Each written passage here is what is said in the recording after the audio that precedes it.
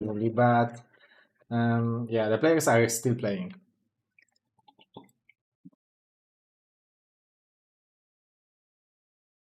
So let's go Mr. Madinho himself versus Mr. DeWalt himself as well.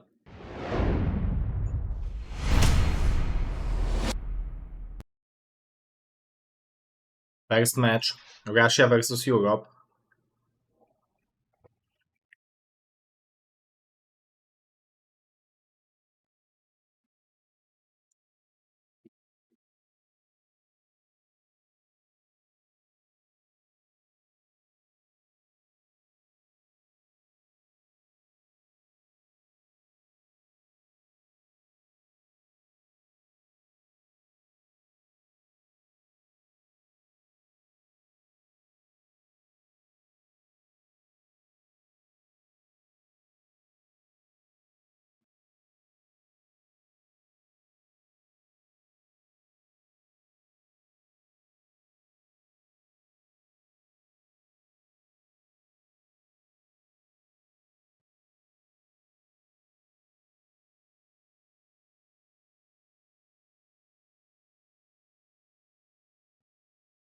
Protoss versus Terran. I don't recall seeing it on this map. Although, maybe. Actually, no, I've seen it. I've seen it. It was maybe Doodle?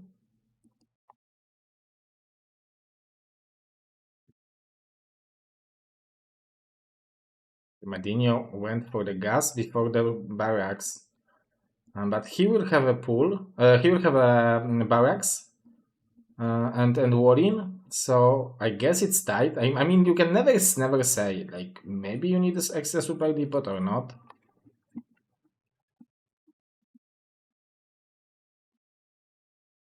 We can see that the world will want to go for the expansion after one gateway pressure.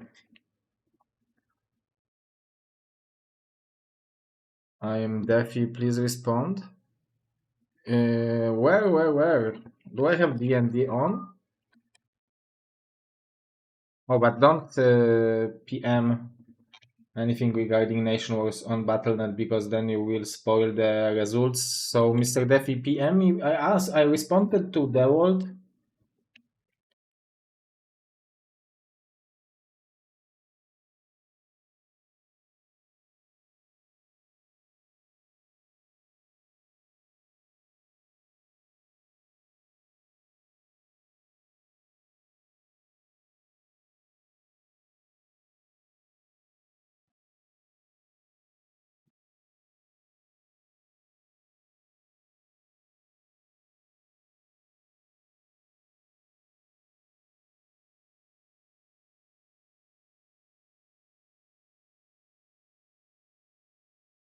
Well, the world immediately killing the assimilators.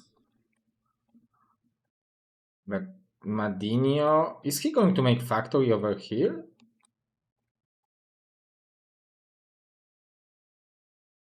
Oh, that's very smart actually. If he's going to do it. He's still mining gas. It doesn't seem like a command center.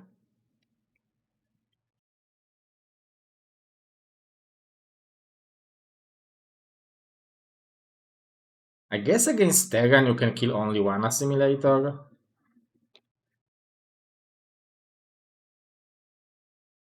And if you are going for the factory over... Oh, it's Starport, okay. But don't you want to start mining those minerals anyway?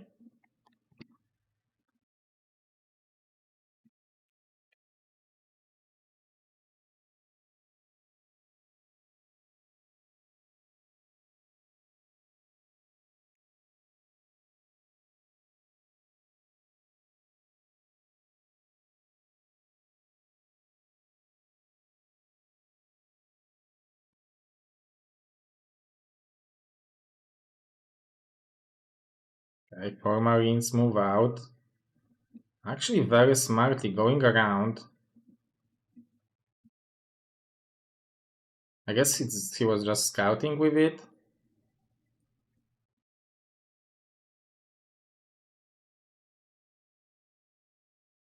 Oh, but Dawid will see this SCV going from somewhere. So I guess he will suspect something is wrong.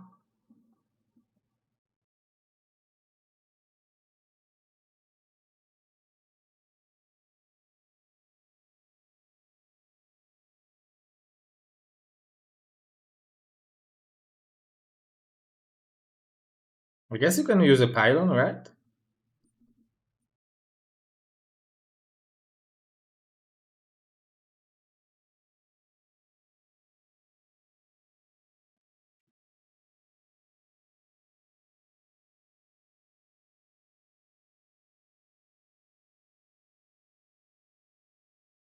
And Dawid scouting the starport. So he will have at least knowledge of what's coming, but okay, he has 3 goons over here. Uh, Robo, I don't think he has a forge. Yeah, he's adding the forge.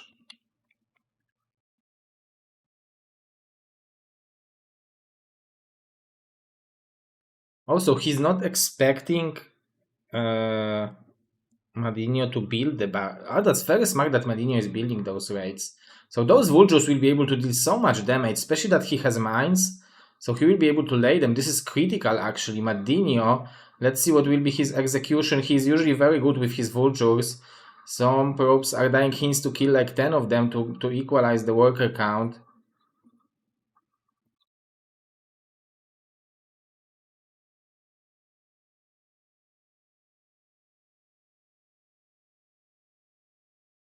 Those goons are coming back. Observatory is on the way. But Dewold is doing good job keeping the probes alive, although 26 are left only. Madinia is not too aggressive with those vultures, I'm shocked.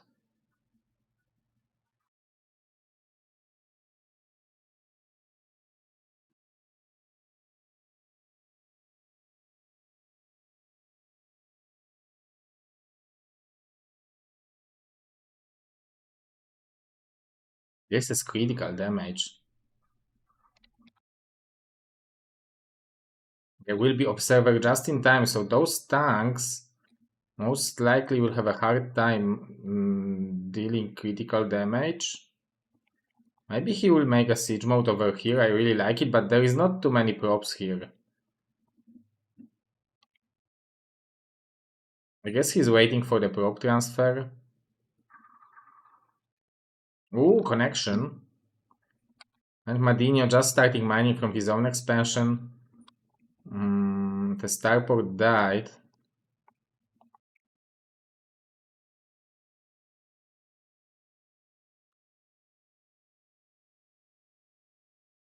The dropship is full and waiting over here. Dewalt barely missed it. That's very risky from Mr. Madinho.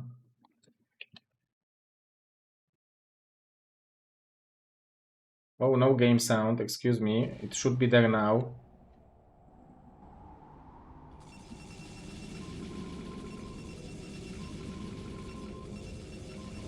So you need to unload it a little bit further so they will not shoot the probes. So the first shoot will be the siege mode. But I guess Mr. Madinho knows it perfectly. He's going for the second starport. I mean second, because the first one died.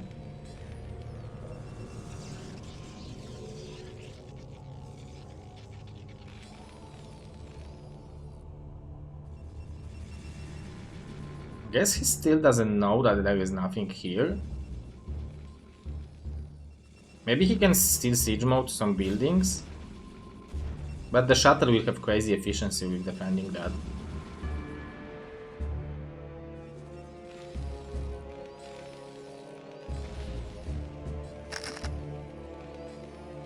I guess third command center for Madinho. I like this slow play.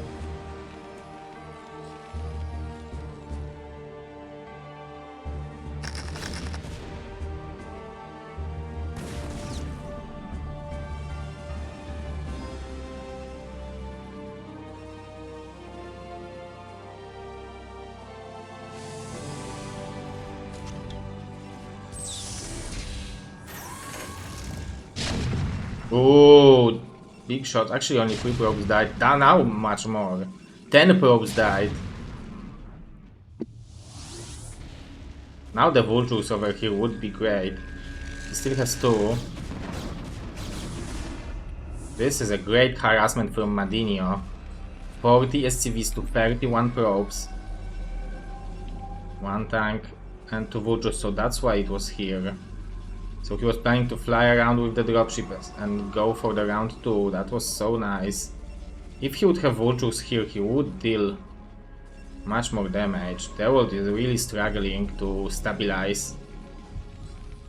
Fortunately for him, Madinho is playing it kind of slowly. He's only on 42 SCVs. He's cutting a lot. I guess he's afraid of the counter-attack.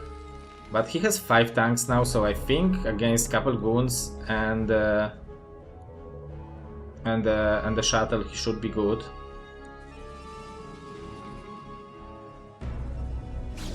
There's a sweet spot for the dropship.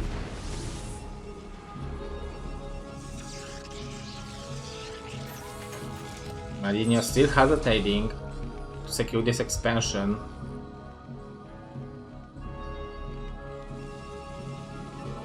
And we have 2 magical buildings.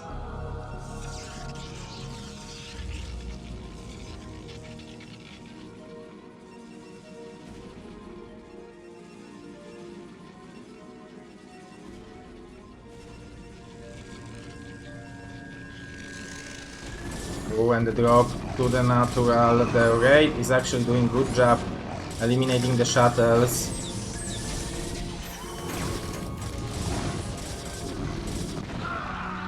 Nice evacuation of the river to not die from the tank shots.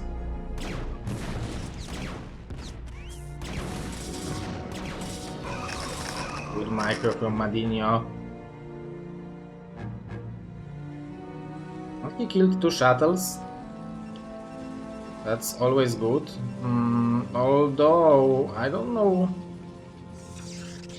what to think about those carriers. If Madinho will decide to be aggressive now, I think it would be a good call for him. And he is actually. That's definitely a good idea. He has 5 factories now, but he needs to get all his army together. The world is waiting in the sweet spot.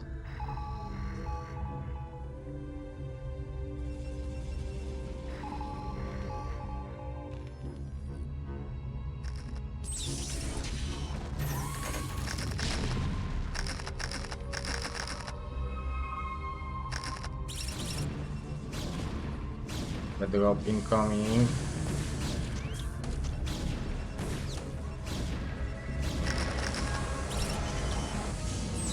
Nicely done, but those vultures will be intercepted in the process. Dawid is going for his own counter-attack.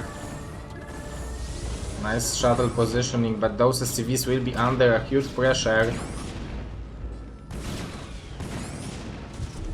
There is a mine, need for a mine.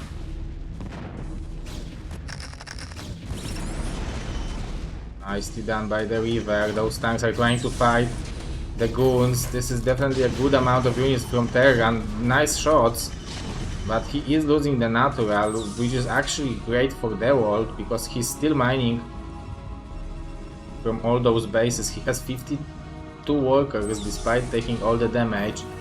The problem is that Madinho has a strong army. He has 3 command centers, so he can rebuild SCVs. Very strong game from our Norwegian Terran player representing Team Europe. They work with such a tiny army.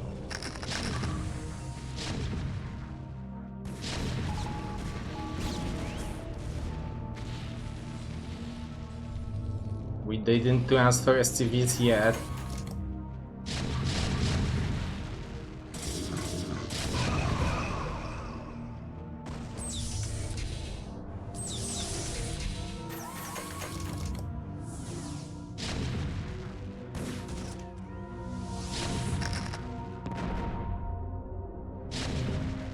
Mr. Defi, there is no difference.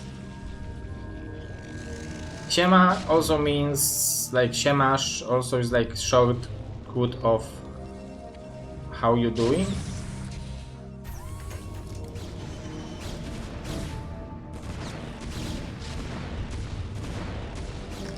The carriers will be scouted, those tanks will die very quickly because of lack of HP, but this is a good aggression here.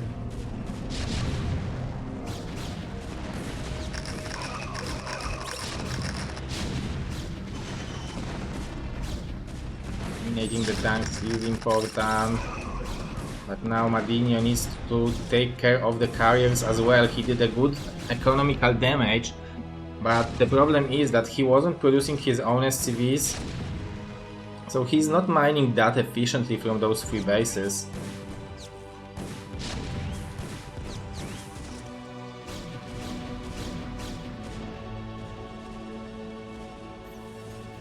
Get the number of units from Dawid is so low that applying more pressure might be only good. I guess he can go to the NATO. There are still some units. Yes, Shema is something like what's up. Or how you doing. What's up and how you doing is basically the same thing, right?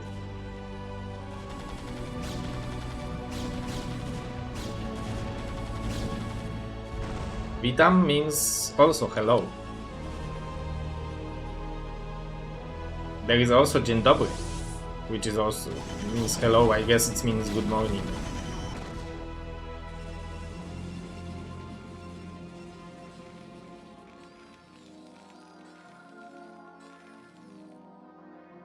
Okay, so we will have we will have 4 carriers in total. So this base will be under pressure. It would be great for Madinho to make bazillion turrets over here, because it will be so hard for him to defend this base. And Dawid is still mining from 3 bases. He's producing from 6 facts, so it's not like he doesn't have any gateway units. Although this is going to be good trade for Madinho.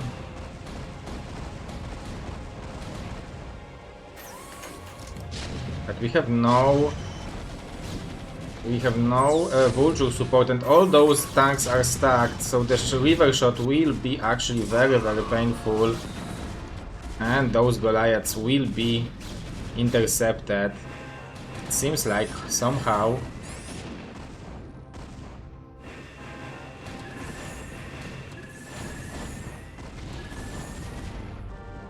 Somehow they were coming back to this game, although more stuff coming from Madinho.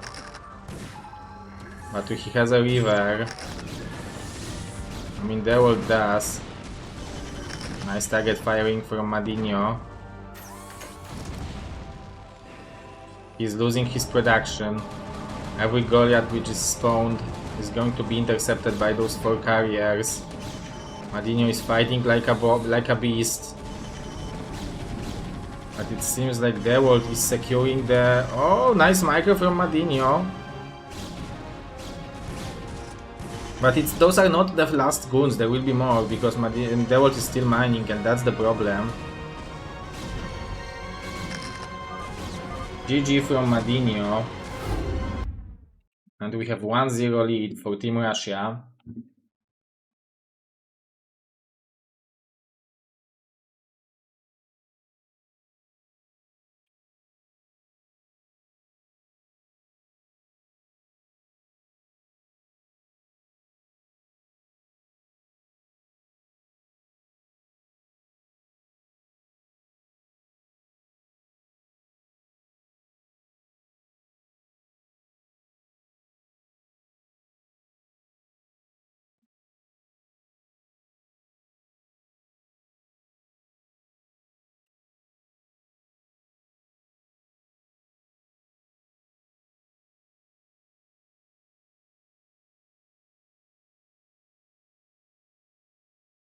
Hey, nicely done.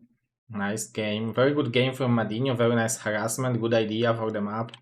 You can see that Madinho is back and he's practicing. Nice to see his good style, interesting style. I think the harassment was excellent. The follow-up from him probably could have been better, because this damage was huge, but still that was a decent game. So let's see, second game is going to be on Eclipse.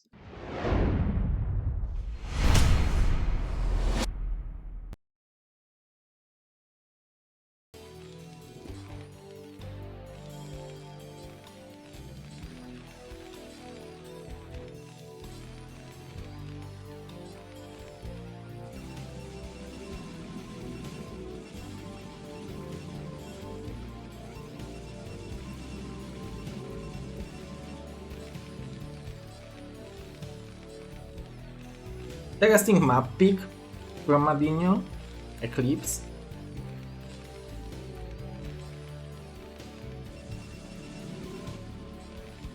Guess you can wall in over here. On the other hand, like if you compare it to Neo Dark Origin, Protosses were doing this forward gateway so often. And on this map it's also possible. On the other hand, it's pretty good map for the like timing push for the Terran, because they can use the high ground to stabilize the position.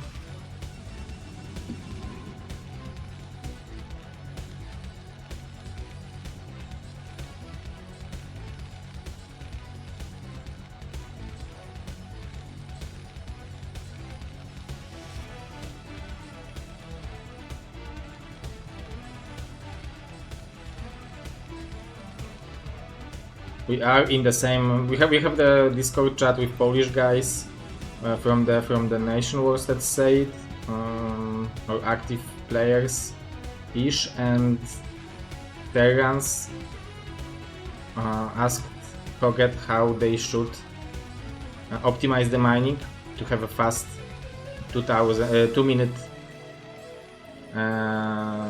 25-second factory, and Koget showed them how to do it. 2 minutes 25 seconds, this is crazy. Like, I guess Terrans are fighting for 2 minutes 30.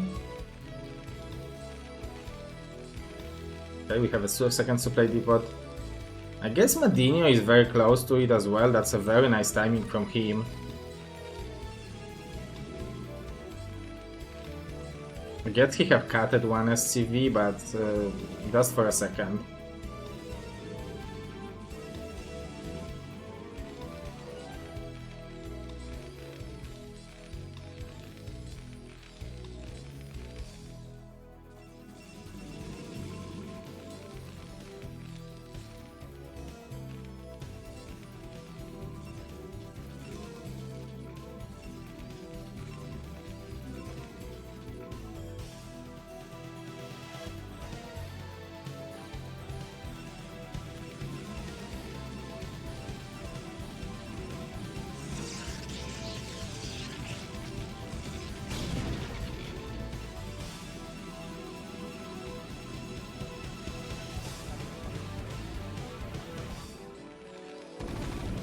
Okay, one Zealot is coming. It's here. Madinho using the sweet spot. He's not allowing him to land the barracks. That's so smart from the world. Crush him. Oh, Zealot jumping. That's going to be one Zealot and a Goon versus just 3 Marines. There will be not even a Vulture. So it's going to be significant pressure.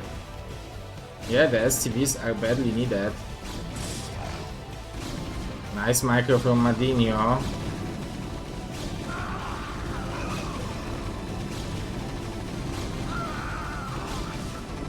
Going for the tank, the second Goon is coming, Nexus is on the way, so there will be also a third Goon.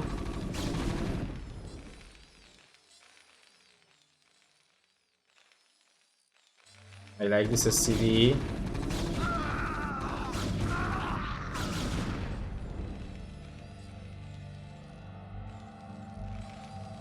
Dawid said, okay, I dealt enough damage. I don't need to go any further.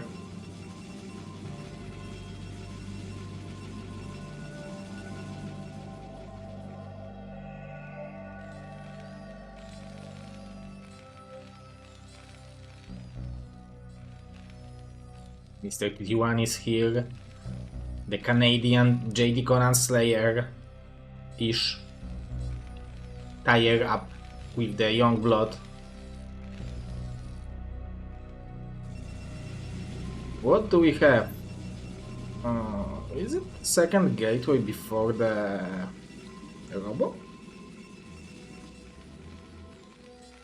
This second factory is particularly fast, right?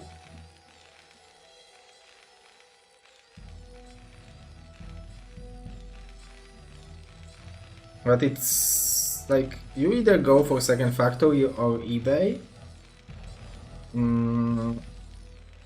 It's going to be the push. 3 tanks and vultures push. Makes sense.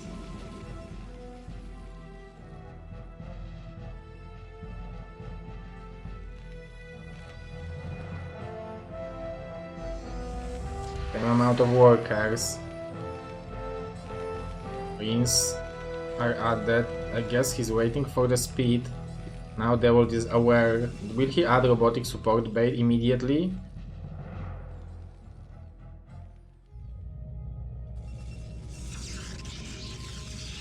Okay, it's added. I guess he will have time to build 2 observers. There will be more follow-up. I like the eBay because... Oh, nice catch. And this is actually a lot of goons. Do we have a siege mode? I don't expect the siege mode to be done.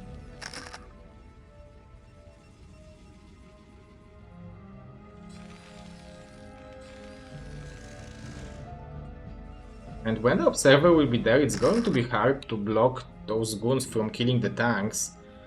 On the other hand, this is high ground.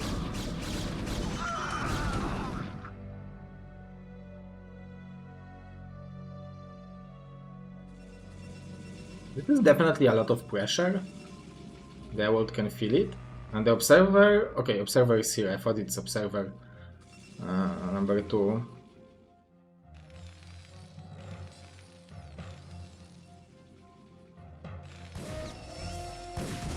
I guess Madinho applied the pressure he wanted.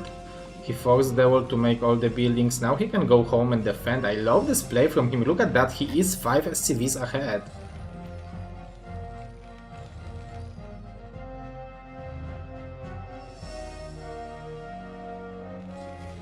We will have time for the turret ring. Even running by with the vultures, but the goons... napięły brzuch i zablokowały. Oh, even blocking the vultures. This is painful. This is a lot of supply. It's not the end of the world, but he probably expected to deal more damage with those. We are on 39 SCVs. 40 now. Last game he stopped producing around this time. We are going to very fast 6 factories. Madinho is really playing like a boss. He is, I guess, top 3 currently in the ladder, so he's in a good form. The game was played today. The turret will be just in time. Ish.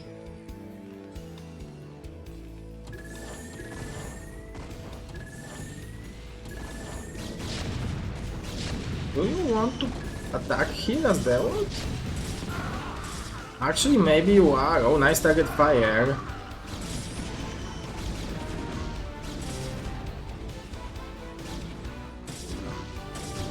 Okay, the tanks will die quickly, very quickly.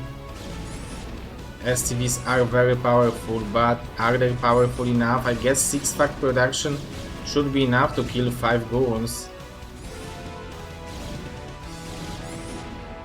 But this is a lot of SCV damage.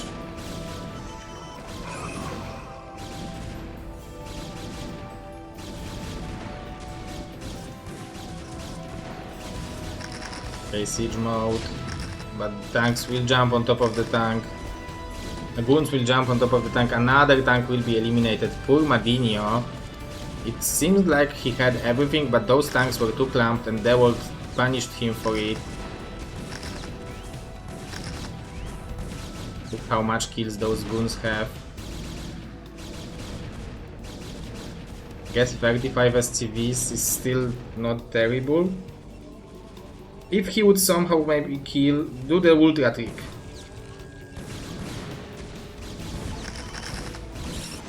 Okay, nicely done by Madinho. Somehow he's still in playable range of the supplies.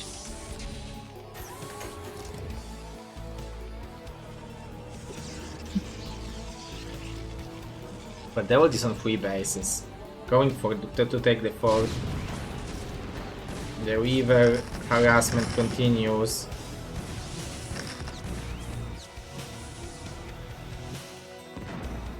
Okay, a Dodd.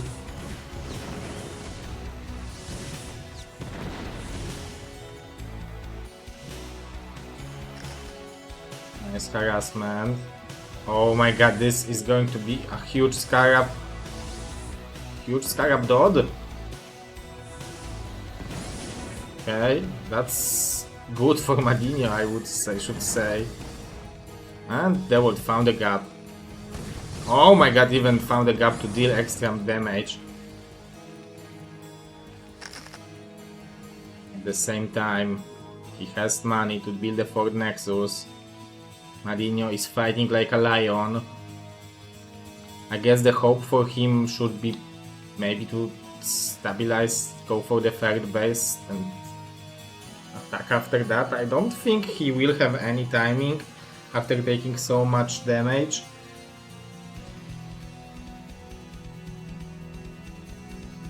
Especially as Dawid is going up to 9 gate.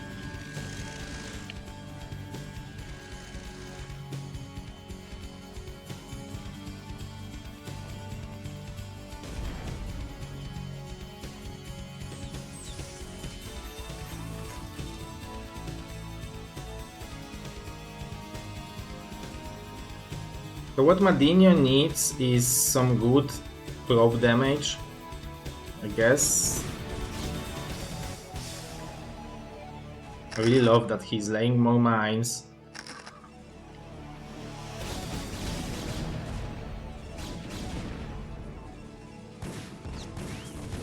Okay, that's what he needs. He needs to kill like 10 of them. That's decent start of the damage. He needs 2 more moves like that. And maybe it's going to be playable. Like his army still seems relatively scary compared. Like he took so much damage, but still he is able to look scary. Oh, but those rivers are dealing a lot of damage.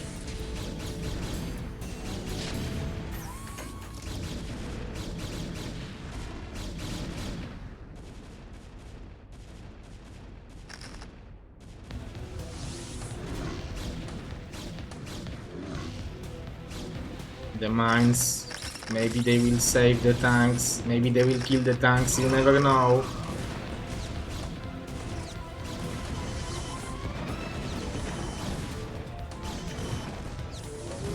That was a not bad trade for Madinho actually.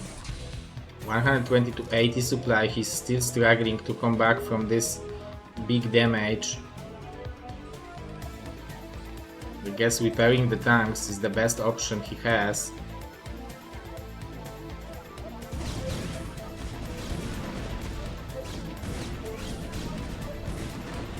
Nice probe damage.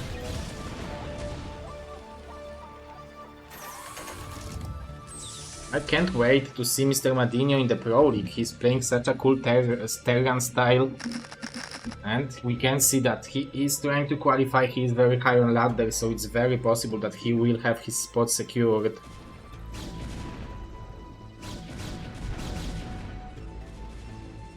Dawid with more shuttles.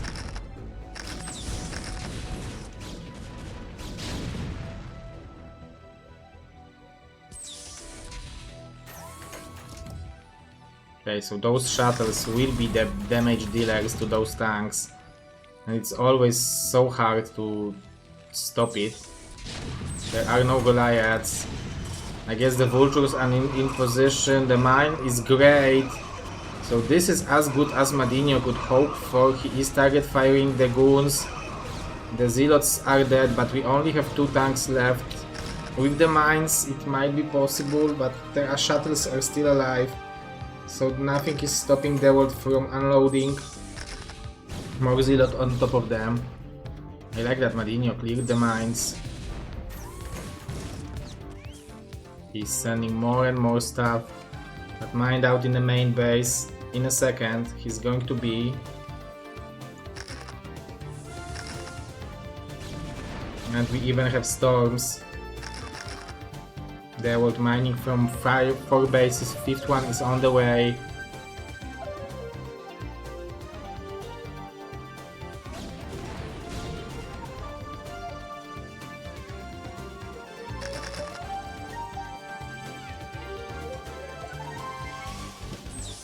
Trying to do it slowly, but we can see that whenever he's making mistake, the world is punishing him for it.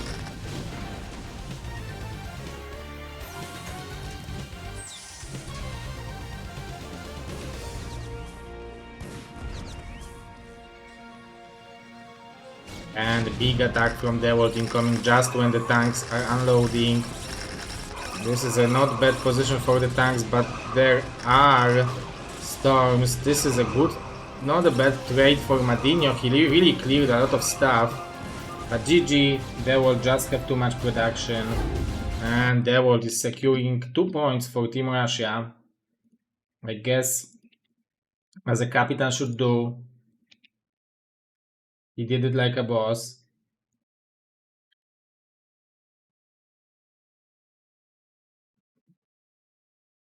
And now we will have Team Capitan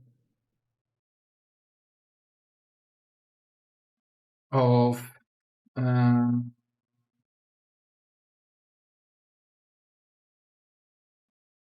Europe, playing against the best Russian Terran on Deja Vu. Both players 3 character nicknames. I don't know if SPX want to be spelled from the big letter or only small letters. Dawid is always sending me his nickname.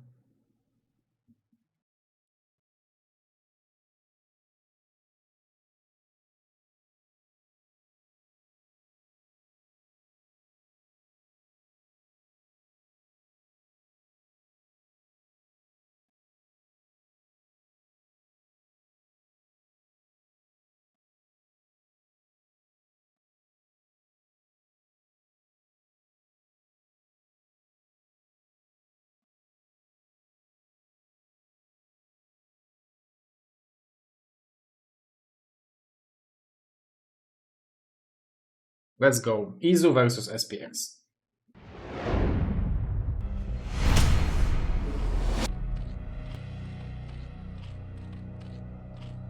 The map is Deja Vu.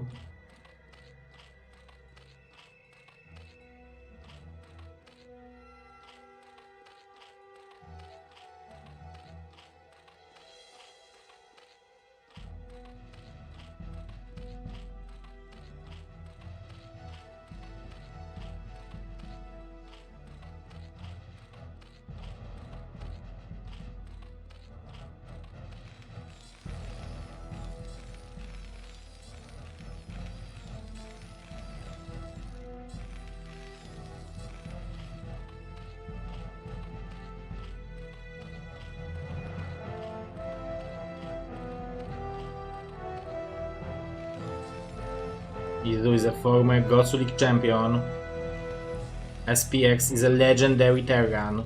Very strong, very handsome, very smart as well. Had a pleasure to meet him 2 times. I didn't hang out with him in Moscow in 2019 too much, but I hung out with him a lot in Thailand, and he's one of my favorite people in StarCraft. SPX is great. I really love him.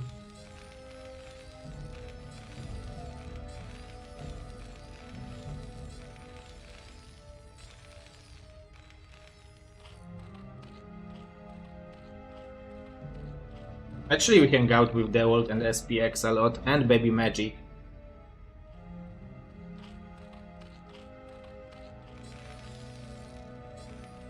I guess with Oyaji as well, Mistrz.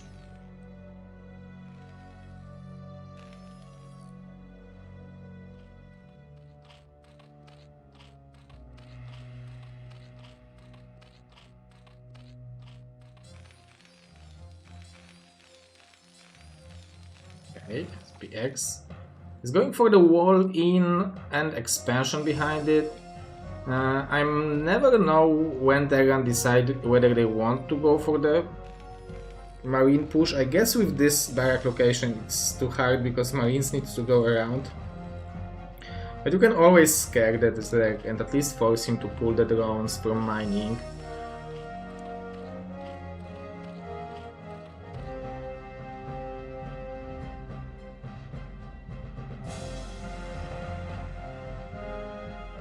Look at that, 8 gigabytes of minerals in the middle.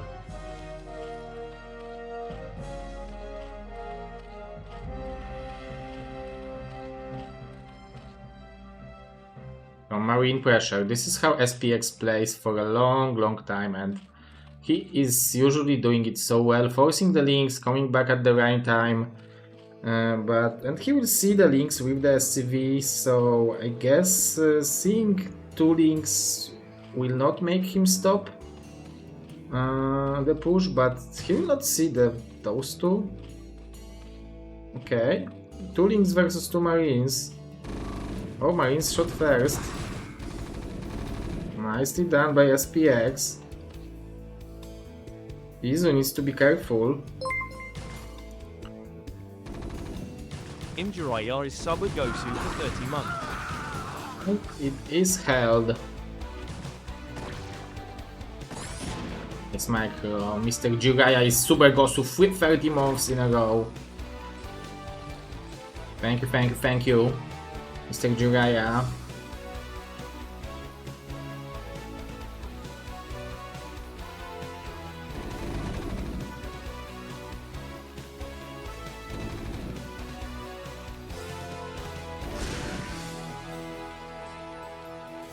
He wanted to do psychological damage to SPX by mining these minerals.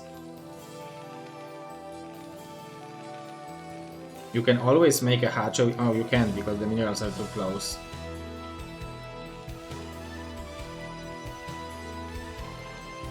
Izu is from Czech Republic.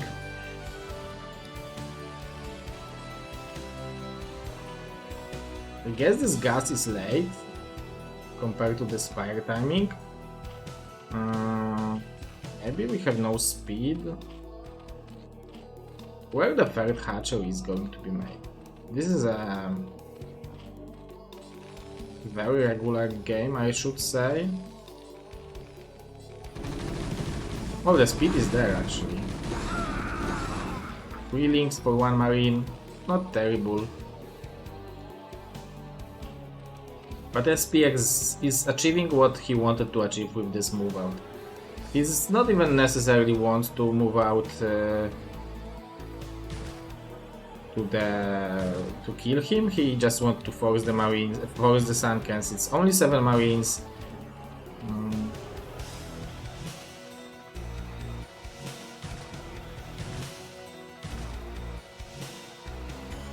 Little bit of energy lost.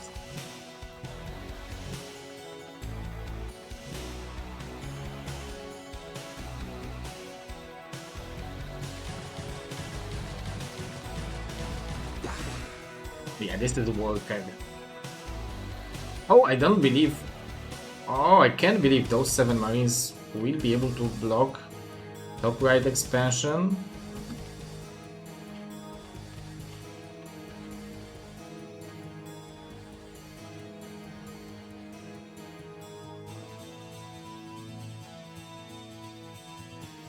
And SPX is doing it slowly. We can see that Izu is waiting.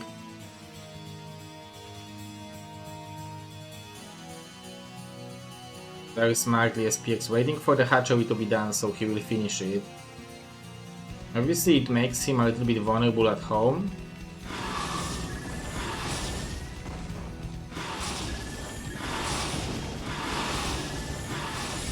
Izu is great with the Mutamite though.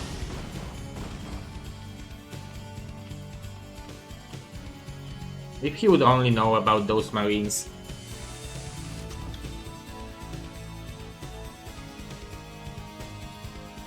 Look at that, he's waiting for the bio.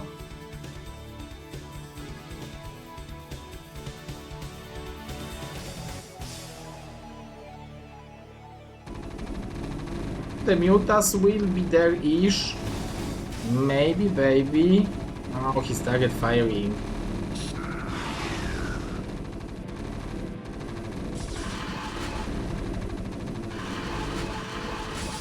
Oh, it's not working for Izo. He badly wants to save this hatchery. But it's so hard. Oh, the mutas are falling. Poor Izo. SPX just played it so well.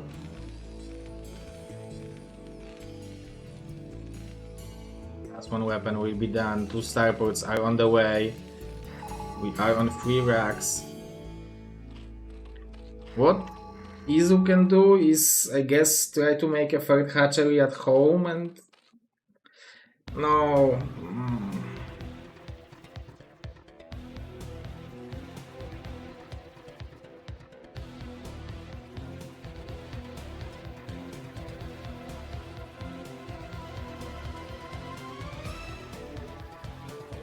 Will we have +1 weapon? Okay, it is going to be done, so he will clear those marines and secure the 3rd base.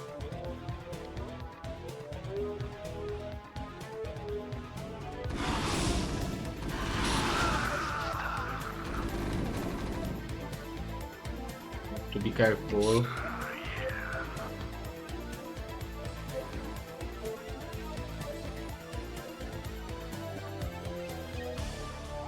Only 4 marines. He did a good job droning up, but he's droning up only on 2 hatcheries, so it's either drones or units.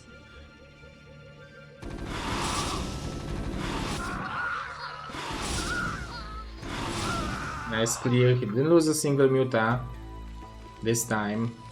But Terran is already on 50 SCVs, producing vessels, producing bio from 5 axes, +1 weapon, even going for double upgrades. So the machine macro of SPX is ready and oiled, ready to rock.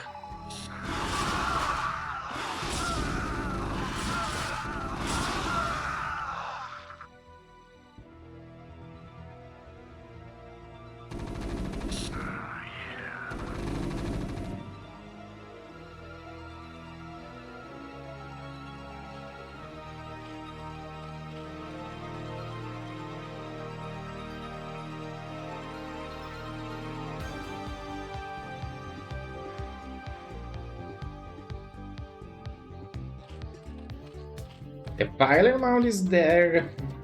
I mean, whenever there is the filer mount and the 3rd base for Zerg, there is always a hope. The problem with 3rd base over here, it's like there are 2 paths to defend and none of those paths are giving you early like expansion or access to expansion.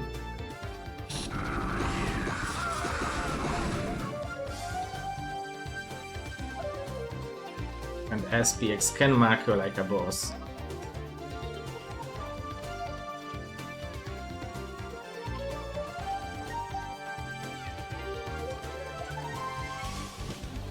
For lurkers, I like it. I mean, you can still see that those are a little bit stuck, but you never know how many.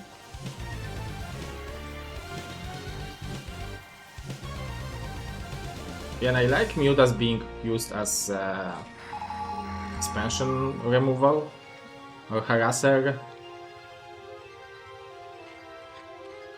I really like that Izo is trying to play it out. He is definitely behind after the early damage, but it's definitely possible to try to play it out. It's not the end of the world, but SPX is doing everything he can just to secure the better and better position in this game. It's going to be 4 irradiates available soon.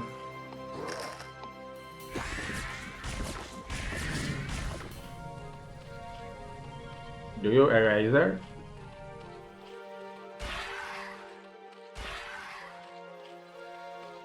What did he irradiate? Okay, Izu might be able to snipe them some vessels. That's what he needs. 2 vessels going down. This Spore now will have much bigger opportunity to snipe them. But the macro is of SPX is non-stop. Carapace will be done though. I guess it's going to be repaired.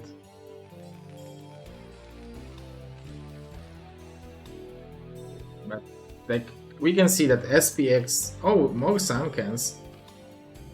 Yeah, like on one hand you want to make Sunkens to not die, on the other hand, can you win if you spend so much money on Sunkens? Oh, the Plague!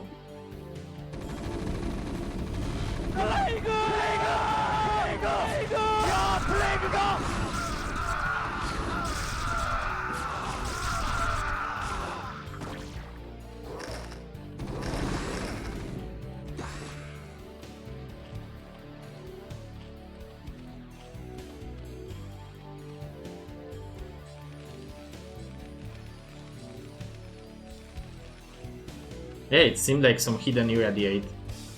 I don't know what he irradiated. Maybe he irradiated the drone and it hidden to the gas and didn't get irradiated, but the energy was eaten. I don't know, but something happened.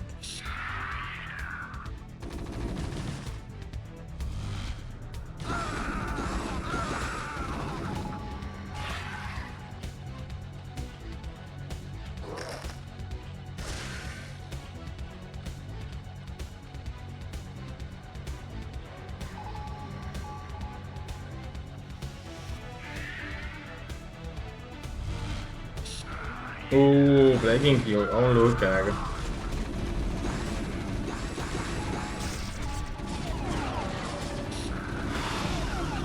A snipe on the vessels.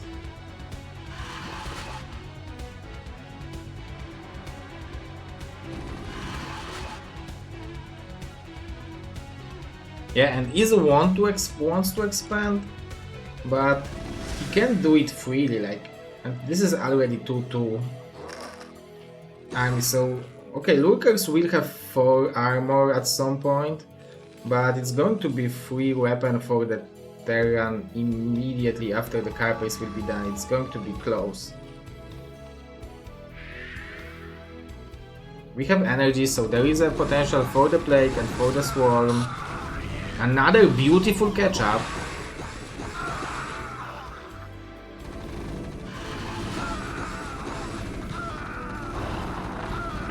Free armor, but you can see that with those upgrades, Marinas are actually dealing decent amount of damage to the Lurker.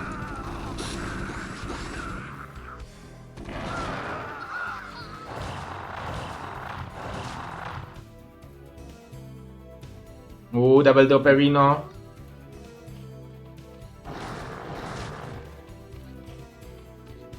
I guess with Ultras it shouldn't be too hard to defend. But okay, so one of them will spawn at some point.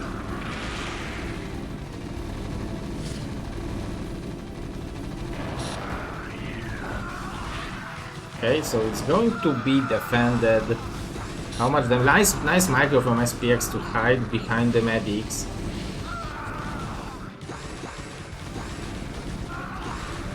You can see 0 weapon links. Don't deal too much damage to the Marines.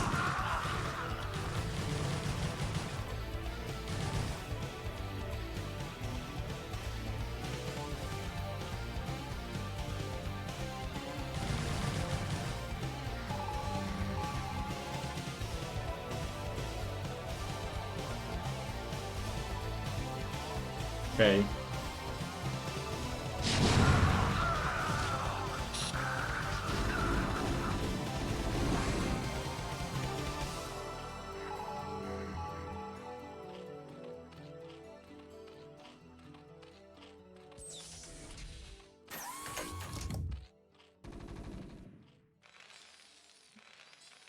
$190 supply.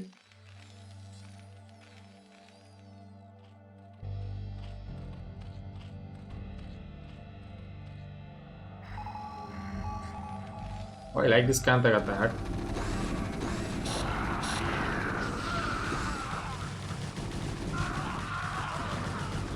Those Marines can take a lot of hits. Look how much they can take. They probably have some legendary armor. The battle cruisers are on the way. SPX simply wants to do it. He is probably invited for the Nike commercial. He's saying to the others, just do it.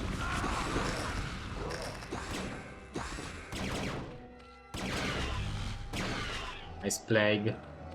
But the damage is actually huge. SPX is mining from a lot of bases, even securing 6 o'clock. The ultras are strong, plus 3-1 is on the way. The mutas deal very fast.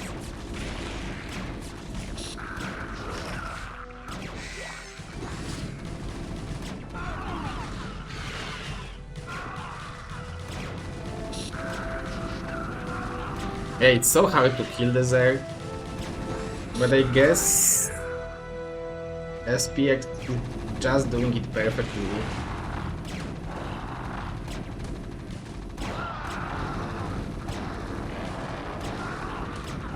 Poor Ultra.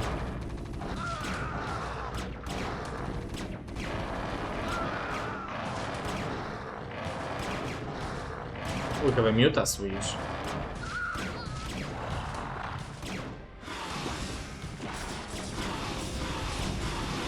But this is free armor.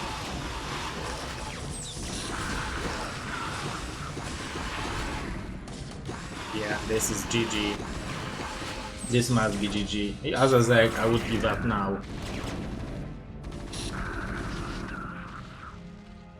He's mining from the fourth gas, so there is always a hope, but yeah, like he's denying this base, but Terran is still mining from those two, 200, 200, and constant amount of units is dying. Poor Mr. Izu.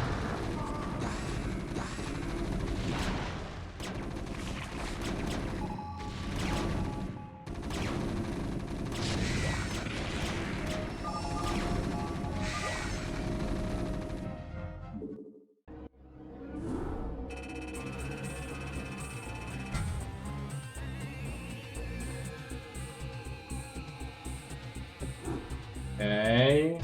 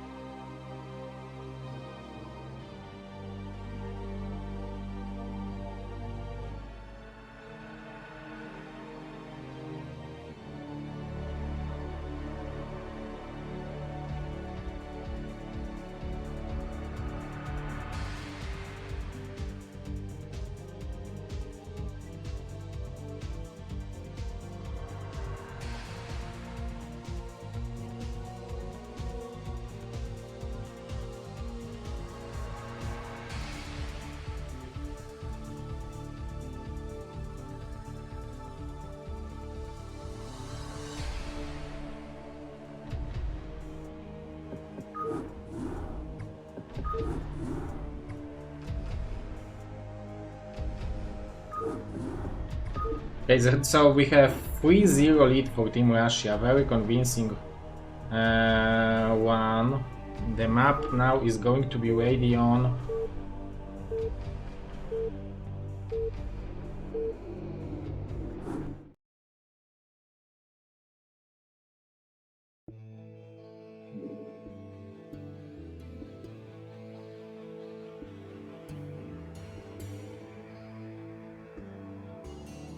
1-0 for SPX, so let's go.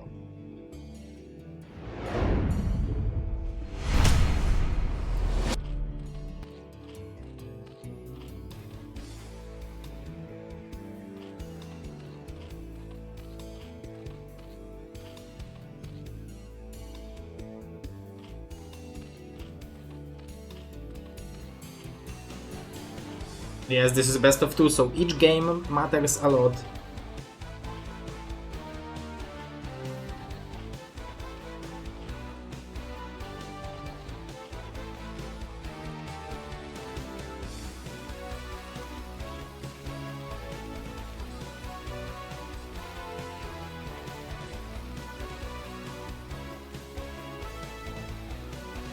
Ooh, 8 racks?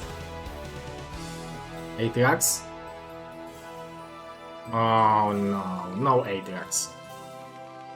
8 super depot though. Do you do it on 8 usually?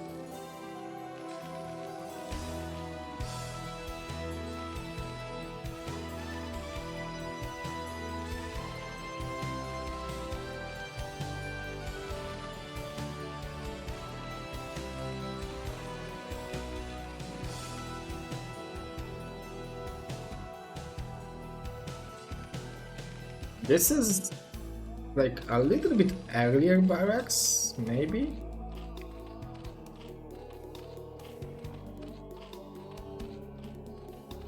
Eight 10. Mr. TT1 is calling the names. Yes, Mr. Starnap, it can be best. It can be 1-1.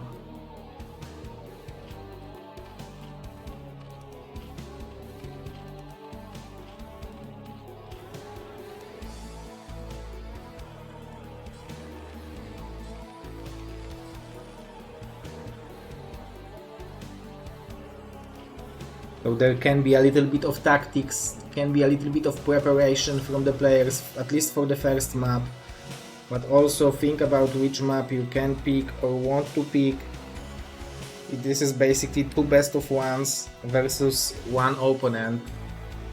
I am actually proud of this style, of this format. I love it. Okay, so cross position. Who does it give advantage to?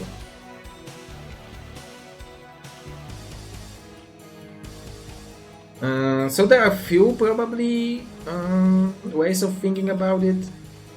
Always Terran, like it gives Terran a chance, like closer, it will be closer to deny the expansion. On the other hand, it's going to be longer, so maybe Izu will be able to escape with no Sunkens.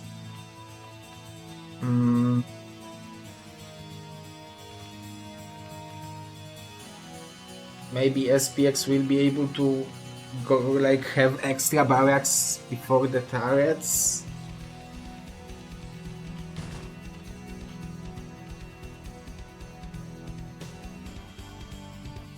The biggest problem for Zerg is that he will not have the Overlord on top of the...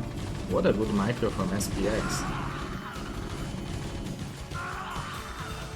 No Overlord on top of the cliff, but I guess the drone will scout and confirm. I guess enough.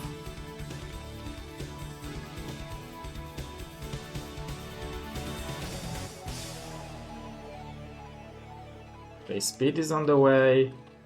More links. Academy is not too early.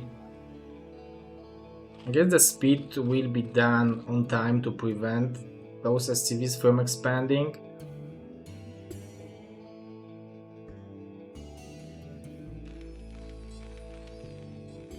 Losing 2 Marines in this early stage of the game, you always feel good about it as Zerg, because then is like smaller chance that your expansion will be denied, smaller chance that you will be pushed.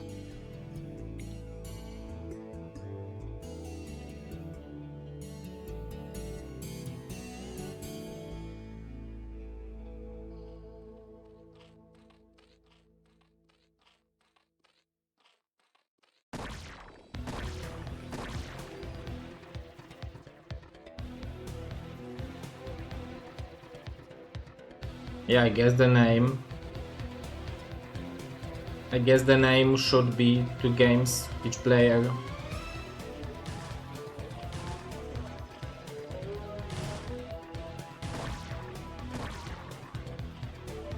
Oh, this STV.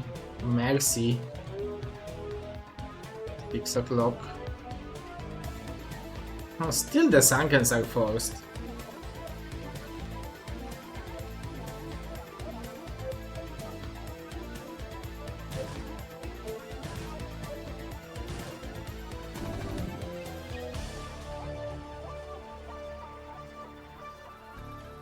Okay, Mr. Baekhyun, don't offend the players, and maybe I will not ban. I don't have too much patience today. I haven't slept too much. My son today was actually so annoying. I don't say it too often, but yeah.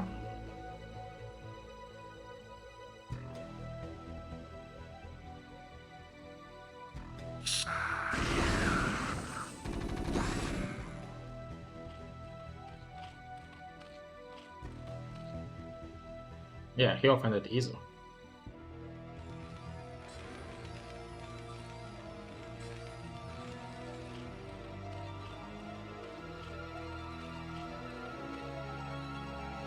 They're back young. Saying it relatively often, I guess. But I'm happy you are proud of it. Everyone deserves their moment. Oh, Mr. Mind Flyer. No one is whining cheater caller.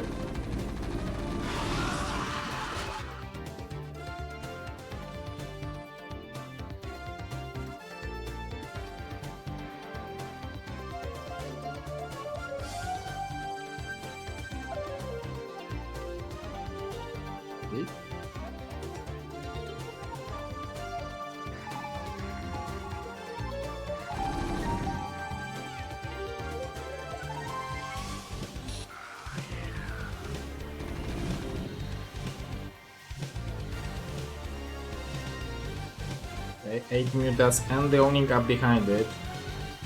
Mr. Starnap, it's not played live, but it's 1 hour. The games have 1 hour. They played at 8 PM today. I guess now it's 2 hours.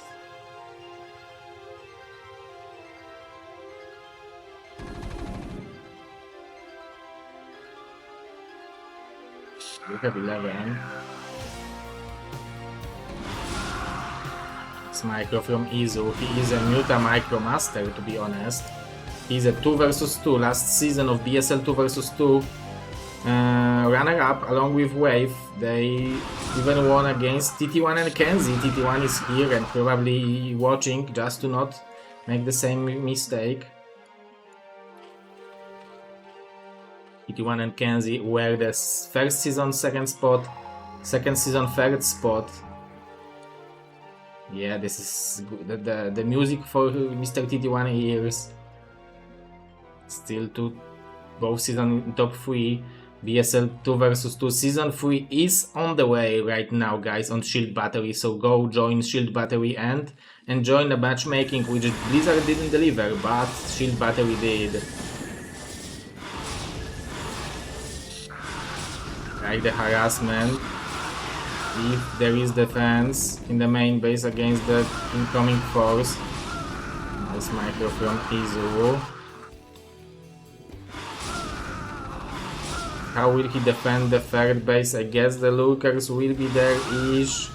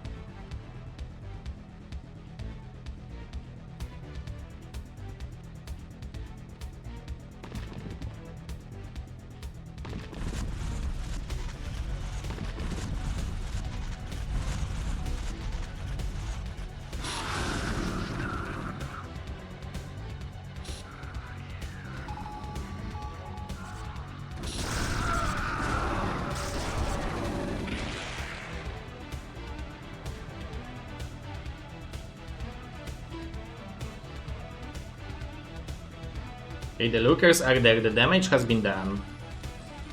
One more time, Mr. Baekhyong, and it's going to be permit ban. Now it's just 1 hour. By mistake I made 10 minutes, but I immediately corrected myself.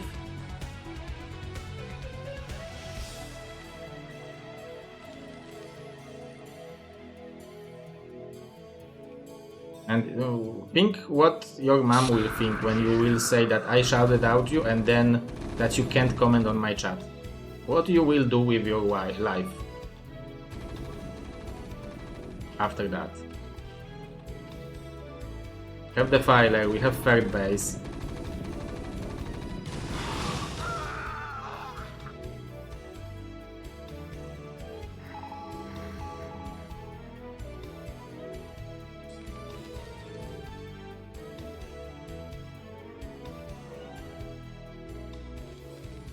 You can easily say that my SPX has too many marines because they are all over the map, flanking them up. But the third base, 8 factories. This time it's... oh, it's double eBay again. I'm wondering why last game was a 6 fact and this game is 8 fact. Maybe the third... is it faster third base? I guess it's similar. +1 card base versus... okay, so... this time, despite losing this expansion, somehow it seems much more playable for Izu.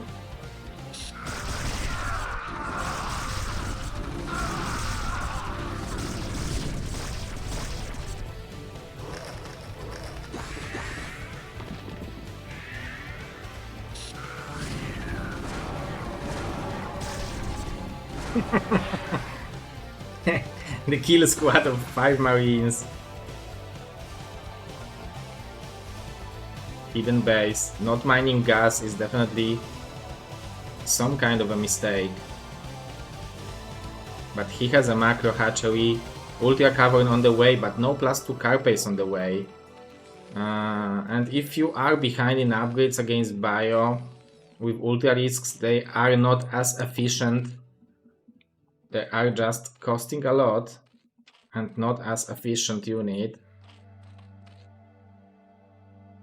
SPX is really a macro player, godly macro player.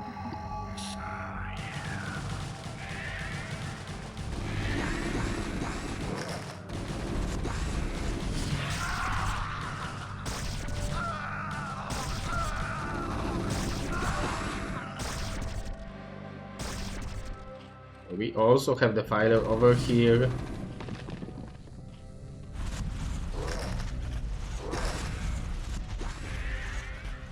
He's really defending well, but we can see that SPX is expanding a lot.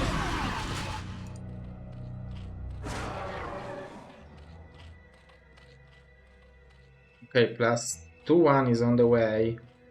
But 2-1 is done and 3-1 on the way. 3-2 on the way, I guess.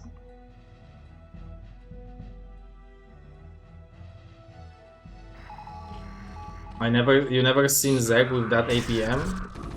Oh, you should watch more of my stream.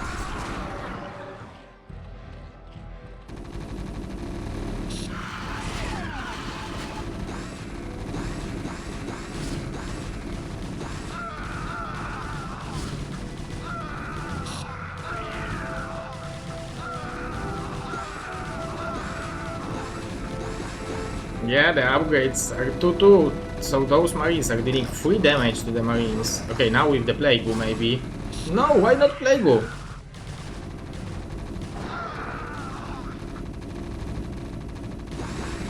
It will take years to kill those marines. Look how nicely he did it.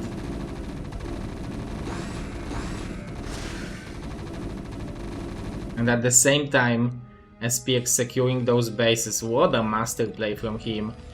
4 fact tanks, 8 racks Marines, 2 starport vessels into battle cruisers soon probably, because he will have resources for it.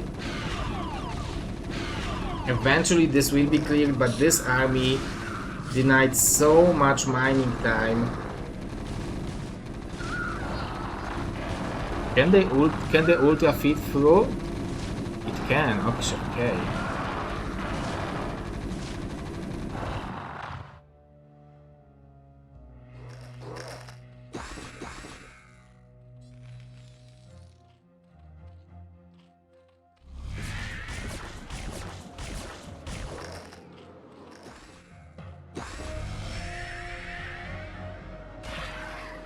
This base is most likely not expected, because look at SPX, he has marines everywhere. So this base might be the base which will give the victory to Izu.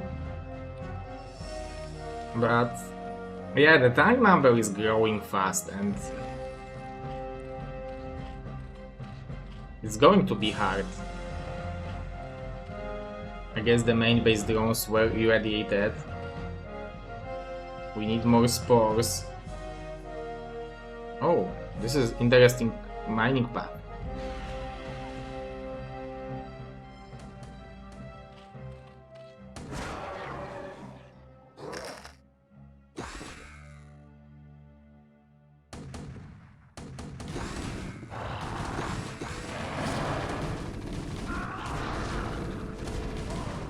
Yes, this is how SPX should fight if he wants to give a chance to Izu. We'll come back to it, but still the upgrades are just too strong, but a lot of tanks died.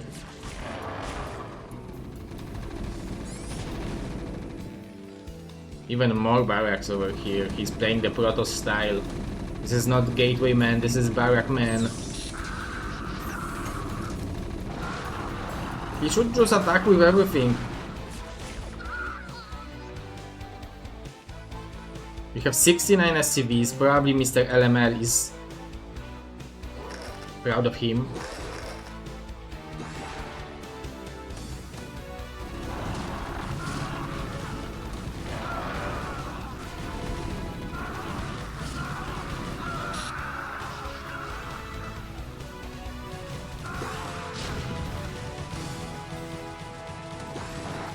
One is there, 2-2 on the way, but no third car pace. I guess clearing the tanks is always good, but it's going to be much more.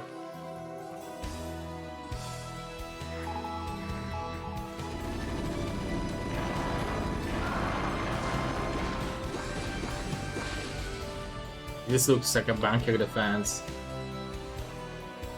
Izu has an Idus. Does he have the fire? He has the fire, but against that many tanks, the splash damage could kill the units.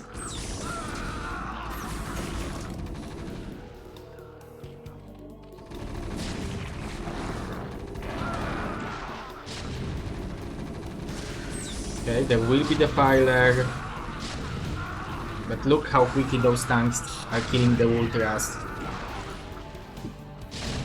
This is a nightmare scenario for Mr. Izu.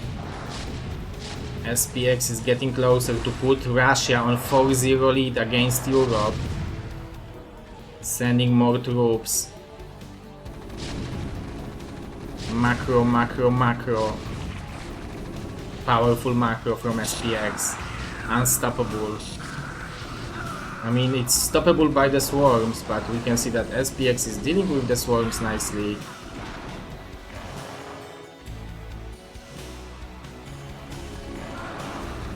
Now you can drop 8 marines over here and they will have a support of the medics.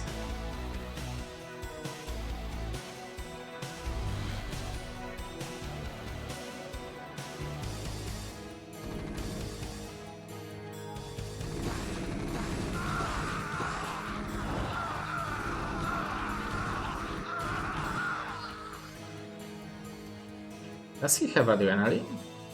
He must have, right? Okay, the ultras are there, but look how much stuff is coming from SPX. 194 supply. He has all the tools to win this game.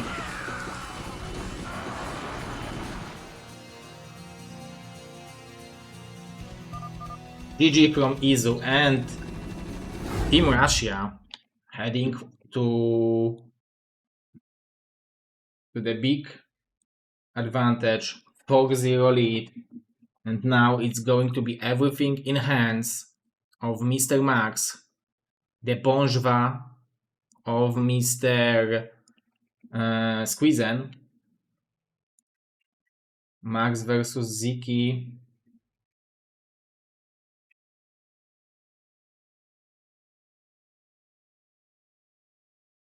Let's see. Mr. Ziki, the master of Zerg.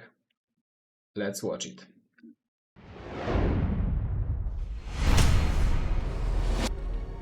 So this is perfect game for Squeezen to watch because he lost to Ziki.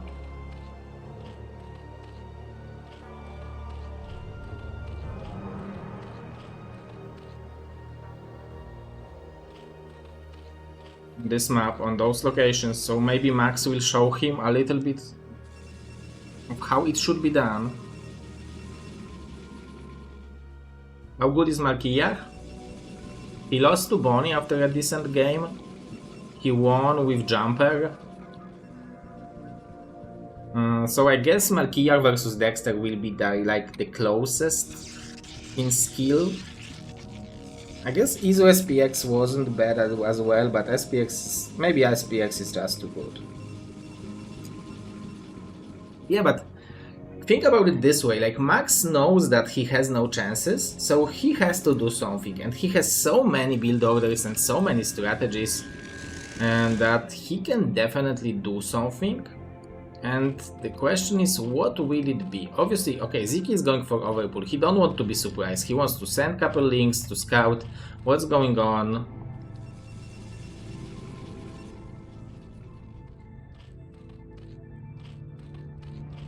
Ziki will see no probe with the Overlord, so he will...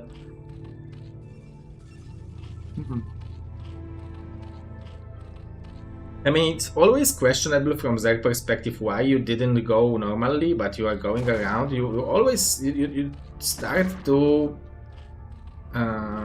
suspect that something is not wrong.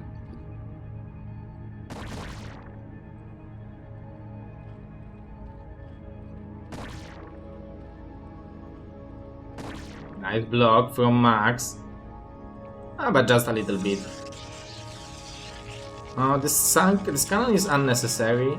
I mean, it's necessary, but Nexus should go first. This is overpull, so you can go with Nexus and then the cannon. Ziki will confirm what is it.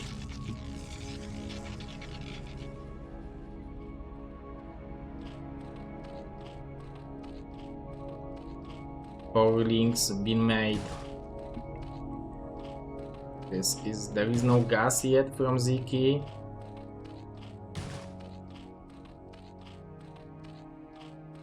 Against Squeezen he made a gas much earlier, but I guess this is against Forge first, so maybe he will go for a lot of hatcheries before the gas.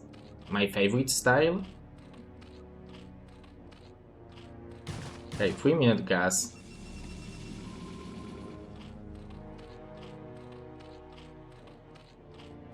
Max is doing good job to keep this probe alive.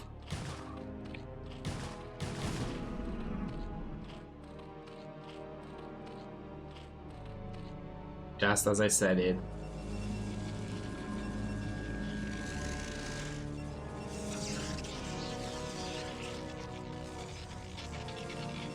Oh, this is a... Oh, it is not that big probe transfer. It's relatively normal-ish.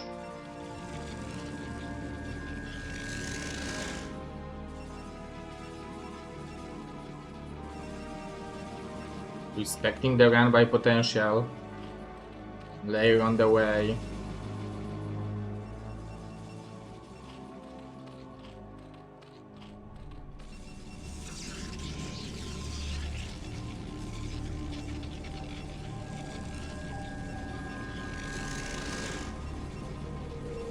Will it be Stargate? Usually Max is going for Zealots.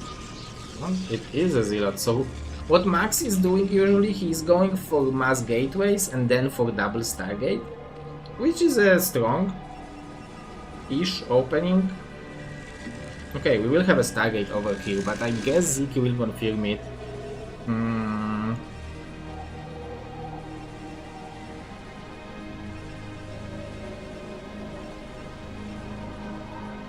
Second gas is mining.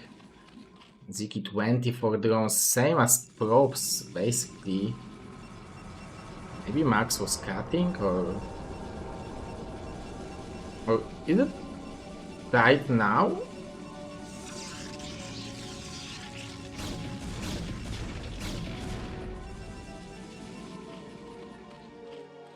Fire is just starting.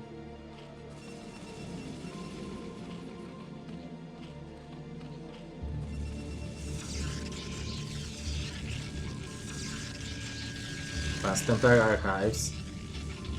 Only 2 zealots, so Max is really prioritizing having the tech.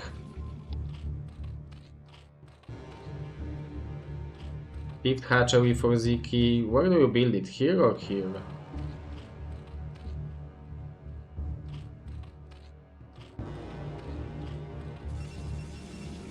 Anti-Muta cannon. Not afraid of 1973.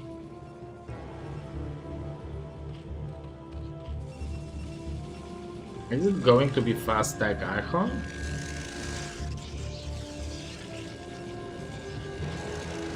What are we building? Okay. High Templars. Okay.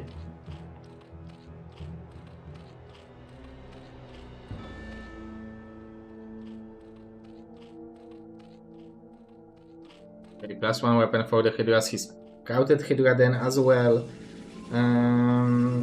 So usually when you see that early Hydra, then that means that it's going to be Hydras and not Mutas, just the Scourges. But we can see 6 hatchery from Ziki. This is new for me, but I'm not too good with strategies. I'm just playing what I feel is good. But I thought if you are going for those Hydra defense, you need to do it on 5 hatcheries, but Ziki yesterday on the weekly tournament showed me that I am wrong about it.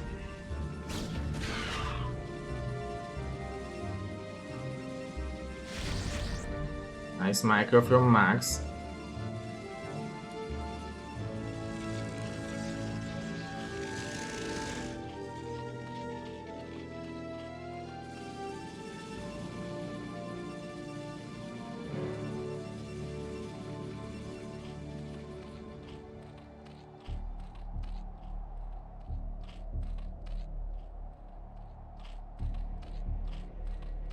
I guess it was all slow Hydras, but those Templars are gathering a lot of energy, so Max has decent amount of workers. If he will add like 5 more gateways now and just pump more goons,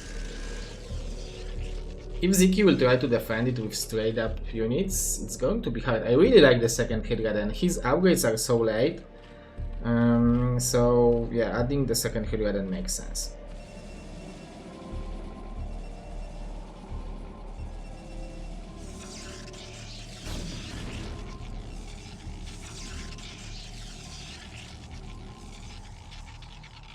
More drones from Ziki.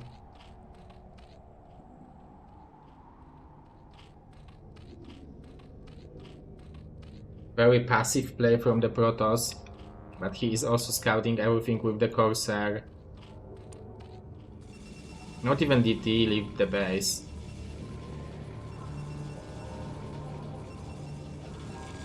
+1 weapon is very late. It's later than +1 weapon for Hydras. Speed for the Zealots is late as well, but he was prioritizing having those High Templars earlier. We can see that 2 of them already have 2 storms, 2 will have 2 storms soon. Oh, maybe 1 will be connected. You can see, oh! Also just speeded up. He had warmer tires. 52 to 52.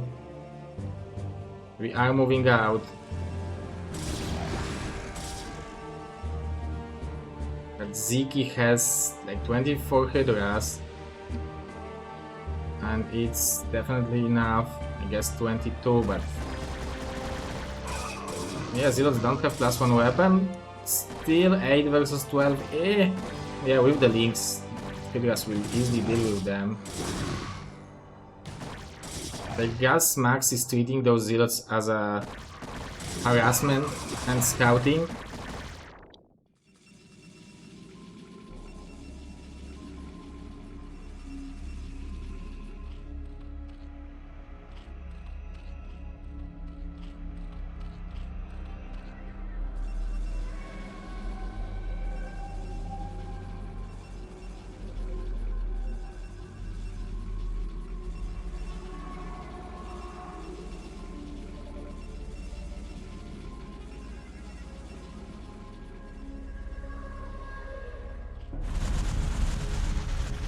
Very defensive play from Ziki.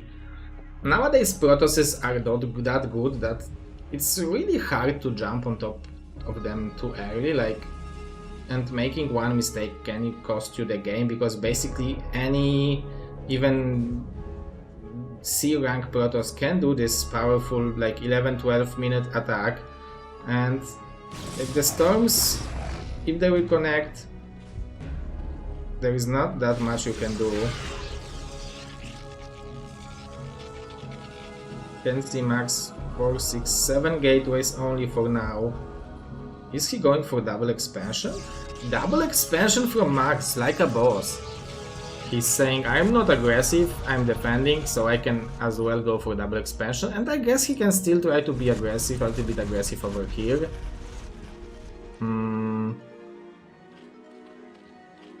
But Ziki already saturated this base. Hive on the way. 1-1, second forge is on the way. No more Templars, that's what bothers me. Like, if those Templars will be sniped,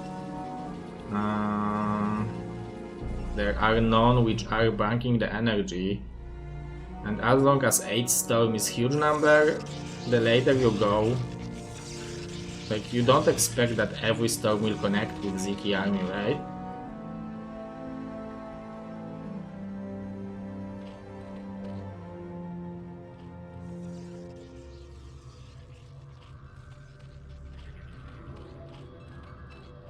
Ziki even making the Sunkens, really respecting his opponent.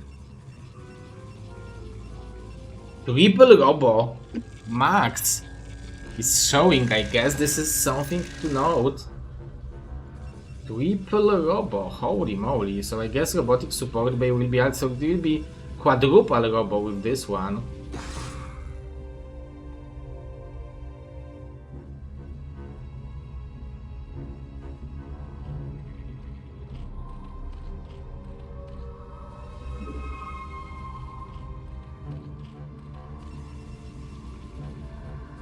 So I get those three robots, if they will create rivers, those rivers will be able to slowly attack over here and protect this base from any attack.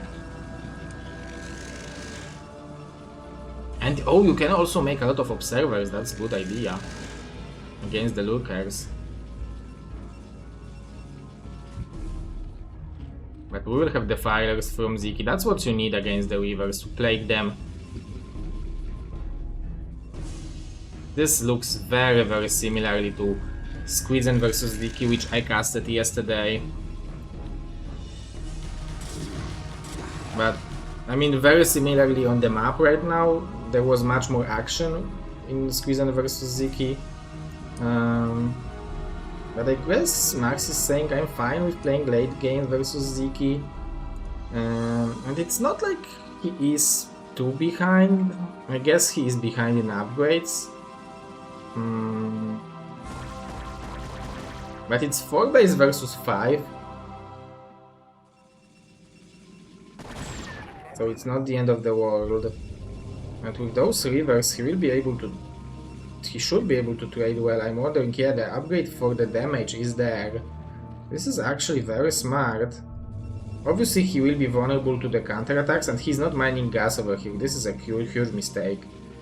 That's why he's so low on gas, but he is already 200. There will be 6 rivers here. So this base will be under pressure. And Ziki has a bunch of stuff. No rush, 20 minutes exactly, Mr. Foxhan.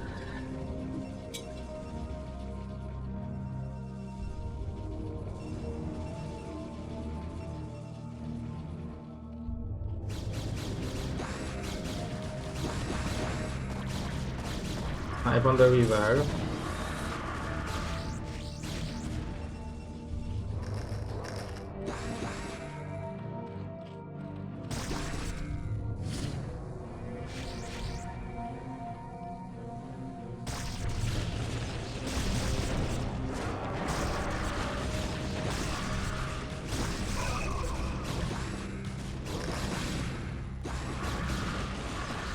Those are decent storms. Let's see, both players have limit, both players have 2000 minerals.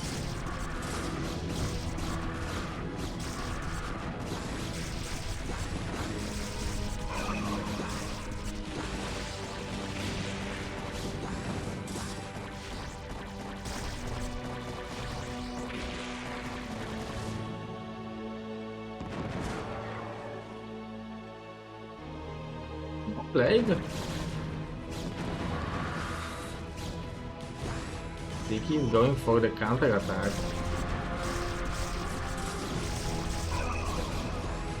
But this is a lot of cannons over here.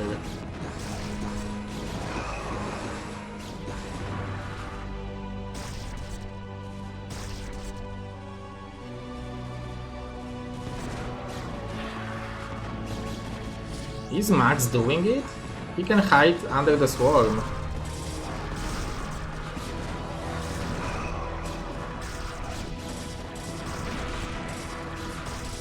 Look at Ziki's supply, it's 150. Those rivers are dealing crazy amount of damage.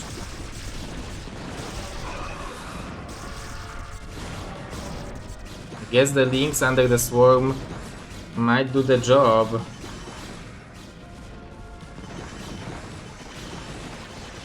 We have a swarm, we have more reinforcements. Ziki can produce a lot, but that was very efficient trade for Max. And he's making more rivers. He needs to storm.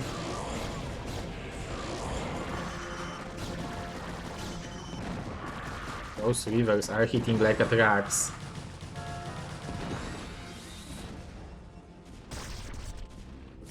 Ziki is not mining from this base yet. This base was cancelled. In theory, it should be easier for Ziki to remake his army. I think he should transfer maybe some drones to the fourth base.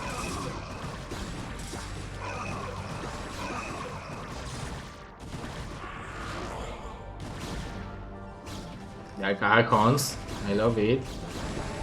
But now I guess Ziki will have a plague, right?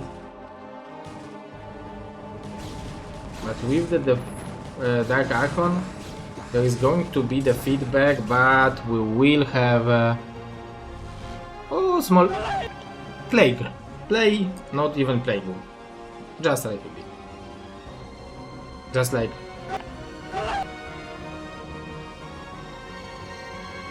Okay, so this base is definitely killable with the rivers. Ziki with 177 against 200. Oh, but this is very aggressive from Max.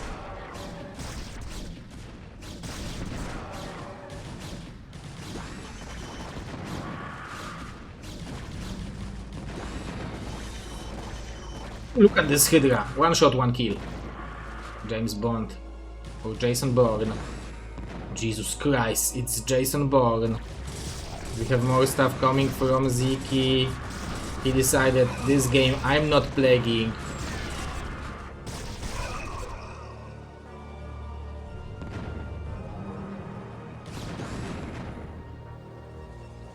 Max still not mining gas.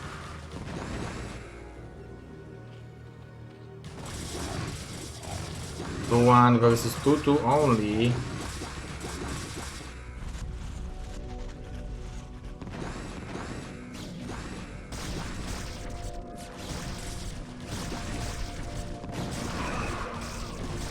Do we have a Maelstrom?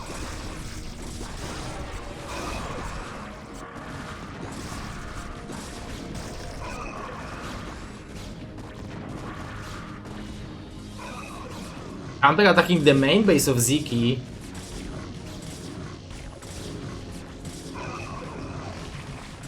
Ninja Templar might be even able to storm the natural. Yeah, but the links have such a good upgrades. But at the same time, Max is applying a lot of pressure over here, and this is the freshest base of Ziki. We need the Plague, we need the Ketchupu.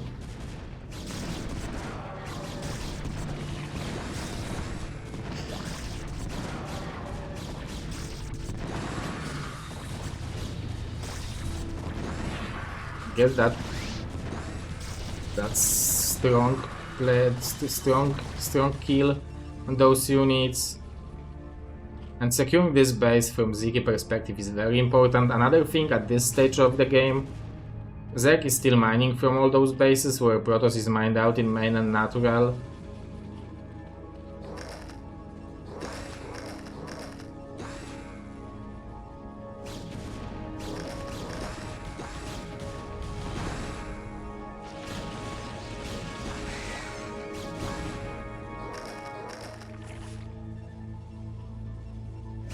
Oh, those lurkers will deal crazy amount of damage. They have +2 weapon.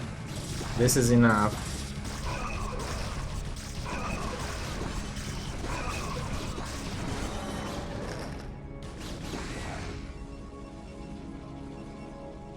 $180 supply now for Ziki. It's hard to assess in what kind of position you are after having such a wild trades.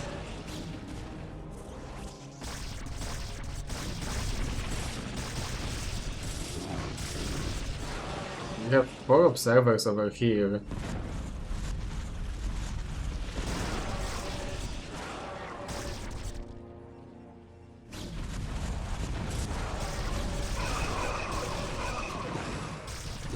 Good storms. Good Scarab hits, but it's just too much Zerg. Nice macro from Ziki. 3-2 on those links. Max still not mining this gas.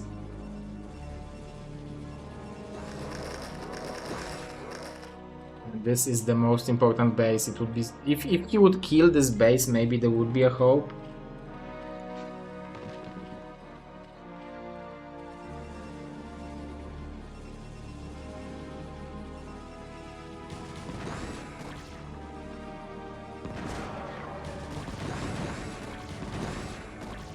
Reavers are so efficient units.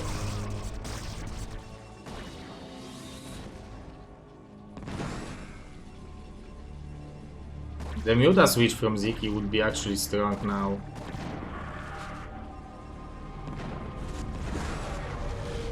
Ketchupu!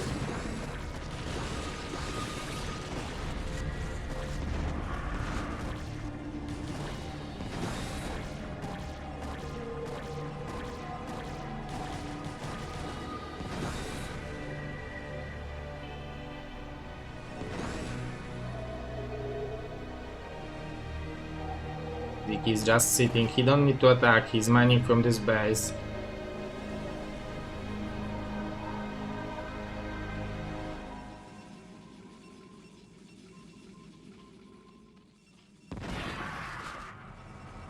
Swarm, oh, I wanted to say that Swarm is helping, but nice Storm.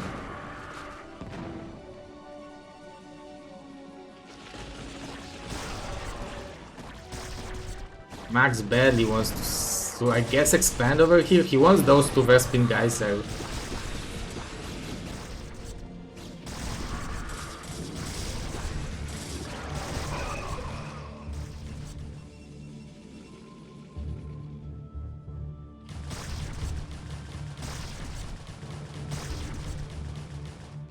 look how much stuff is coming from Ziki.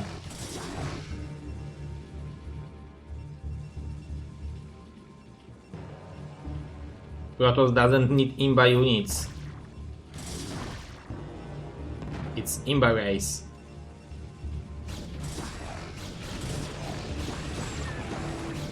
I guess could be an answer, Mr. TT1. Look at that. Just like that.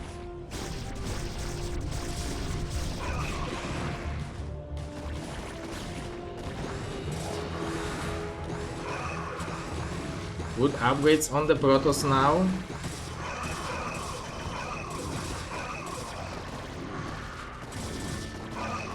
GG from Max, 25 minutes, very equal series, and Ziki is securing first point for Team Europe. Very important game to win. If Ziki would lose now, it would mean that Russia would have a match point, or 5 match points. But now we will be playing, or we will see the game on the map called Deja Vu. Deja Vu, so I guess all the French players loves the map. Let's go.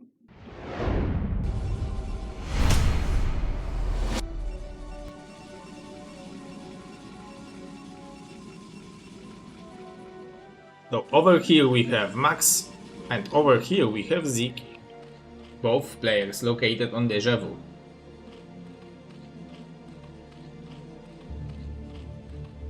I'm very happy that Mr. Ziki is back.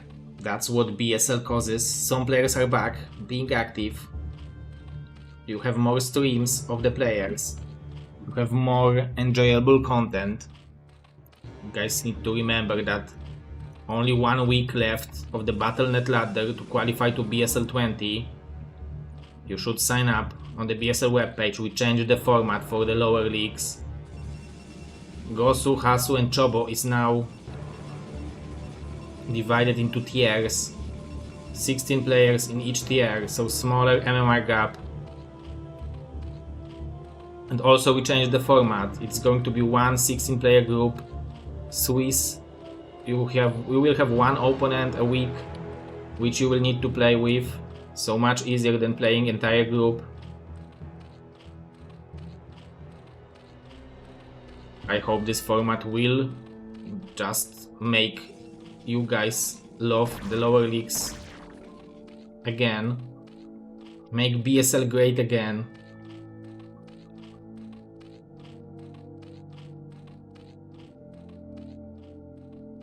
Forge first.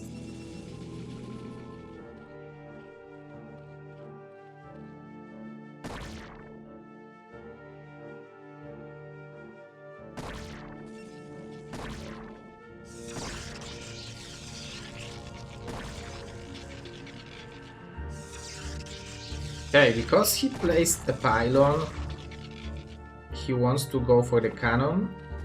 I guess this cannon makes sense, maybe. I'm a bigger fan of just making a Nexus first. Like, that's why having this pylon is not being... Like, if you are going Forge first, you don't want to go for the pylon before the Nexus.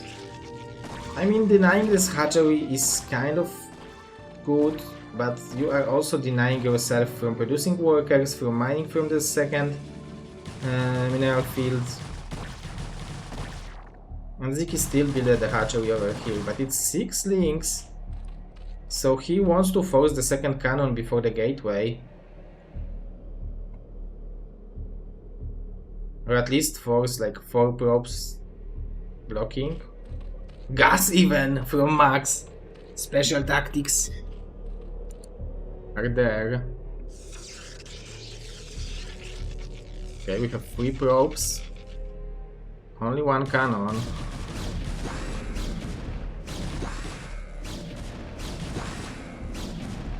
Yeah, that's why you need 2. Or 1 extra probe to block over there. I guess Max will have 2 assimilators.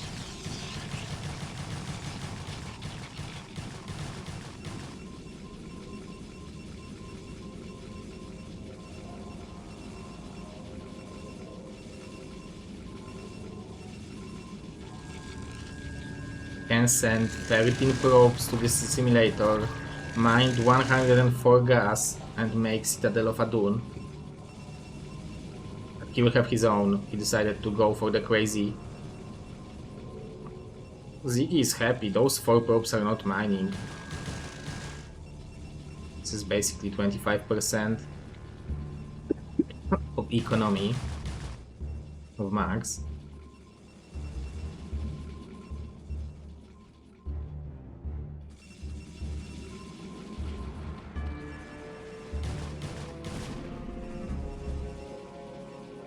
There is this expression which Mr. Machine is saying. I guess a lot of other casters are saying it, but there are links and there are Ziki links in your main base, and we can see that those Ziki links, they are denying a lot of mining time, they are killing probe here and there, now they are regenerating.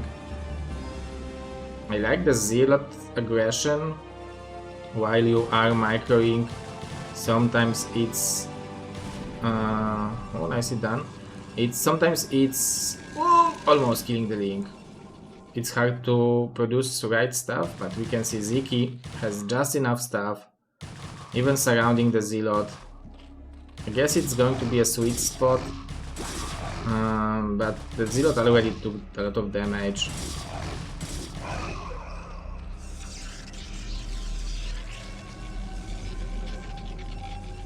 Marked. Going for Citadel of Adun again, but we have a Hydra then from Ziki. This base is already saturated, so it's okay. Goon to kill the Overlord. I don't think he will kill it though. I guess he will be able to kill the links in the main base easily. Oh, will he? Oh, it's closer than I expected.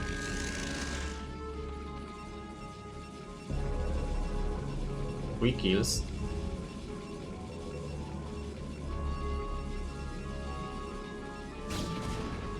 You know you did a good job with the links when the Goon is killing you. Stargate is on the way. So Max is doing it like faster Citadel of Adun, later Stargate, so he will scout the Hydras later. On the other hand, he will have a speed for the Zealots, but he will have no Zealots, he has 1 now. He doesn't have more gateways, so this speed will be for... how many? Maybe 3 Zealots? Maybe baby.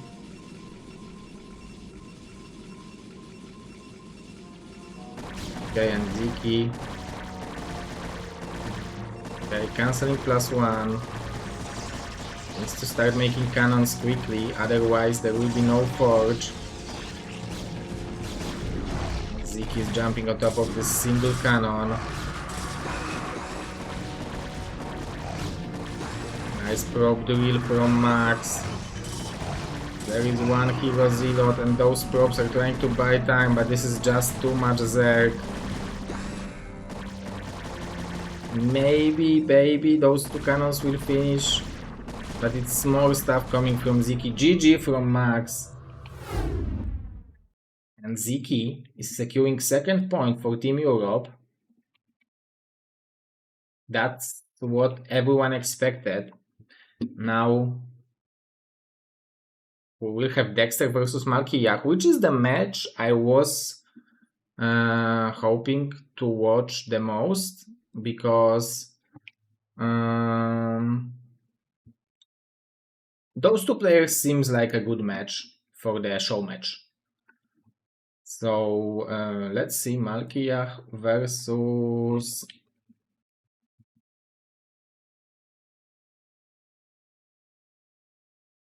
the XTR13 on Polestar. Let's go.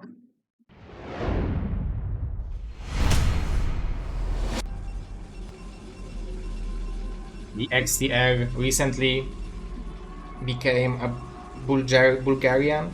I always thought that he's a German, but he PM'd me that he is Bulgarian, he just lives in Germany, but his heart is from Bulgaria.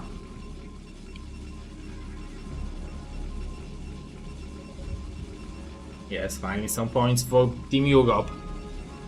They are fighting back. There is a lot of pressure on Dexter.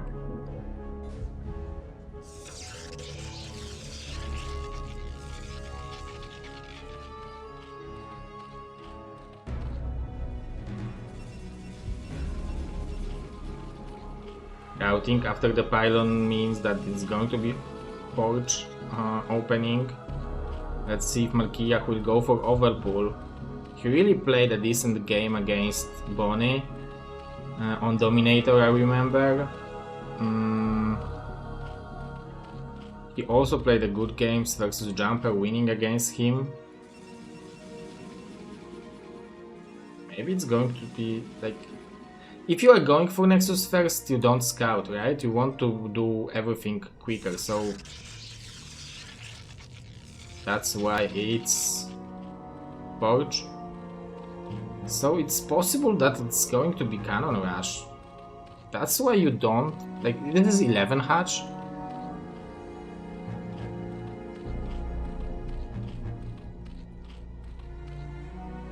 So it's going to be a little bit faster, but this probe will immediately be... Where do you put the pylon? I guess here and you are happy, right? Okay, here is good as well. I guess you will have more spot.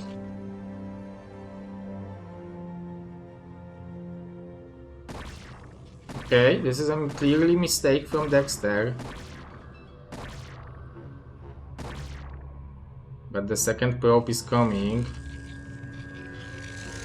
Yes, he will want to go for Nexus. Wanted to force those drones from mining. He will deny the third hatch in the process. But it always feels like a lost opportunity for the Protoss, because if he would build this pylon, it would be much harder. Obviously, he would delay his own Nexus. And how much he can escape with, I guess. Okay, this is early-ish cannon. He could go for the gas for sure, maybe even the pylon before it, but I don't blame him. He delayed the third hatchery for like 20 seconds minimum, maybe even half a minute-ish.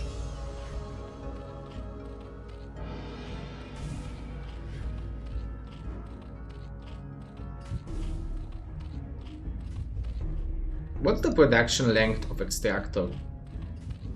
Is it like half a minute or something?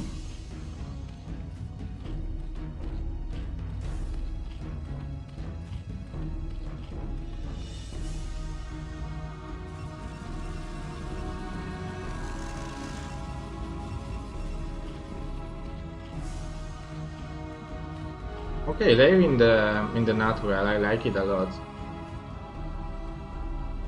Because now Dexter is thinking, where is he spending this gas?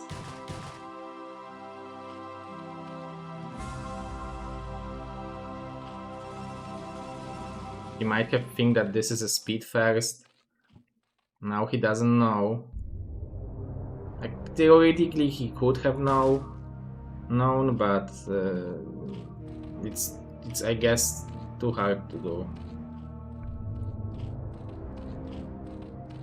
I really like that Malkiyak is not allowing the scouting into the main base.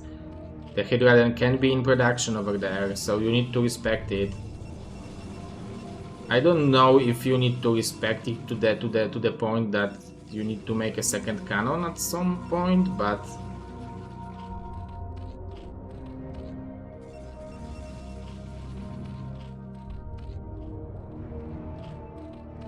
we will be supply blocked a little bit as Zerg.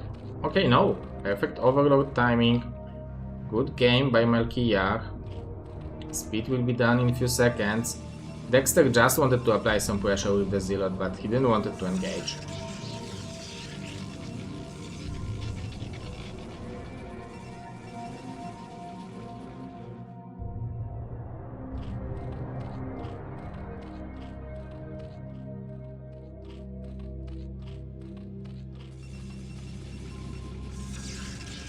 Very fast Templar Archives. The Spire will be a little bit late. The Overlords are escaping. Will the Scourger scout this Overlord? will. If he was looking.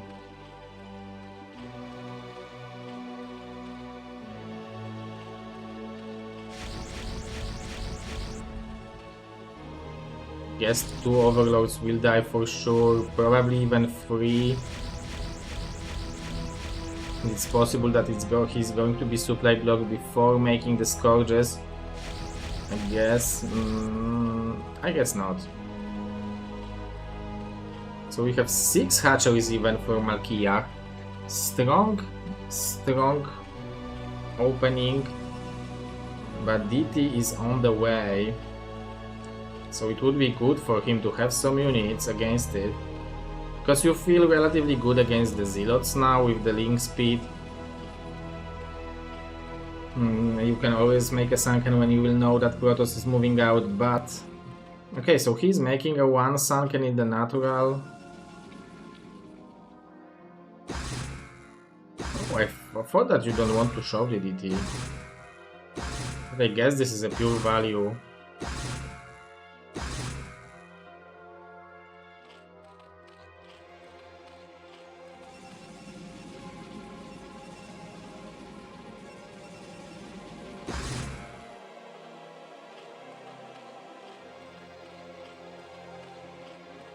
But Marquilla has a sunken in each base, he has 6 hatcheries.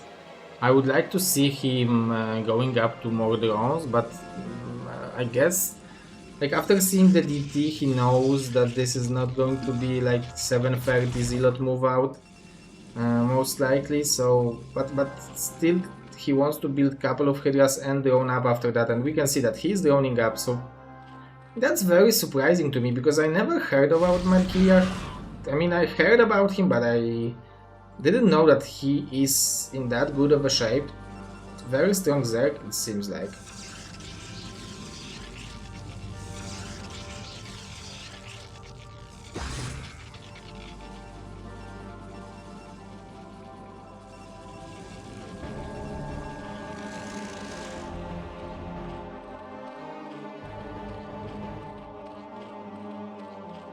But Dexter already on 51 workers, he's doing a good job. Building up this energy count, making Corsairs, respecting the Muta switch, and going up into more gateways. How many? 7, 8?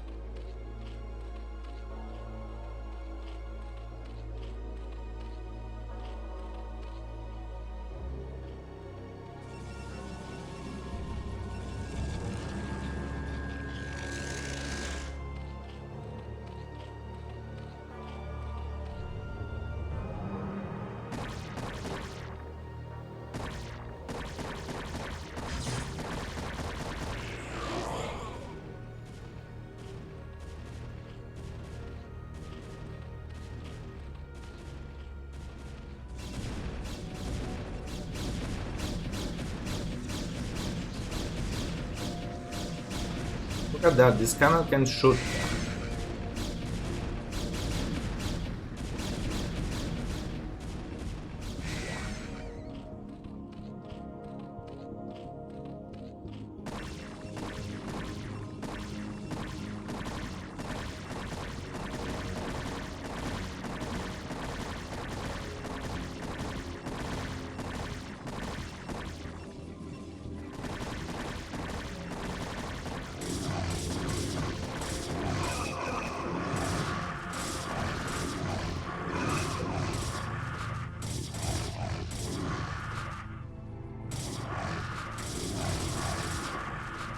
Nice catch. Got Marquilla on 90 to supply. Maybe he switched to Mutas or something? Maybe made some lurkers?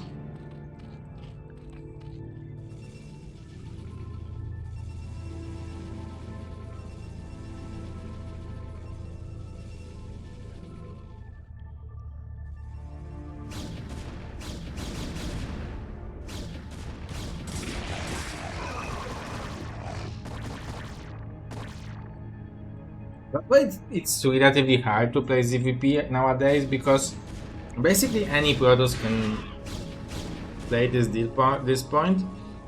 And this is such a powerful attack.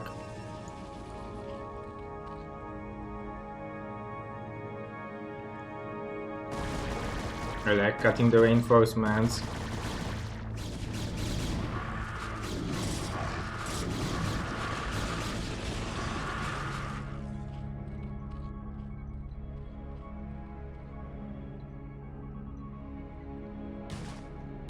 Even links to deny this bay or at least be annoying.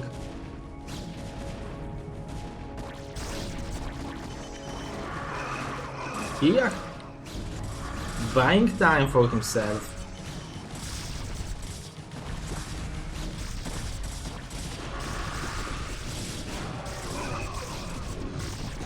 Almost cancelling the Nexus, but Dexter is doing good job making a crisis management, and he ended up being victorious in all those trades. He lowered down the number of Hydras here.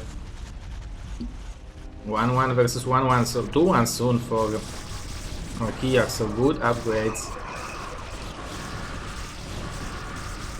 Only one observer though. I guess this attack is not to kill, it's just to throw the storms. I don't believe you want to kill your opponent with this army. Although he's making more... Oh, nice counter attack from Marquia. He will want to snipe the Nexus. It's going to be close. And he will do it. Nicely done. More stuff coming from Marquia. They're out of Templars, but they are surrounded. Good dodges, but the storms are decent as well. We no longer have storms. 1-1 upgrades versus 2-1 upgrades, so good storms from Zerg. But it seems like he's bleeding out a lot of units.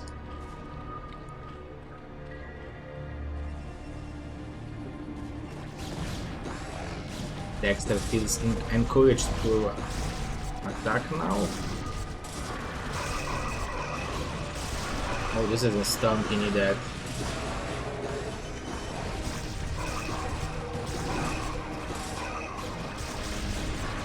The observer going down. Do we have Hive maybe? Okay, Queensland's just starting.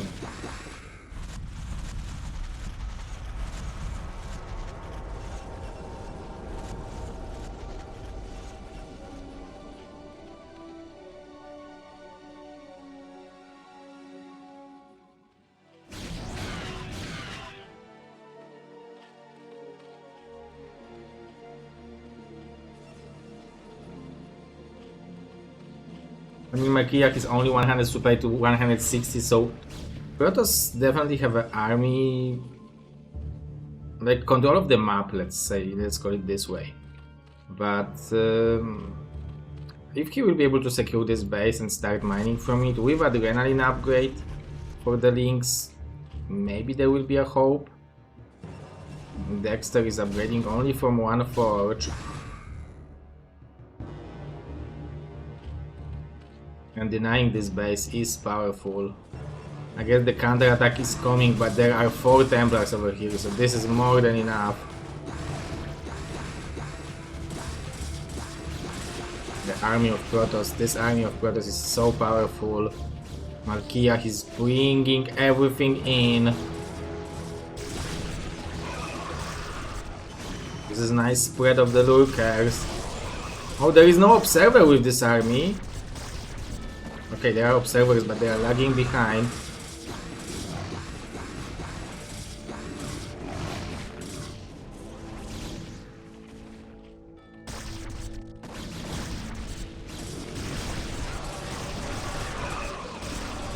The storms, the power of the storms.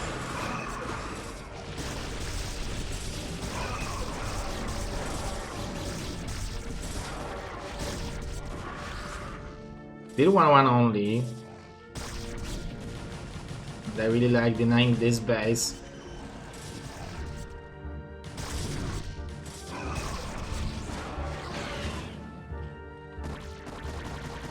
This army of Protoss should not go home. It should be caught. We don't want to allow this army to connect with 12 Zealots because it suddenly gets few times better. 2-2 upgrades, 2-1 on the links. Hive is done, I guess Adrenaline upgrade is done as well. Yeah, you want to catch this army, but there are more reinforcements coming from the bottom and the top. Marquillach only on 80 supply. Dexter playing such a strong macro game. The good part for Marquillach is that Dexter is mining only from one base now. But he will be able to... Oh, nice lurker.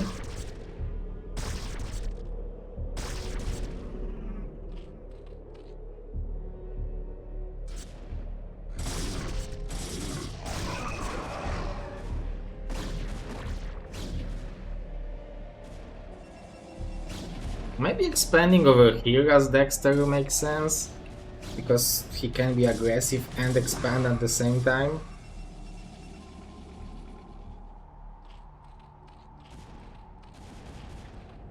If Marquillach will hold this attack, maybe with the Filer it's going to be possible, then I guess there is still hope. Like, he has such a good upgrades.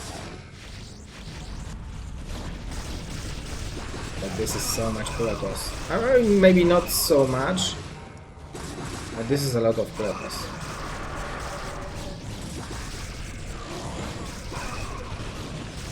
But maybe with the Link Flood. This is also expensive army to lose if you are Dexter.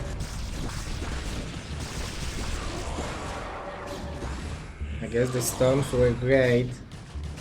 There will be more links to try to catch those goons.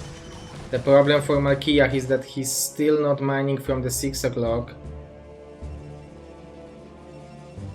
Two more full energy Templar over there.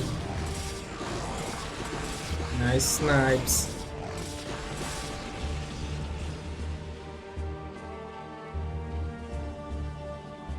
And Dexter securing this base.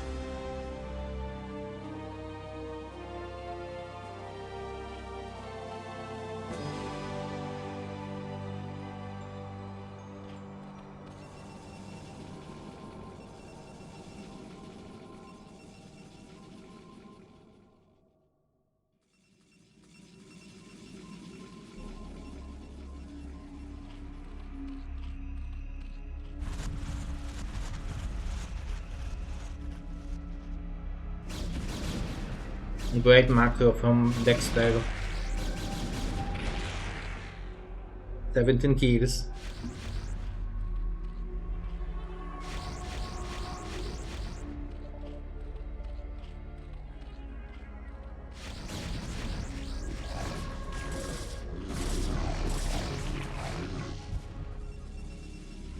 Two Templars with 3 storms available.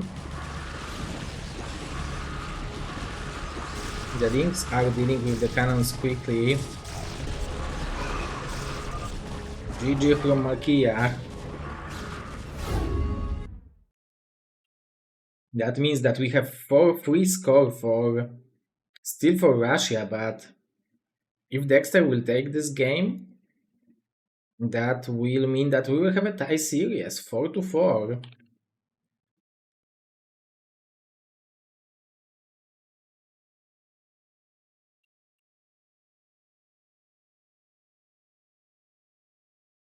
Let's see, the map is going to be ready on Dexter versus Marquillach.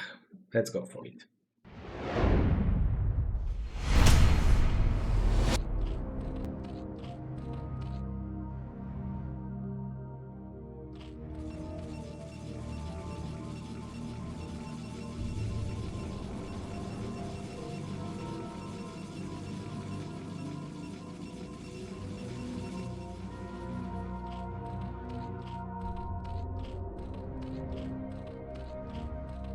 Position.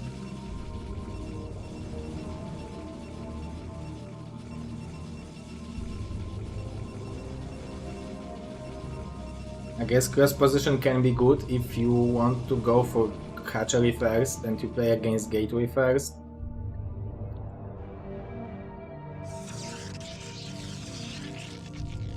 Going to be forward again.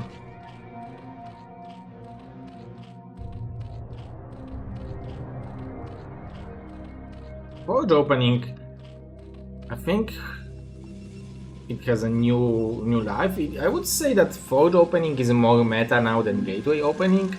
Obviously it depends on the player, but yeah, forward opening is strong.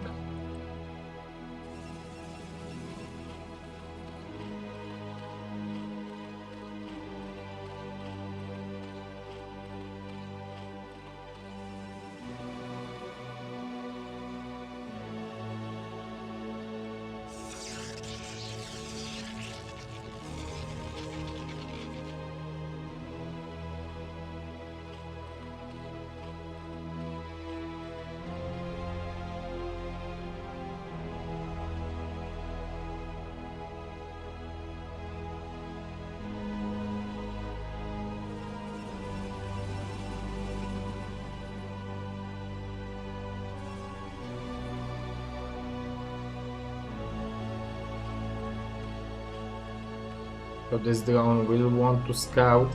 Dexter is going for the cannon before the Nexus.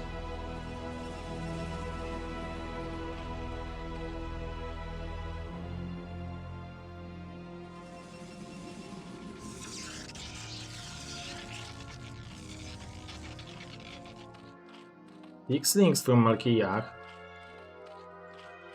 He still doesn't know what he's playing against.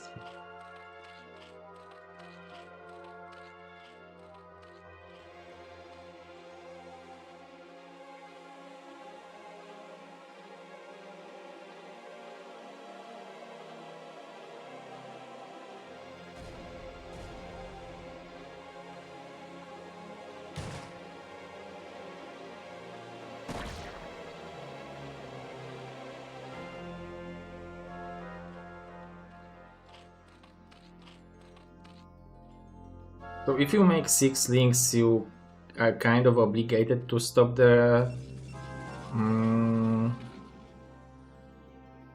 scouting. On the other hand, you want to go and apply some pressure with them, so maybe you will force second cannon, maybe you will force some probes being pulled, because this is overpull, and making 6 links from overpull is very painful for your economy.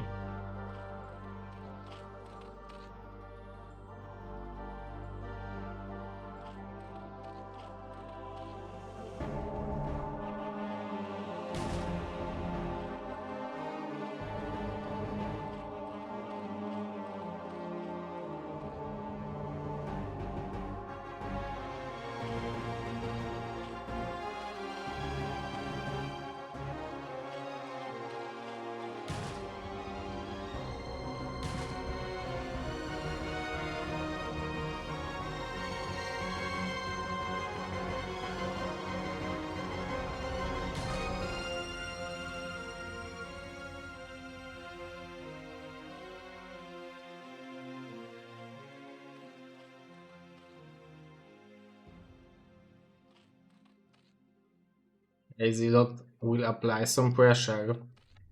At least those links will be used to not take the damage.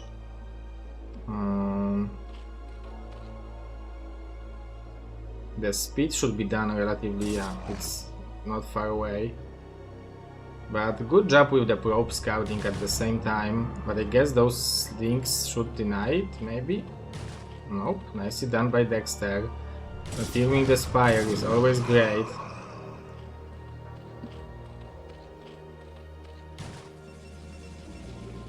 Doesn't need to go for the second cannon in the natural.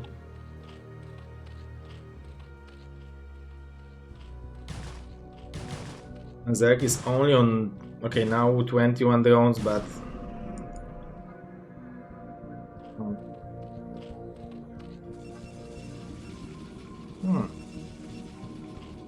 I wanted to say that it seems good for the Protoss, but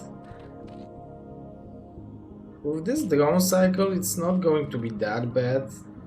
I guess the Spire timing will be late. But first he needs to find some overlords, and those are relatively well hidden.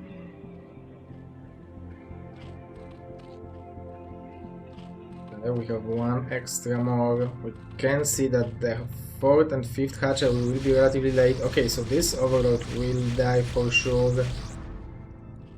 Probably one more if he will find it.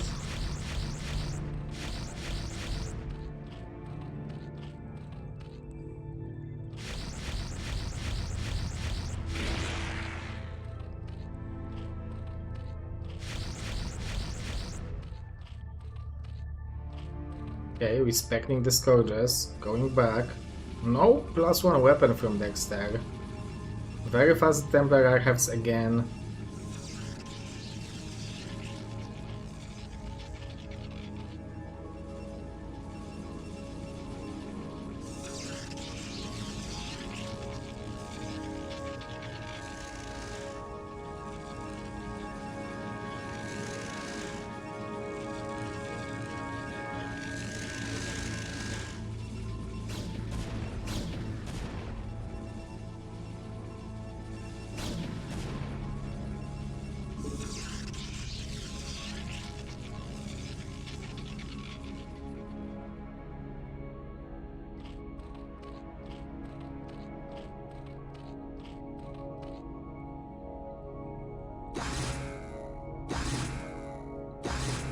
Again, the value, this time only 4 links. Last game it was 8 up to 9.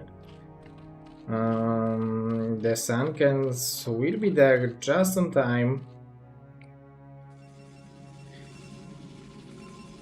Like Dexter invested into 5 Corsairs, but he can't freely move out with them because he doesn't have +1 weapon. So the Scourges should have a relatively good value trading against them.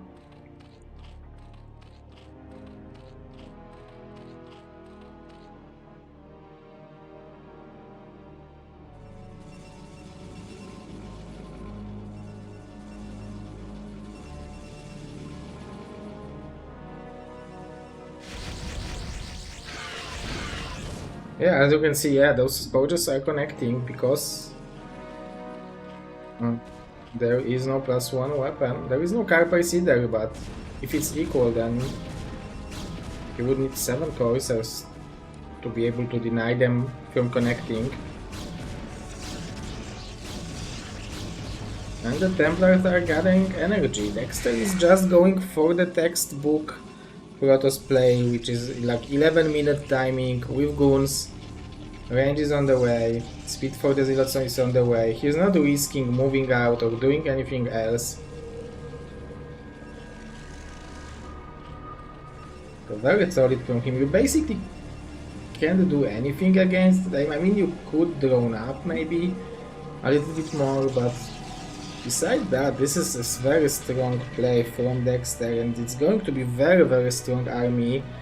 You want to have lurkers on time. But we can see range for the Hydras is on the way, so it's still far away from lurker upgrade to be finished.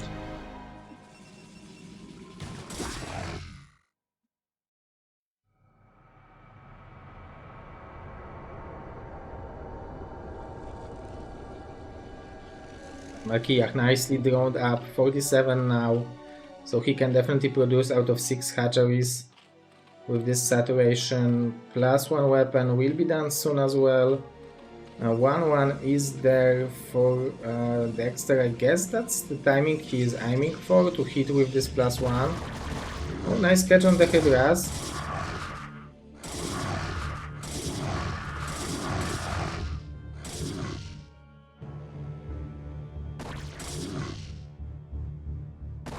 Oh, even the Nexus before attacking. Huh, interesting.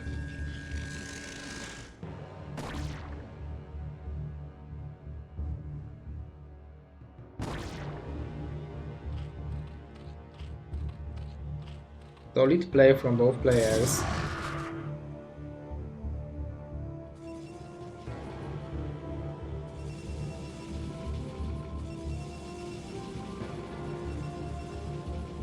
Okay, 1-1 will be done soon.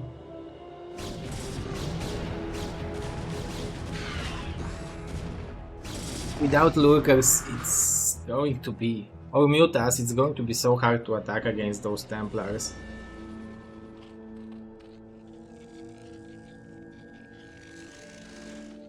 Is he having lurker upgrade, or maybe he's switching to mutas? Somewhere he spent the gas. Okay, so 4 lurkers are in there. But the cannons are already there, and where is the observer? It's on the way as well.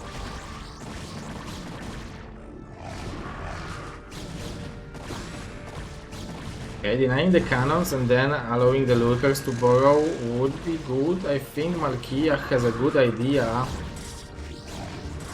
how he wants to do it. Oh, but no, this will not work.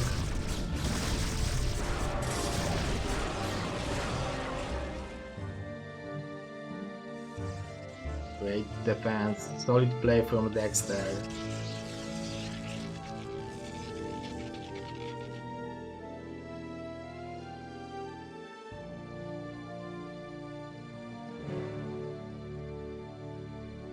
Did the drop play?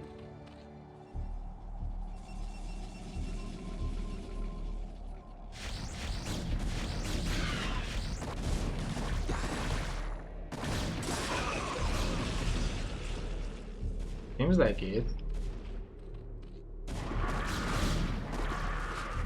But how do you defend against this army? Do you go for... Like, if he would have couple lurkers, then maybe sniping the observer would make sense. This... Oh, he's not waiting for the lurkers. Oh, dropping into them natural? Okay, you can sacrifice the fourth base. Oh, lurkers are in the range of the cannon.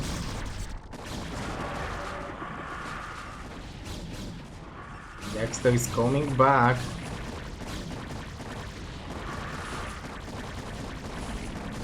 This is definitely annoying.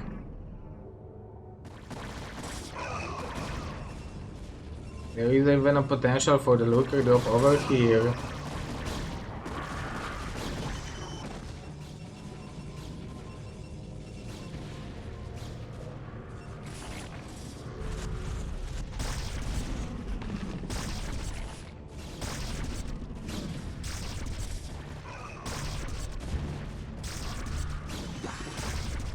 But we have a counter attack, although Malkia will have the lurkers in there.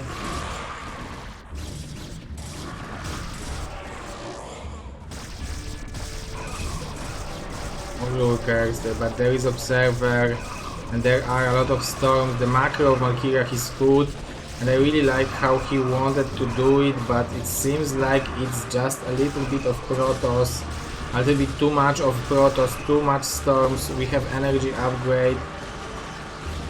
We are lacking 24 Hydras to defend it, and despite this being decent aggression, it seems like Dexter will be the one who will tie it up 4-4, and yet again 2 versus 2 will decide.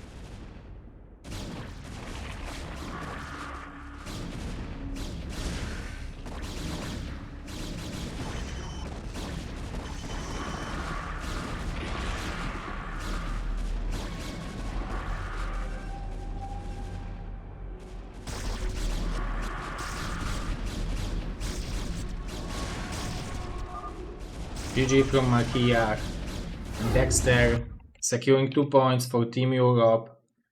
And as I said, 2 versus 2 will decide now who will advance to the loser bracket finals to play against Team Canada, Team Latino America, waiting in the grand finals.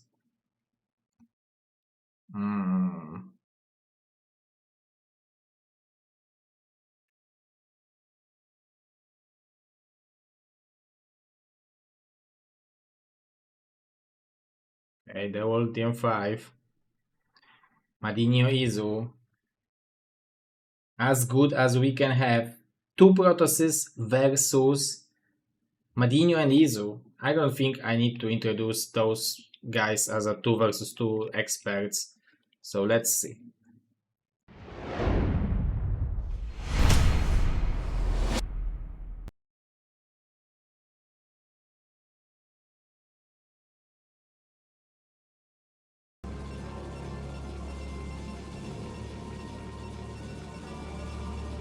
So is 4 to 4.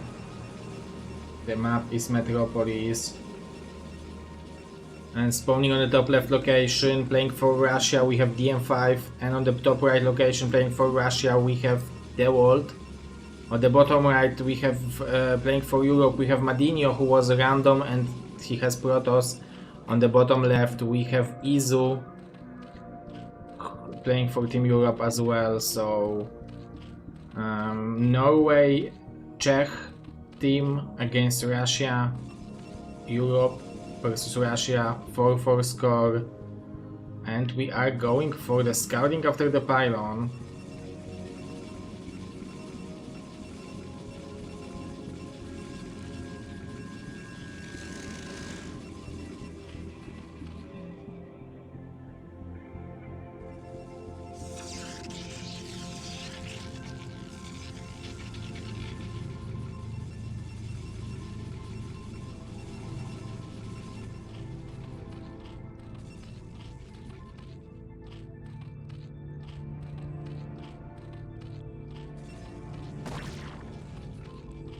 They're like, here is the... Okay, so Izu wants to go for the hatchery first. I like it against 2 Protosses. It's interesting that they went for 1 gateway.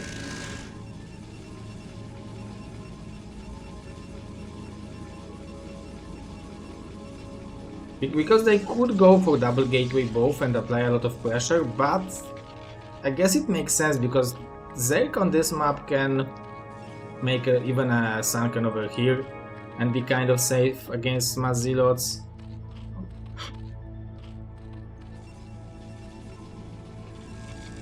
Do you want to steal the gas of Madinho as well? I need to open the cakes. I'm not fat enough.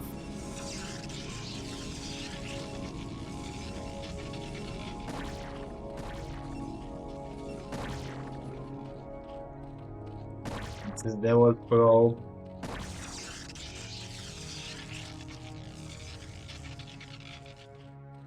Let's eat it.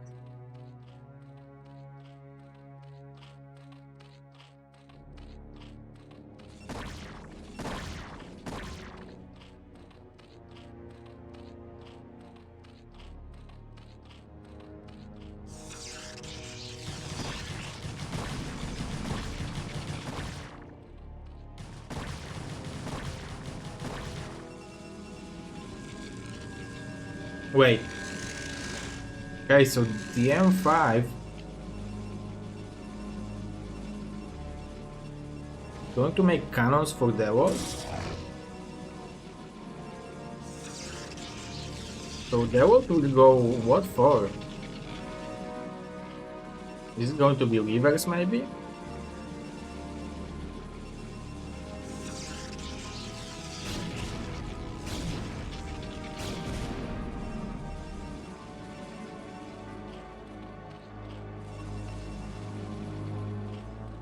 Do you need those links?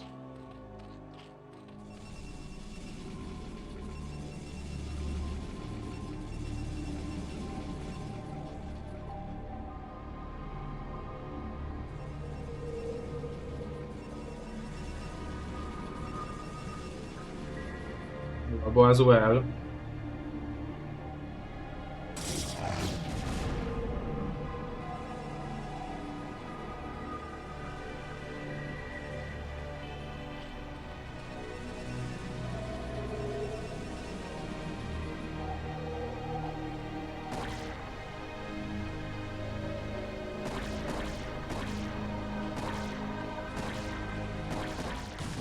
Ooh! He denied that scouting. Nicely done by Ilu.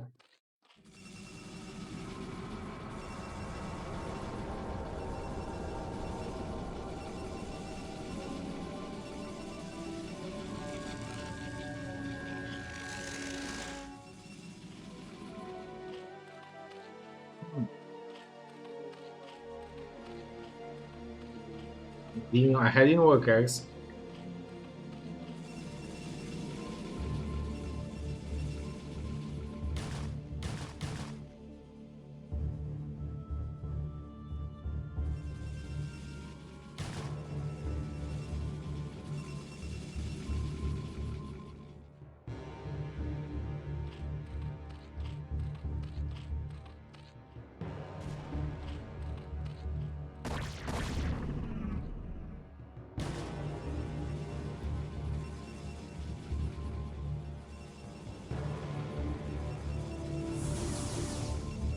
Anti-DT overlords are there.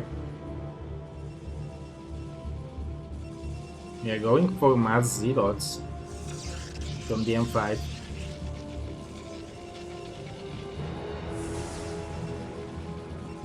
For the shuttle is on the way. I really love those pylons and links. So Madinho will know what's coming towards him.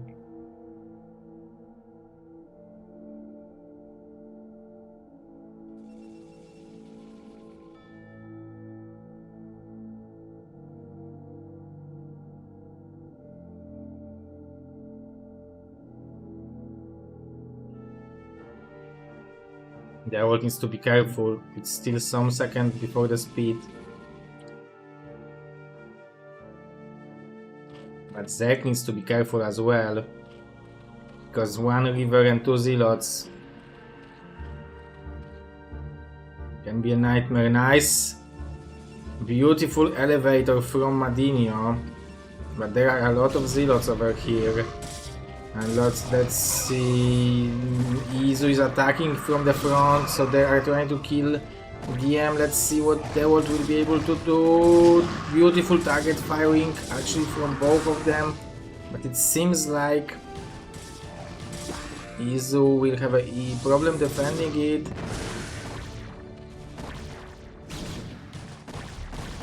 DM5 is macroing.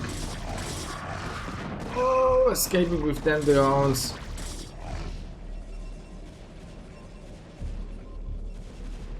Dawid applying some pressure over here. We still have some Hydras left. Nice drone, nice probe drill. The goons are dying. DM5 still has 18 workers.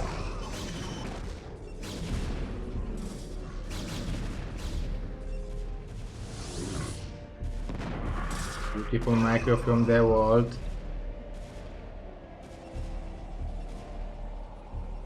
The goons of Dawid were traded.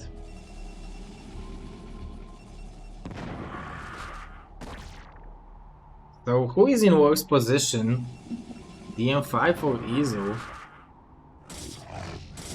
Yes, it's... Izu is basically dead if there will be no help from Madinho, and we can see Madinho going for attack, but DTs are coming and there is no overlord near here. I don't see observer from Madinho either. Okay, he has observer, excuse me.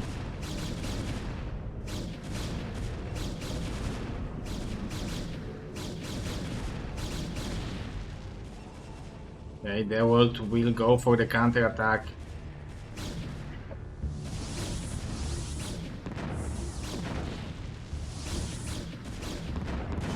Oh, nicely done. The drones are... Dawid! Oh, God! The drones are even helping. Dawid needs to be careful with those rivers.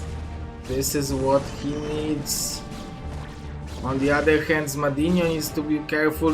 Dawid is applying more pressure to him, and it seems like Team Russia, double Protoss, will win against Izu and Madinho in 2 versus 2. Ooh, my head is exploding. I didn't expect that. What a play.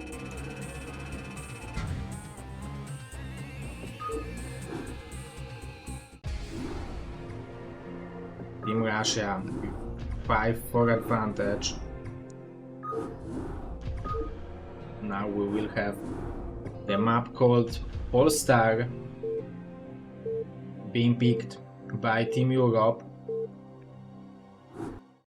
So let's see if they will be able to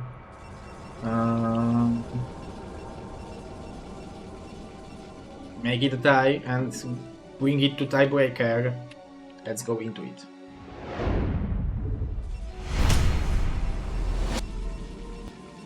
So here we have the world, here we have the M5, Team Russia on the right, here we have Izu, here we have Madinho, again Protoss, Team Europe on the left.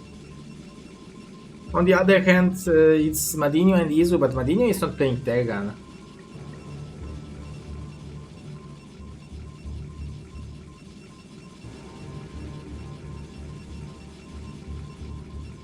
But in 2 versus 2 he plays random, I think, so this is definitely well done.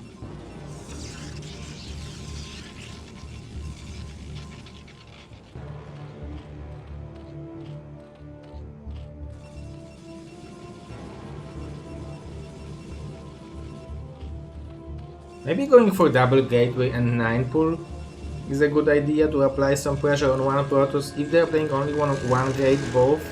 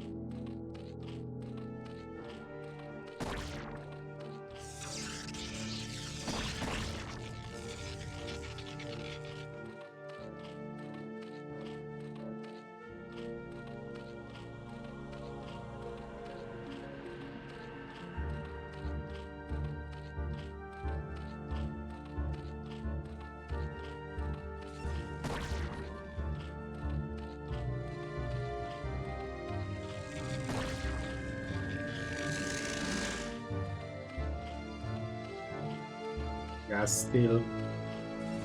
This time it's double gateway and one gateway in 4. Okay, it's double gateway from Madinho, excuse me. I had a brain fart.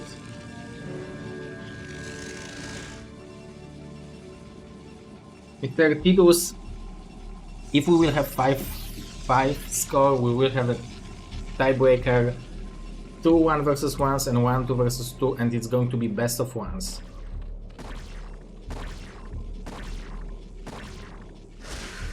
Oh!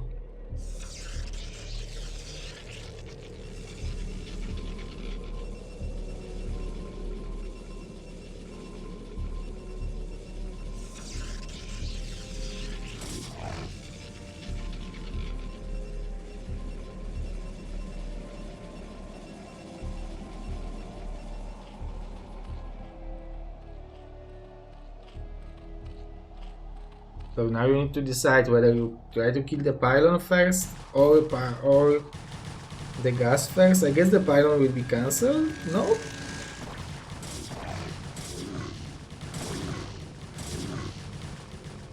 Nice micro from Izu.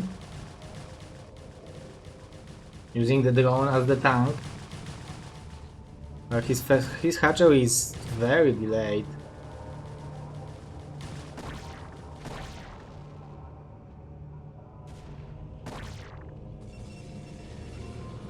Cannon and cannon here.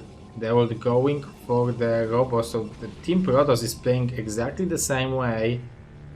They just apply a little bit of pressure. Oh, but Madinho going for the fast expansion. I actually like it. I mean, he will have Overlord, so he shouldn't die to DTs. So I like this adjusted. Is this Nexus not centered? I think it's in good location. The map makers now are making the position for the... Oh, we have 3 zealots of DM5. 8 links only. Okay, 2 zealots only left.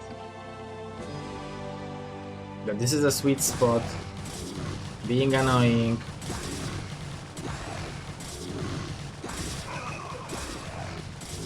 Is what he wanted to do. Even Dawid trying to apply a little bit of pressure on him. I guess they badly don't want Zerg to go for the Mutas.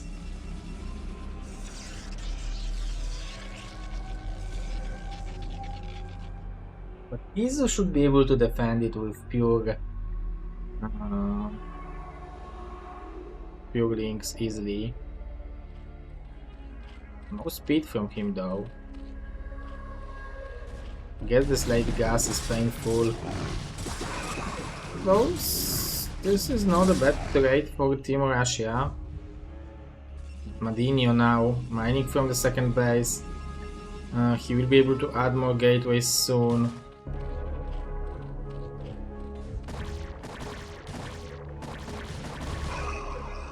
This block from Izu.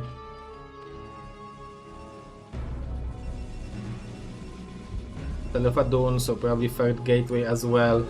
So DM5 or Gem5 will make mass zealots. Powerful combo.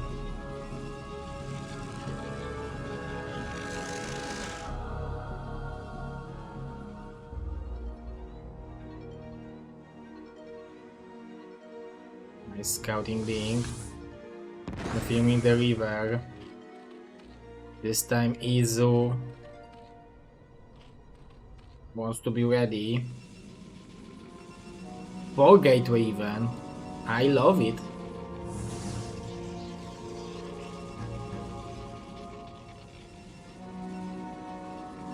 You can see Madinho is being ready.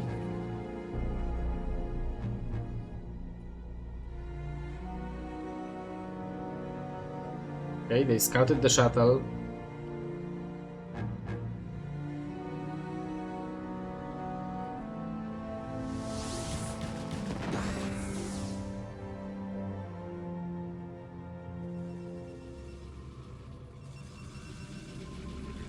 Four gateways.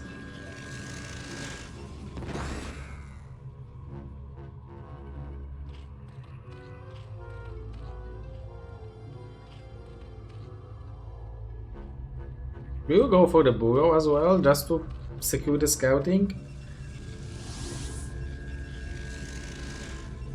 Experiment burrow.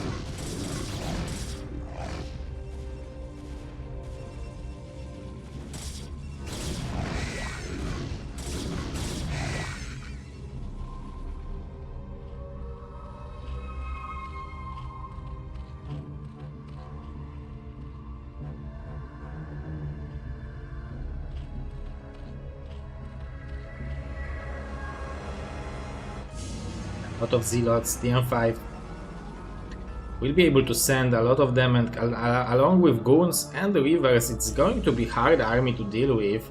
Look how tiny army of Europe is compared to this powerful composition. Obviously, if there would be mutas, it would be not as powerful, but they applied a lot of pressure on Zerg, and now Izu is going to make a lot of hydras. Let's see how good this push will be. Dinho coming with a lot of goons from the back. Izu is trying to buy time for his ally to arrive. Oh, beautiful pickup, but one river will be scouted, another river will be scouted, but not before connecting with basically all the hydras. But we have more stuff coming from... Basically this is a hamburger play. A lot of layers. I'm trying to make a sandwich.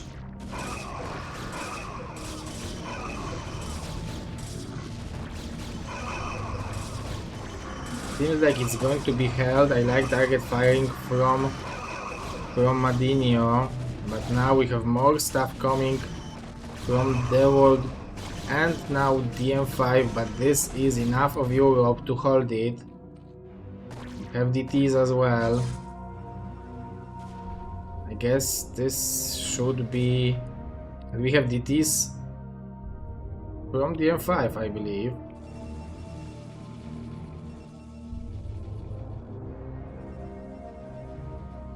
But those cannons will be just on time. Okay, the overlords are there. Let's block with the drones. Oh, but the M5 is doing great job. GM5 is doing great job defending. I guess he has just enough stuff. What a hold from him. Alone defending from both players. And Dawid is securing expansion. It's always scary when you have two Protosses both on two bases. This is not easy. Okay, we have a Spire on the way.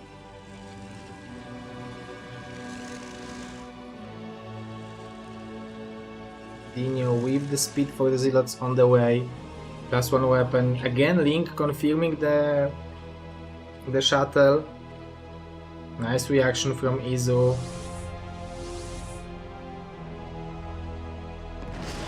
Oh, but still the connections.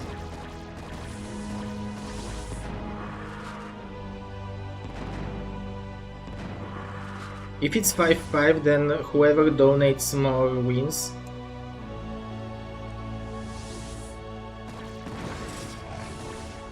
There's a new capitalistic rule of BSL.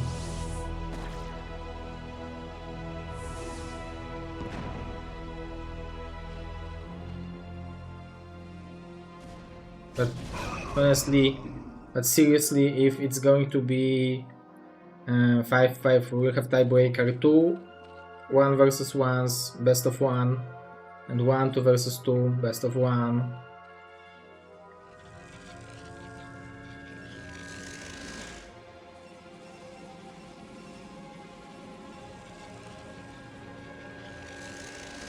I love this DT scouting. Overall, this is a good scout from Team Europe. Oh, look how many Templars there are. Do we have Storm? Okay, it's going to be researched. This is going to be a lot of Storms.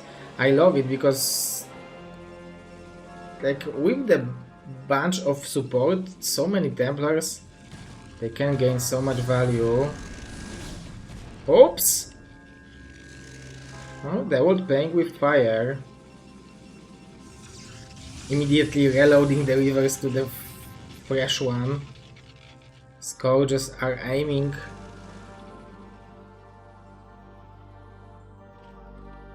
Nice position, but we have Mutas now. And Mutas should help deal with the rivers, but now we have such a big support of the goons. But look at Madinho, he has 135 supply already securing the third base. So the fact that he went for this early expansion really is really paying off. He has the most workers. We have a Muta switch in the main base from Izu. The world is going to counter over here.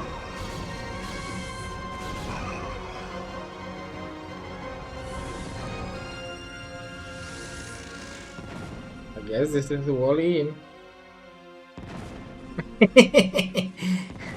Sweet spot was found. Let's see what Archon will be able to achieve.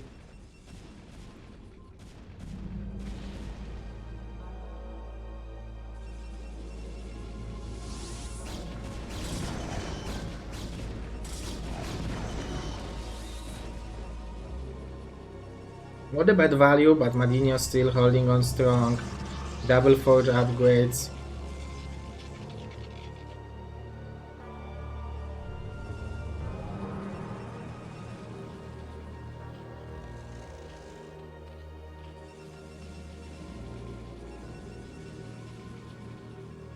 DM5 doing good job stabilizing.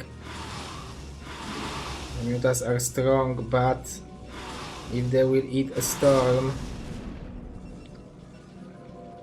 it's not going to be easy. Oh, the Templars might be sniped. Nicely done by the world. What a control from our 1 vs 1 champion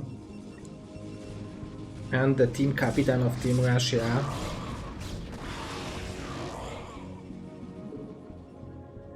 But the addition of mutas from Izu complicates things a little bit, but we can see that the world doesn't even have cannons. He is simply happy with having units.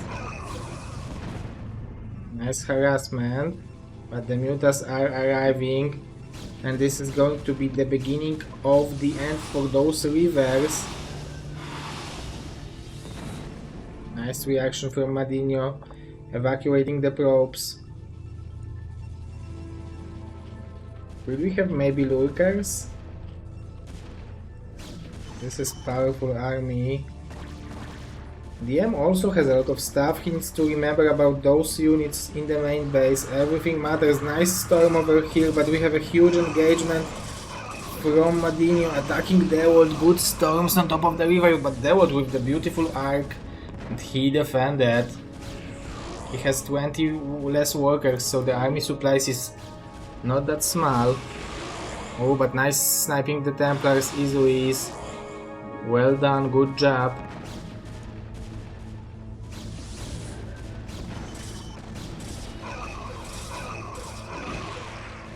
Overlords.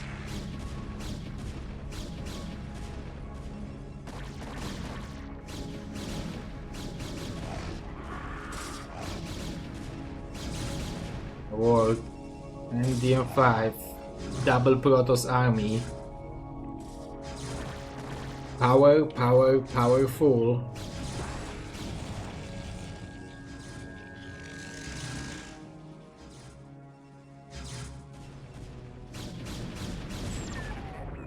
Dino with 170 supply, securing the 4th base. Izu securing the 3rd base. Dawid securing the 3rd base as well. We have a huge surround over here. Those rivers are being target fired. Nice snipe with the mutas, and it seems like this is just too much stuff from Team Europe. The double Protoss team will be crushed, and again we will have another 5-5 score, another equalization, and another tiebreaker between Russia and Europe. Very nice.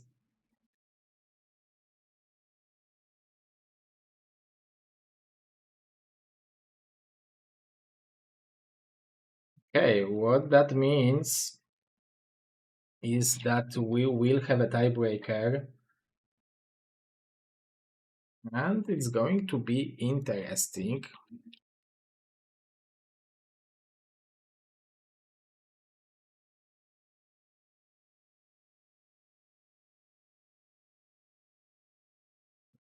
Let's see. So we have which one is that? Not this one, it is this one. So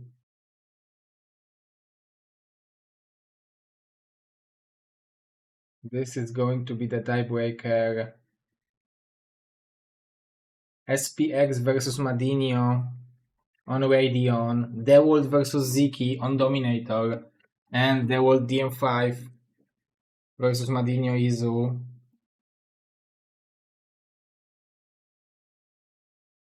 So let's see SPX versus Madinho on Radeon. Very important match to watch. Let's go.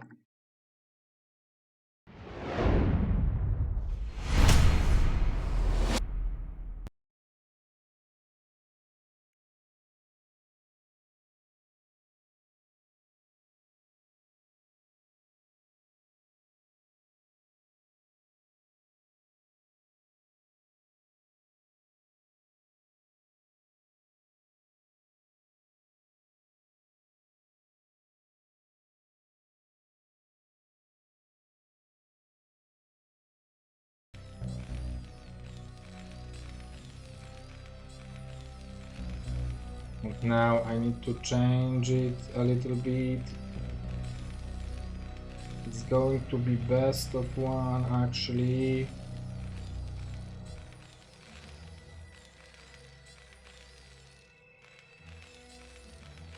Let me go to the toilet real quick.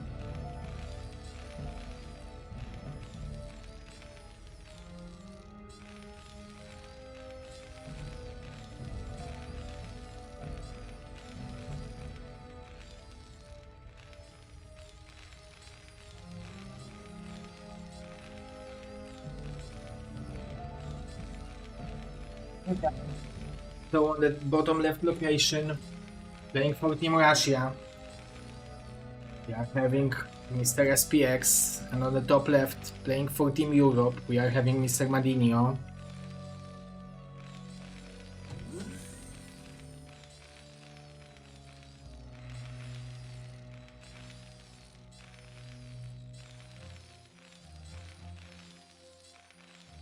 We have to watch TVT to wait for the World versus Ziki.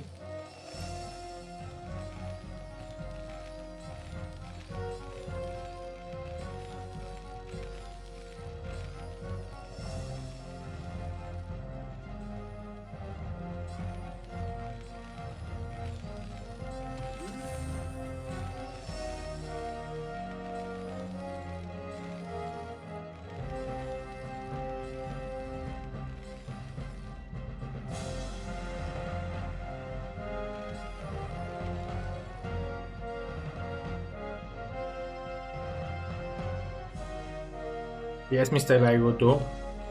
I mean, I gave them maps. They send me the players for the maps blindly. I on purpose give them Radion and Dominator, just to make it a little bit spicy. And I expected... I mean, you usually send Zek on Dominator, and you can see Dawid took Ziki for himself. Because it would be better for Team Europe to have Madinho versus Dawid and Ziki versus SPX. So it was smart from Dawid. This is very important match because this is only best of one. On the other hand, best of one TVT. Never easy.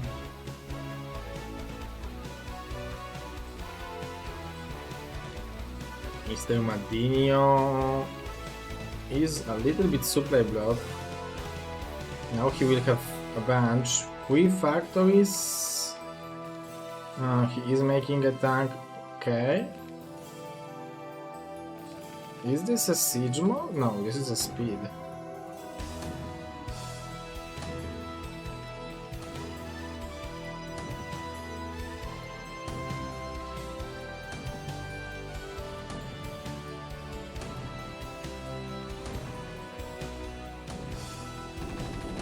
And this barrack helping a lot. Second tank.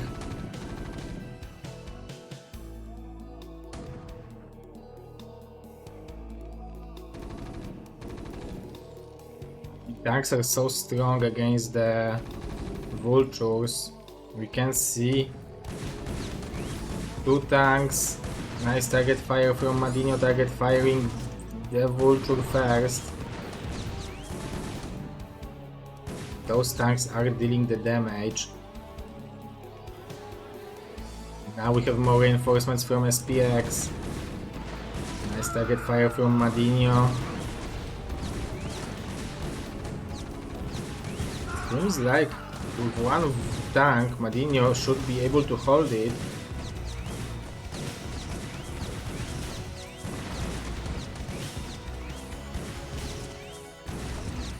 Oh, but this tank, if it's going to be eliminated. Okay, but now it should be enough vultures to deal with it.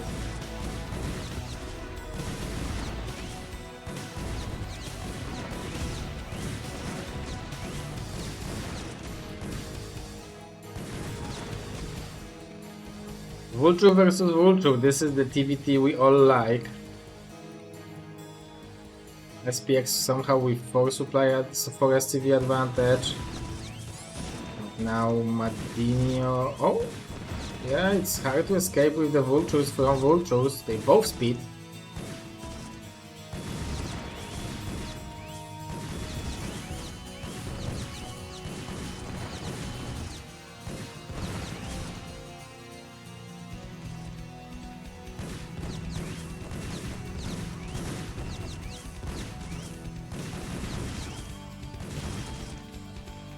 The raid is on the way and 2 more factories from SPX. The barracks will die eventually. I like this landing this barracks.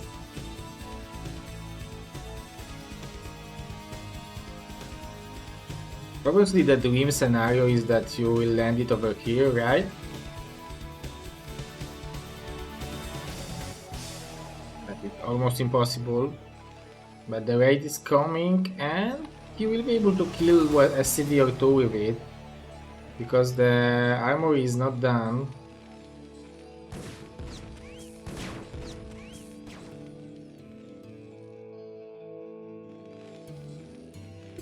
Nice wall in.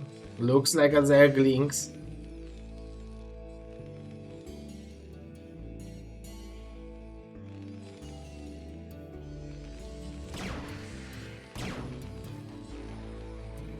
I guess you can still try to attack as SPX if you feel like you have enough, but it's 12 versus 13, so this tank will make enough of a difference. Oh, the STV to repair the barracks, I really like it. And the second raid.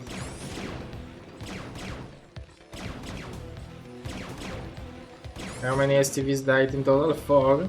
Nicely done.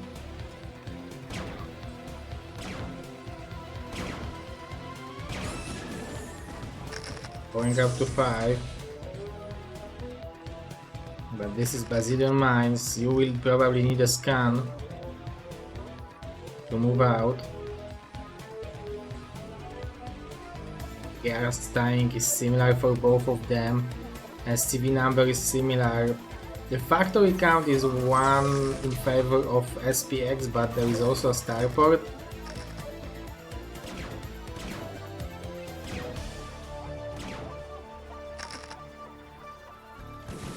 Okay, SPX with the vulture advantage.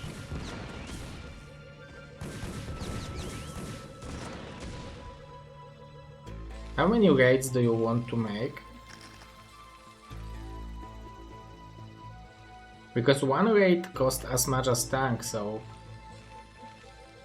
you also should keep it in mind.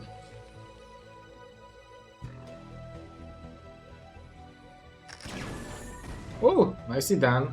He ate the mine, so he was 1 target away from dying.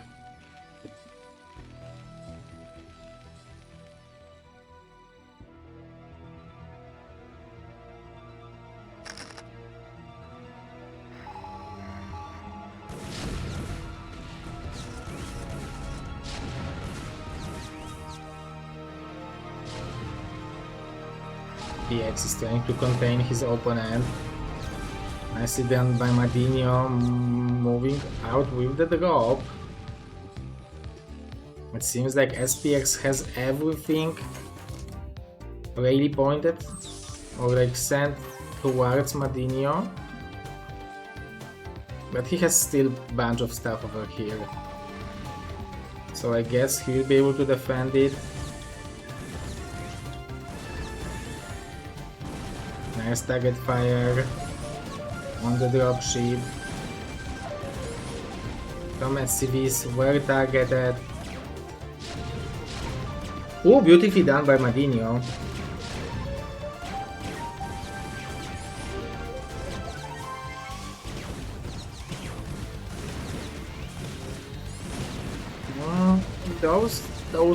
Are those raids making that big of a difference? I don't think so. I guess he has a cloak, but he needs to cloak it.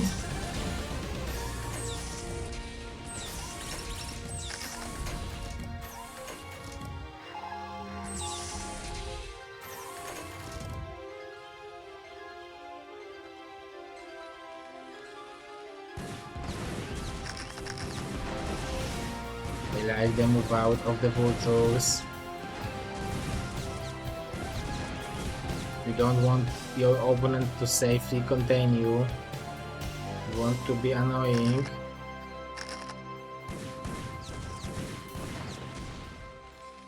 We have extra 5th half factory now for Madinho.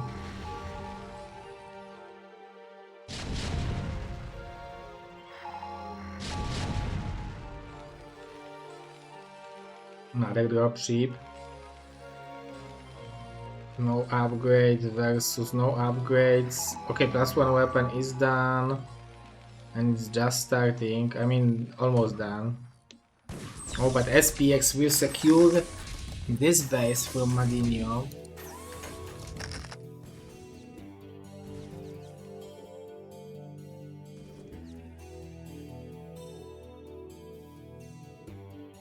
It's not easy to see that. Oh, this is a lot of tanks.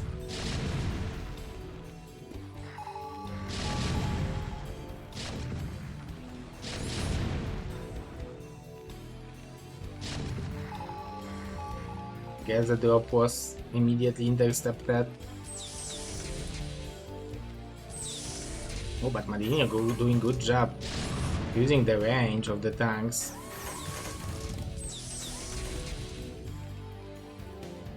If you guys don't know what's going on, tanks have bigger range than vision, so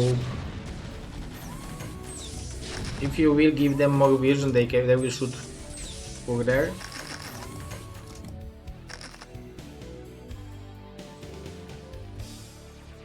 Ninja base from SPX, you don't expect the base to be here. Command center already waiting, but there are 4 tanks, 4 siege mode tanks.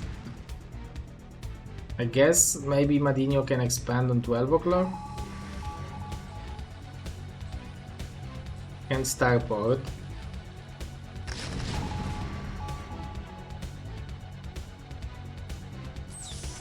Maybe making a turret makes sense.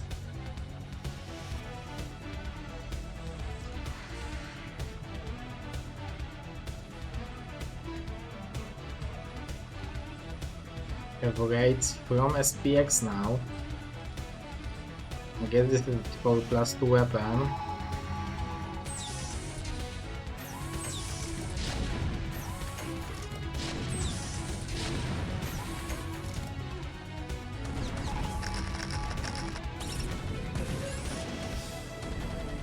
I like this move from SPX. It's possible that he will deny this base.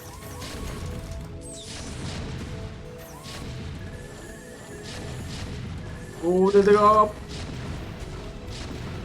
6 HP. But this base will be denied. But still SPX will have access to this 6 o'clock. And a lot of Terran experts are saying that TVT is all about positioning. And this is really good positioning. for SPX for now. It's hard to do anything for Madinho. And where do you want to push? Like, I guess you want to push this part of an army. Where are the raids of SPX? Because he was building some. Okay, he has them here.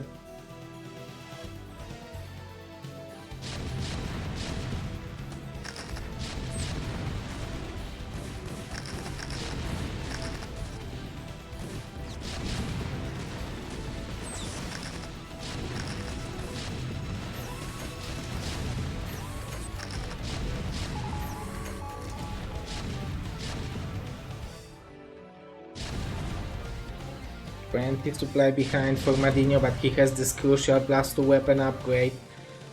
SPX is just starting his.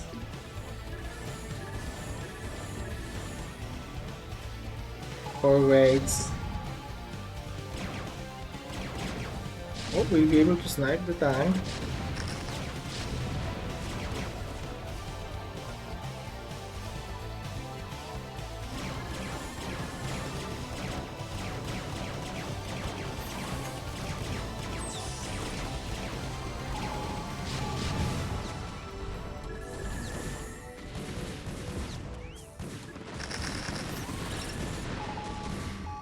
Nicely done by Madinho, clearing this position. The command center over here was not lifted. And SPX is attacking over here. This mine should connect though. Beautiful connection, but overall, look at the supplies, guys, it's equalized.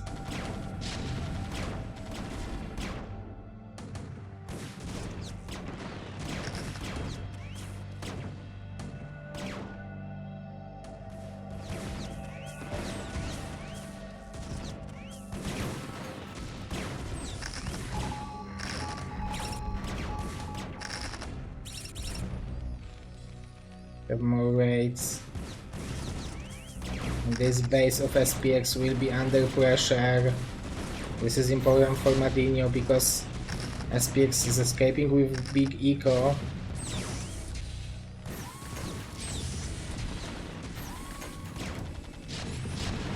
We'll have a big flanking army, but will it be good enough?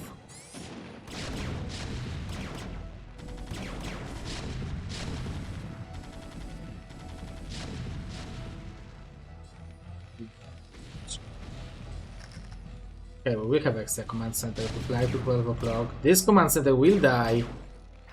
So SPX will be mining from only from 6 o'clock soon.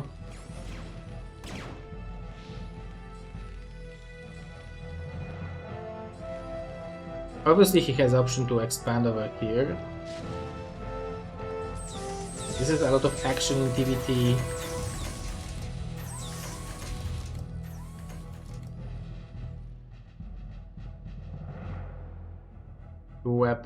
Two weapon, 4 versus 5.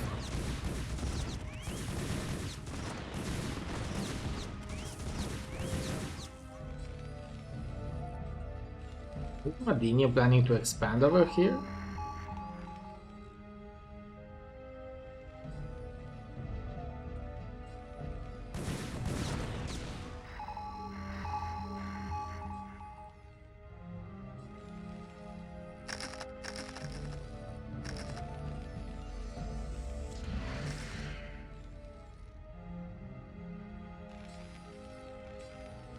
More raids, but no cloak for them. And Madinho is making the turrets.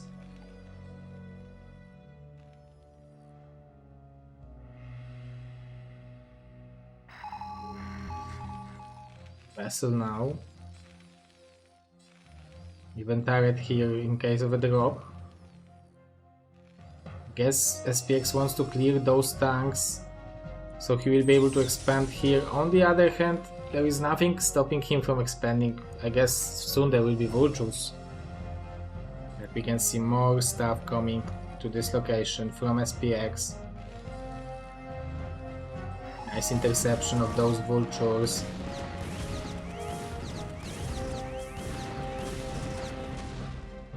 SPX with the supply advantage. Madinho is the one who is mining from 2 bases now.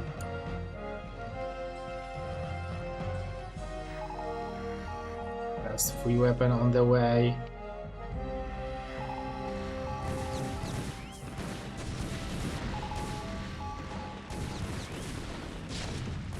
A lot of tanks coming. SPX knows that he has to do something.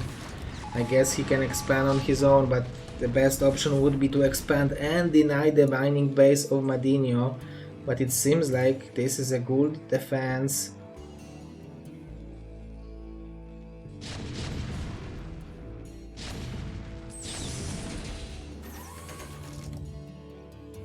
A little bit of repositioning. Still no cloak.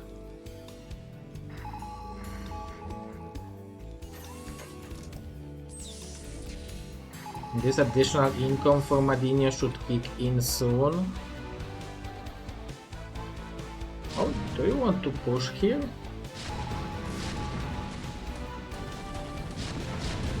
Beautiful target fire by Madinho. Look at that, target firing the tanks.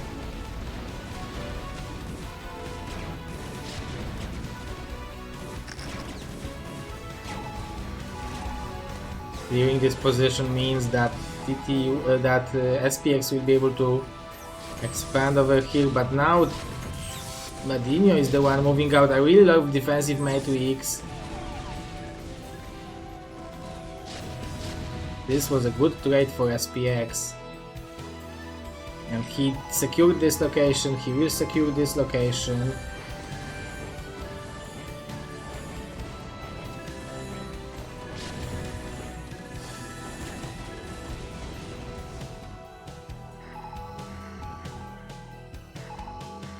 Dropships now in production. I like it. Dropships might allow you to expand on the top right. We have dropships from SPX as well.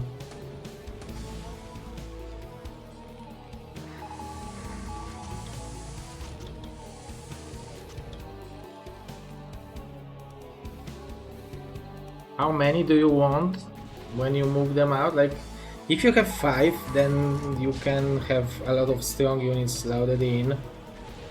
I guess you can do the SCV bomb.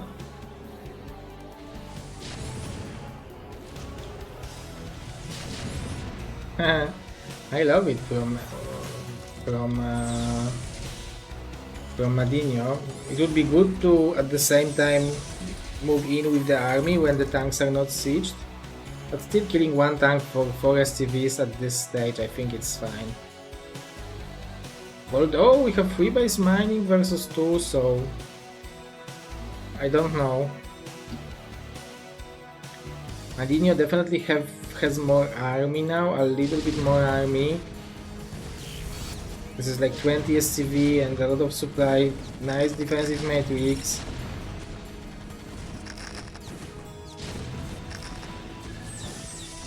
If Vulture has defensive matrix, he should lay the mines with defensive matrix as well, right? It would be balanced.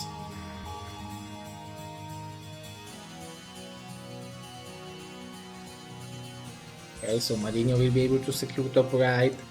So we might have a full map split scenario, guys.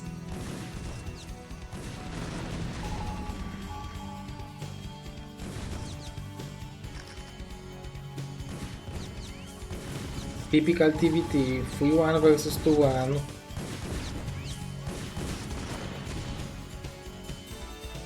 Are we going for battlecruisers? Or the question should be, when are we going for the battlecruisers? I guess SPX can deny this gas.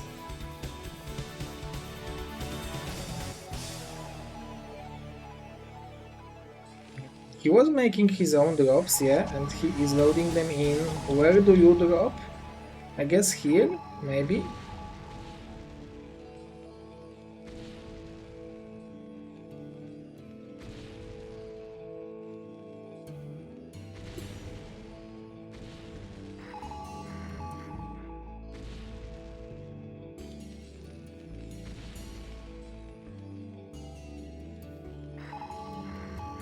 Madinho seems so ready for it.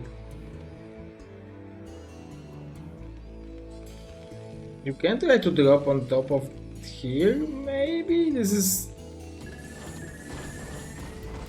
Yeah, this is too risky.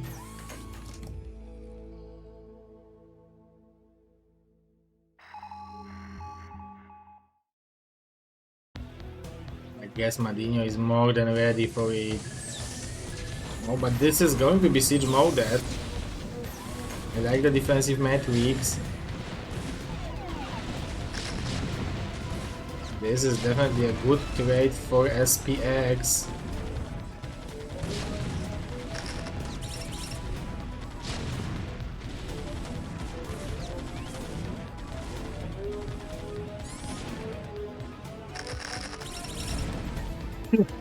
But it's kind of equalized. You have 70, SCVs to 50. Madinho was flying in with his own drop. SPX mining from those 3 bases.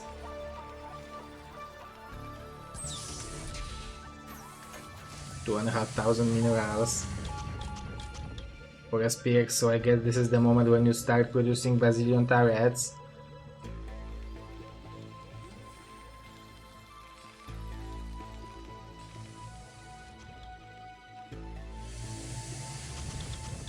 When are you starting upgrading battle cruisers?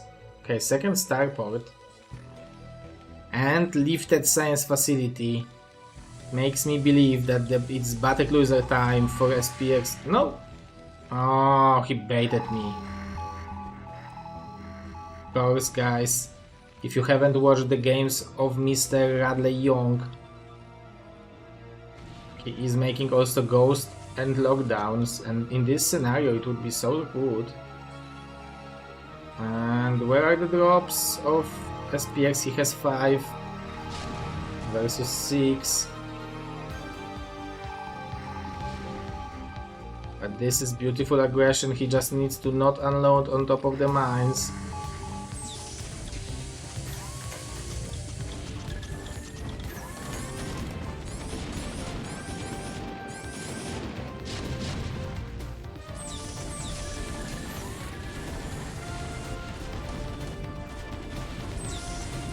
Drop is defense by SPX. And that was a nice aggression. Madinho still with the supply advantage.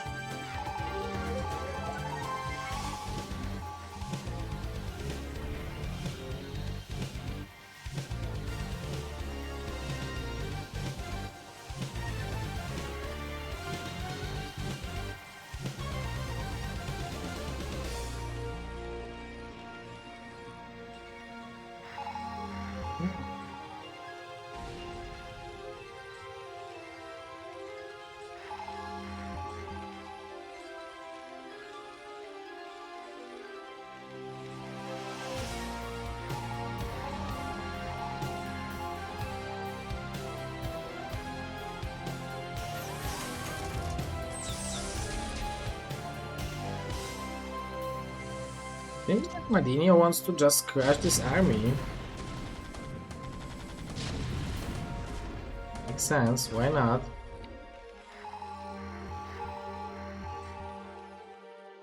But this is the power of dropships.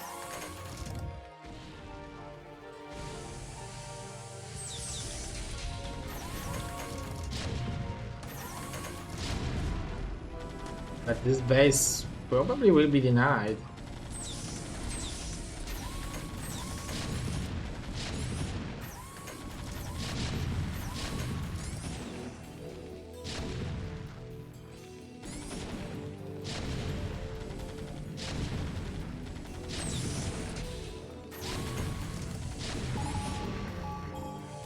Pretty full, so I guess it's going to be held and secured by SPX. Still has some tanks to maybe think about unloading over here, but it's a lot of support behind, so I like the decision of not making it. I'm just looking if we will have the battle cruisers at some point.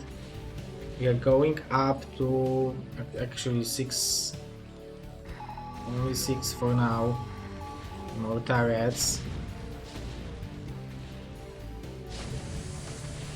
I really like it from SPX. Clearing couple tanks here, couple tanks there. 80 STV from SPX. I don't know if that's intentional, but his army is relatively smaller because of that. This is going to be, I think, good engagement for Madinho.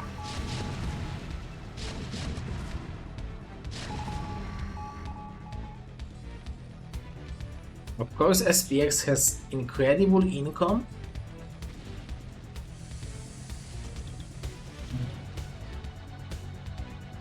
But he also needs to trade efficiently because of that. More factories being added. Powerful fleet.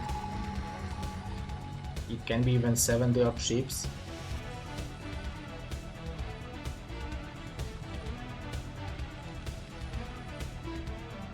Do you defensive matrix them so they will fly on top of the turrets and go over here?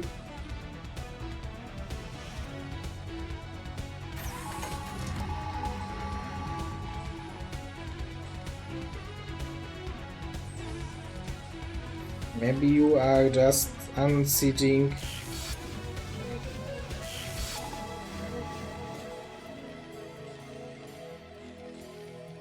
Are we going in? I guess this drop is taking a lot of attention. I really like it from SPX. Denying the mining, and we have a bunch of stuff unloaded, but Madinho did the same thing, although those mines...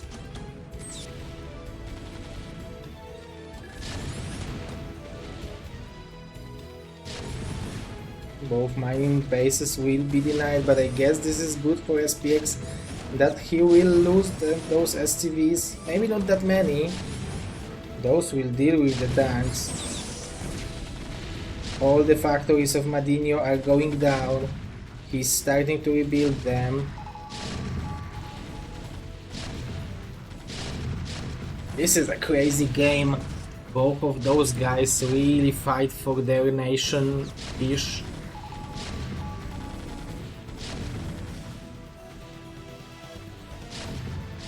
SPX, those two bases mining. Madinho will have those 3.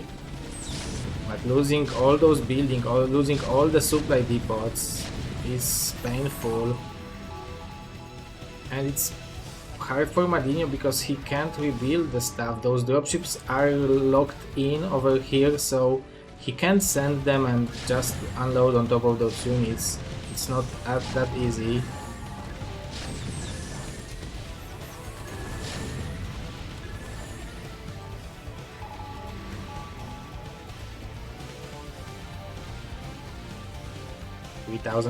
Minerals for SPX. Definitely he has momentum now. The defense from Madinho seems to be very tight.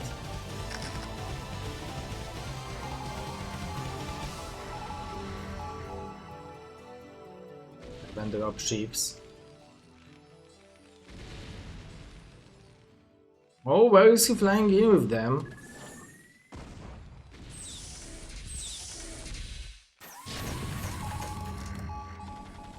Okay, he will want to clear those tanks.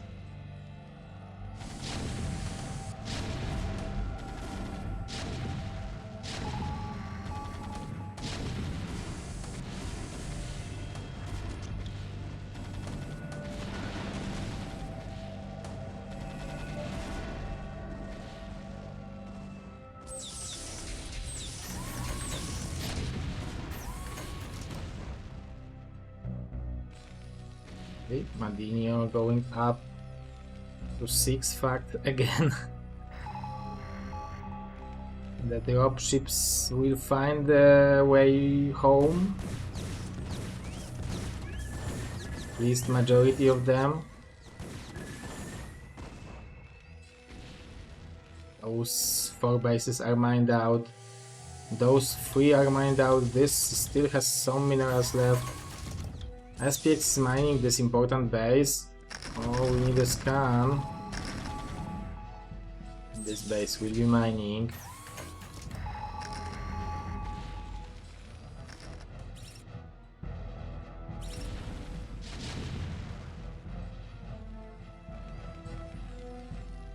Somehow it's SPX who is having more minerals. I guess he's not losing too much stuff, so he doesn't need to build it. And Madinho needed to spend a lot of minerals on rebuilding the supply depots, rebuilding the tanks.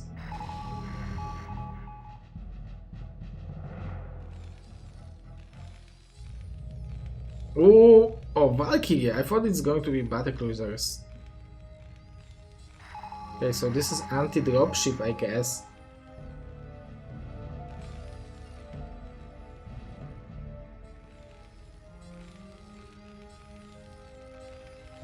Denying this gas is good for Madinho. SPX is applying more pressure here, I love it.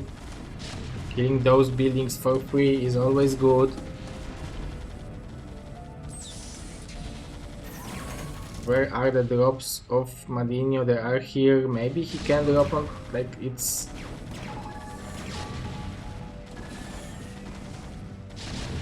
Still a lot of Goliaths.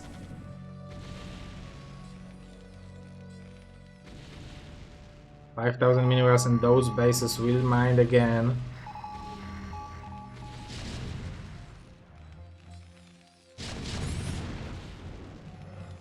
Madinho now the one with more SCVs.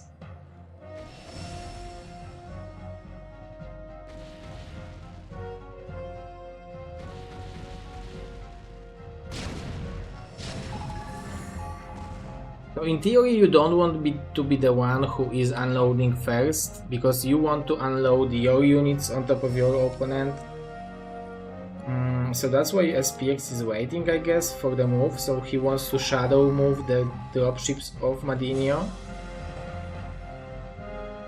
Okay, and now we will have battlecruisers. So raids into battlecruisers, Valkyries into battlecruisers. I guess this is also anti-raid.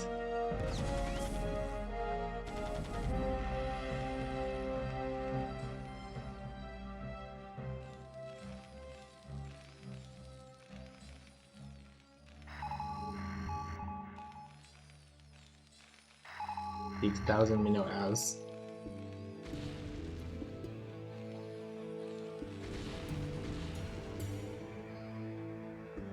Okay, this is a powerful push, but it's not too much stuff to kill on the top left side of the map.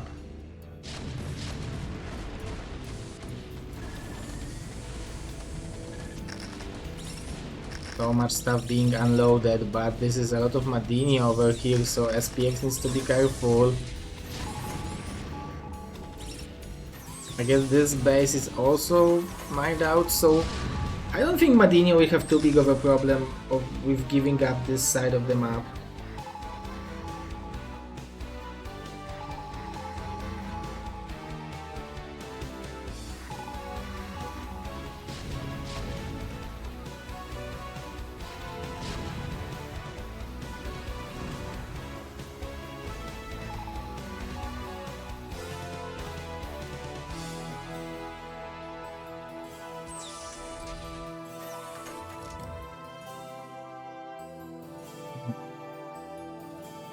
Immediately showing the battlecruisers.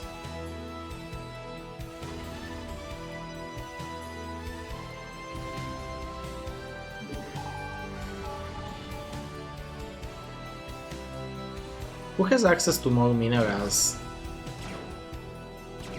Okay, this is pure value for those battlecruisers.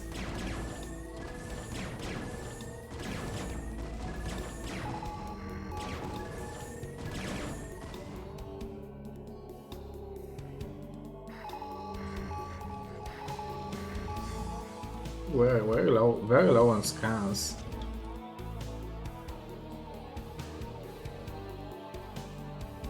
Is it possible for Madinho to the matrix that drops and go for the same move again?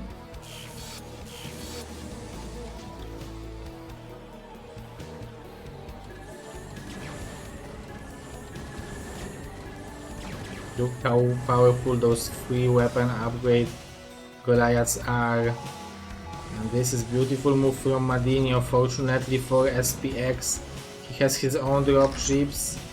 Plus, he has battlecruisers. It's not too many Goliaths.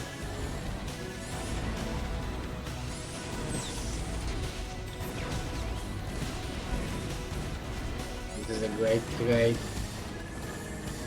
for our Russian Terran. 2 more battlecruisers. Needs to be careful with them. There are Goliaths.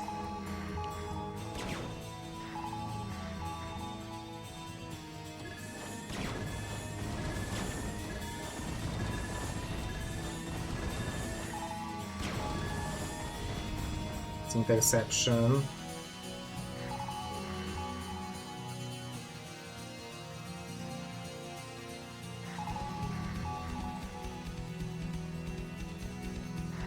SPX on 40 SCVs, that's definitely enough. I don't think you need to build that many more. Especially that he has 6,000 minerals. And this base will be mined out soon, so he can transfer those SCVs. And this is a lot of tanks secured over here, like locked in over here. Let's maybe call it locked in.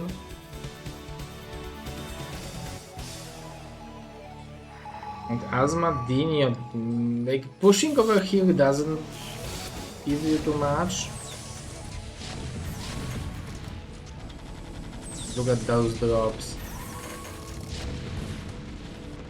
Perfectly positioning, perfect positioning, but now Madinho is the one who will be able to unload, but he doesn't have too much follow-up. I really love defensive metrics, the overall usage of the vessel.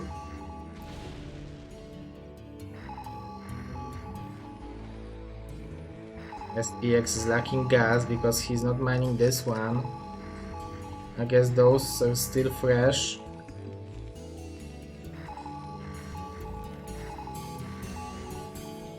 Dish. Madinho still has those 3 gases income. The rest of them are... This gas is still there.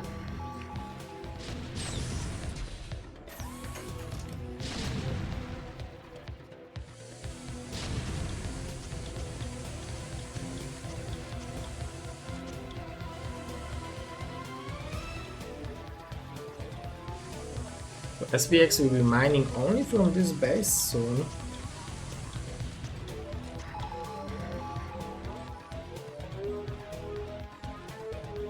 Okay, it seems like battlecruiser switch maybe from Madinho. Does he have any upgrades? No upgrades. But he started them, so yeah, he's planning to do the battlecruiser switch.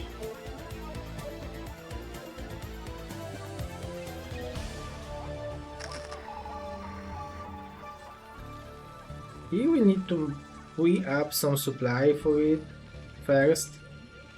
So maybe load in like 12 SCVs.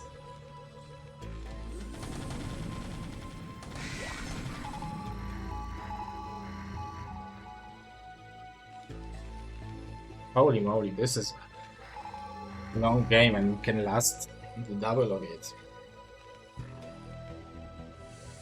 How many battlecruisers do we have? I can see one.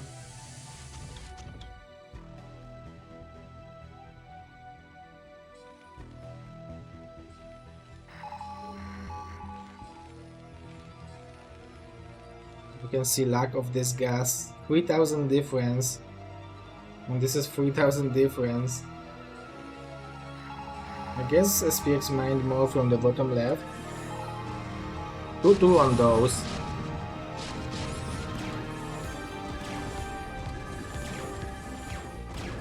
Oh, Goliaths trade well versus battlecruisers. I guess those have much better upgrades now.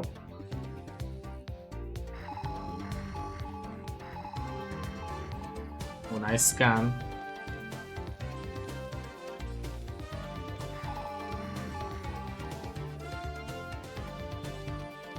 Those dropships could use some repair.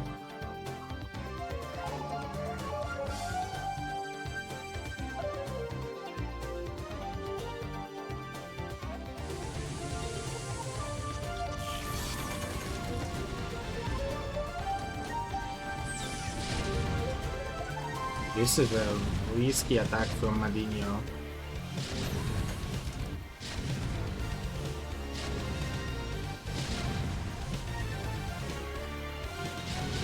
The turrets.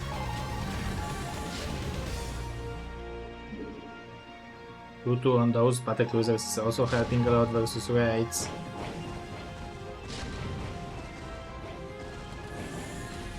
Nice target fire. We have Valkyries. They deal well versus raids, very well.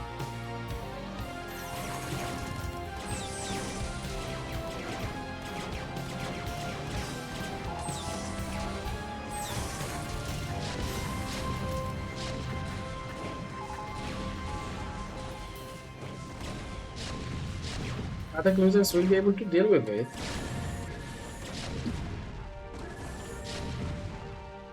There is a defensive matrix potential, maybe EMP.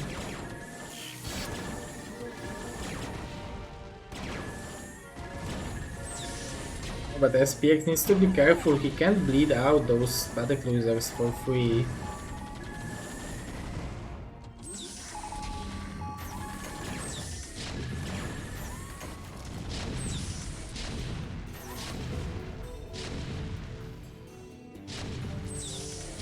Okay, Madinho is mined out in both of those bases, so they both mine from the extra minerals. Madinho has a little bit more, he just needs to transfer SCVs over there.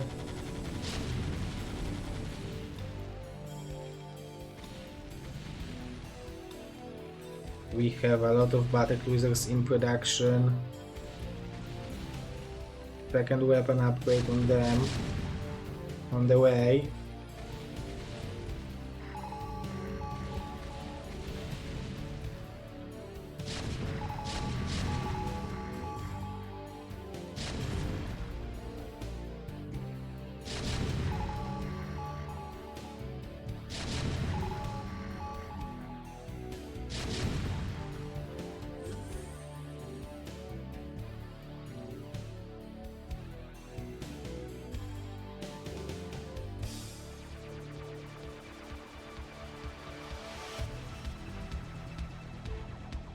Going somewhere with the command center. The dropships are repaired. What are we doing with them?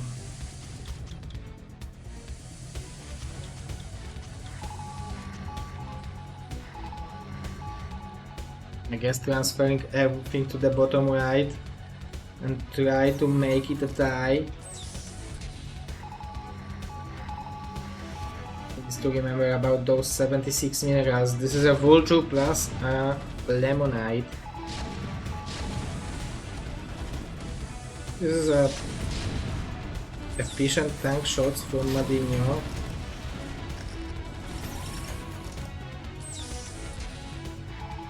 But SPX still holding on 100, 200 supply, 192 I wanted to say.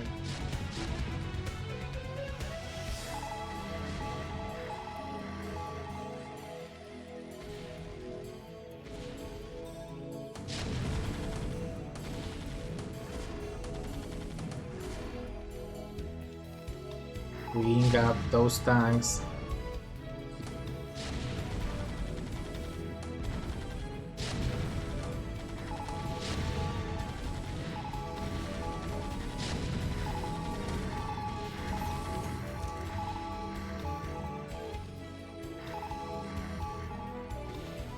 Would be good for SPX to make more Goliaths.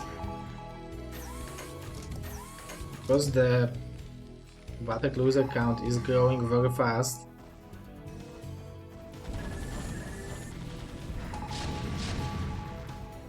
Those three tanks are nicely positioned.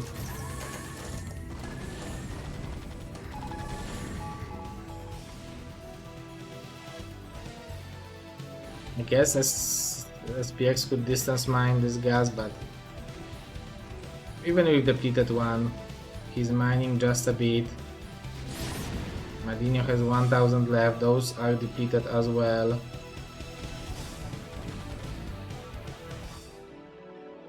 I guess he can sacrifice 12 STVs at least.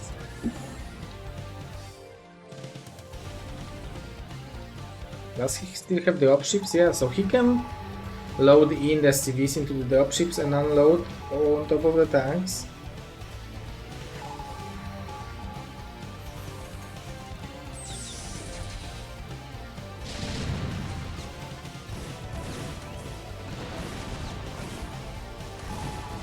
Leaving some units here, some units there.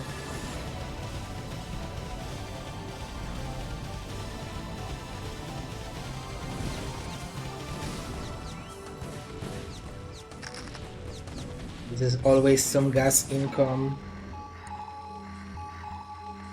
But what will you do against all those battlecruisers?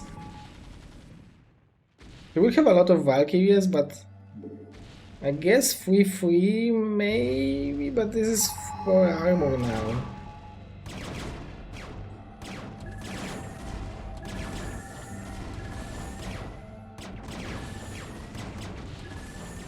Do you make million turrets? Does he have eBay? He needs to have it, right?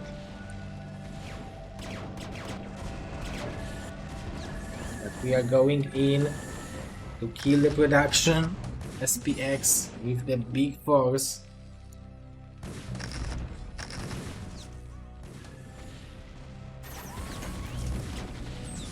Why is this command center for?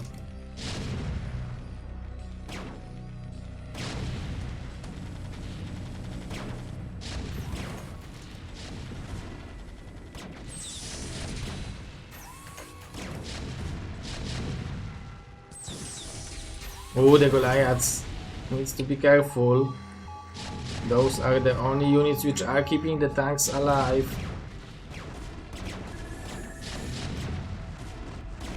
Madinho with the battlecruisers. Seems like he is securing it, although SPX still has bunch of money. A lot of money.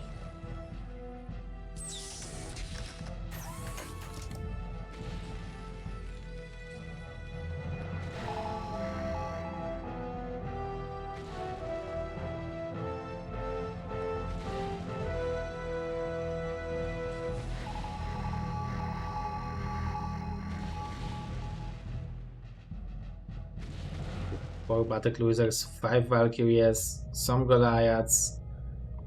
Maybe if battlecruisers would tank the damage and Valkyries and Goliaths deal the damage, there is a good trade potential, but the tanks are there as well to help against Goliaths, and that's problematic. 76 minerals is still left on this map.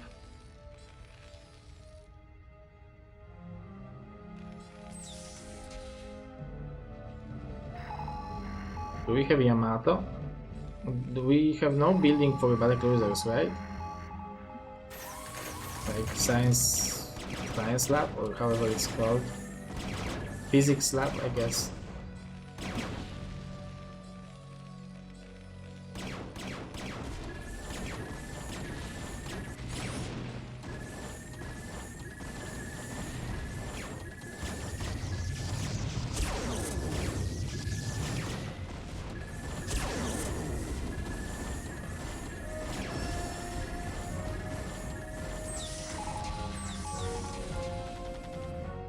And this is a good moment for the tanks to attack, for the Goliaths.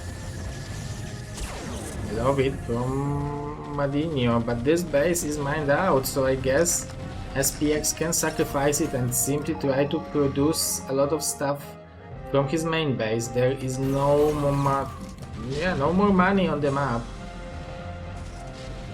Beside those couple minerals,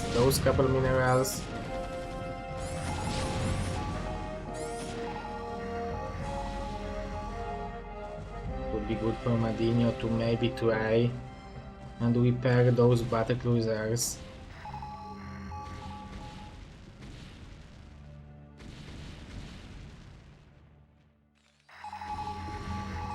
I guess those are 12 repairers. Oh no, he wants to mine gas.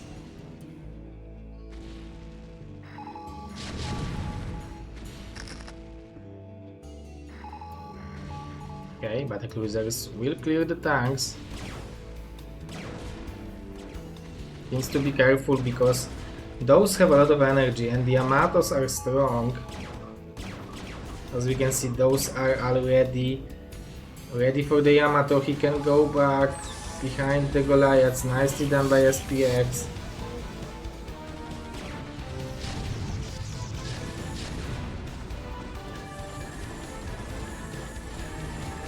And the battlecruisers of Madinho are falling. This is a lot of damage. Those 3 tanks are keeping them alive. We still have 4,000 minerals.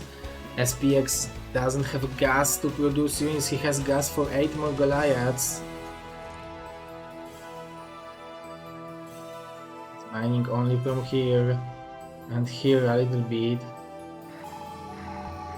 What a crazy game we have.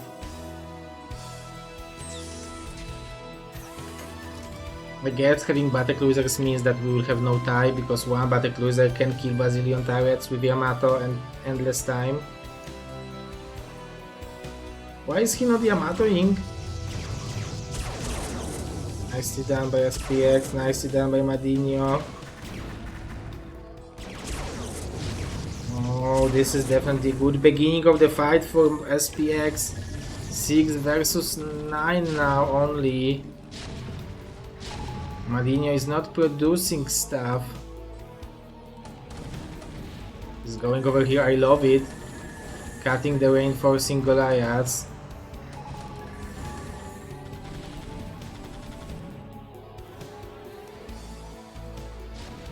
Battlecruiser is here. Going in.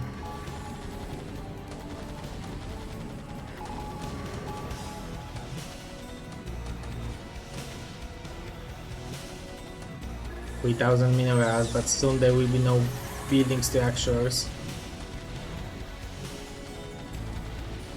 Okay, the physics lab is done, so more battlecruisers are in production.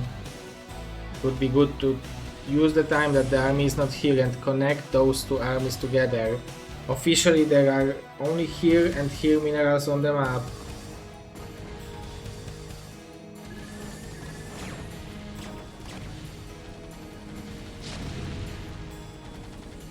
Clearing those tanks would be good because then Goliaths would have a good time. I'm shocked that Madinho is not sending SCVs with the battlecruisers to repair them.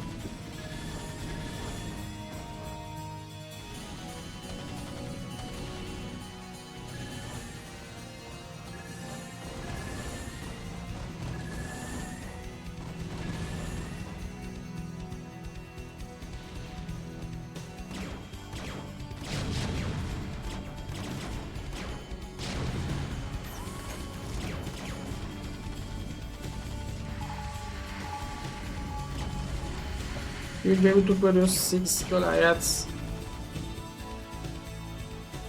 From 7. This is a lot.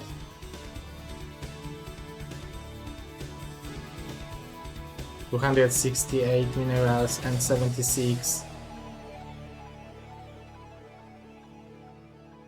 I guess Madinho can send all the workers over there.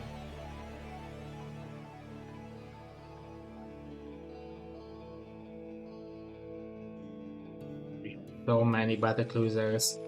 7 over here from SPX. You can see that he doesn't even have enough gas to repair them. Barely, actually.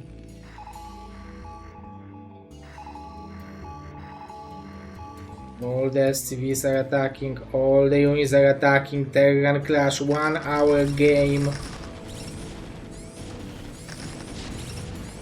Connection over here, it seems like it's going to be close. Let's see how much stuff it's going to be. The battlecruisers are doing so much damage, but it seems like it's just too much stuff from Madinho. not enough support for the ground army, and Madinho is securing the victory for Team Europe. Holy moly, what a game. 1 hour of my life for TVT, always worth it. 6-5 for Team Europe. Now everything is in hand of the world. So Madinho is winning and securing 6-5 score. Now the world versus Ziki on Dominator. Let's see what is it going to be.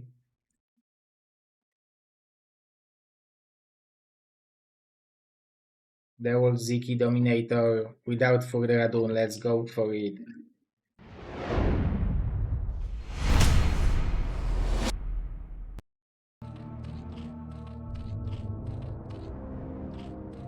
This is a match point for Team Europe. If Ziki will win, then Team Europe will secure top 3.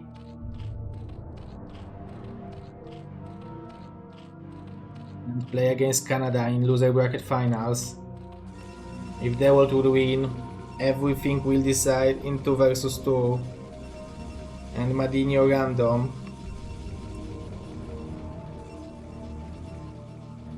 How do you start? I guess Forge is a way to go. I don't expect Gateway would be a little bit too risky if Madinho, if Ziki would go for some mass links, it's possible to bust one Gateway.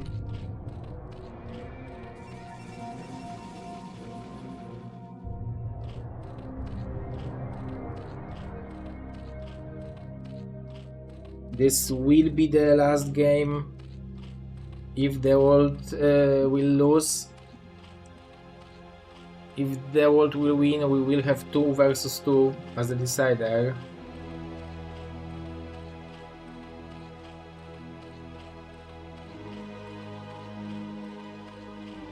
Our Patreon supporters are watching. I'm going to sleep. Tupac, Gzigzi, LML. Probably more Patreons are watching. Thank you guys. Thanks to your support, we are having those amazing games. Basically, you are paying money for seeing me not sleeping. Oh, Mr. KJ is here, of course. Not only the Patreon, but also the LAN party sponsor.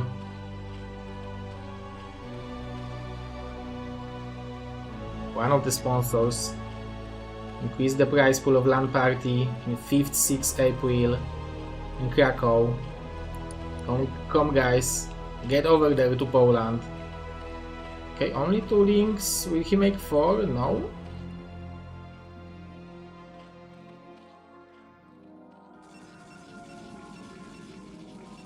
Something died here. I guess it was drone.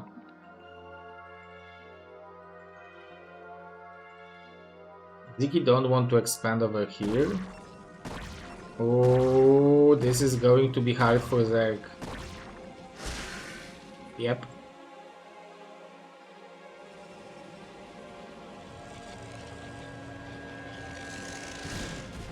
Perfect cannon timing.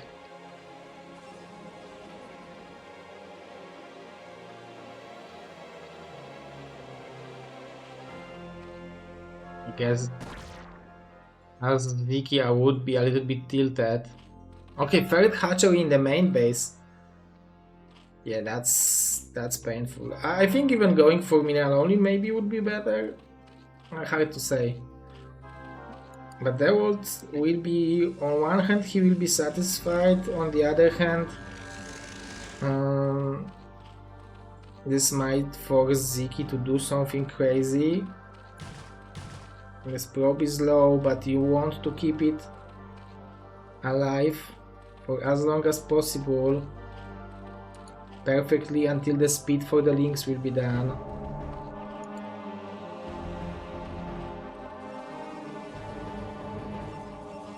Oh, they're already mining from expansion.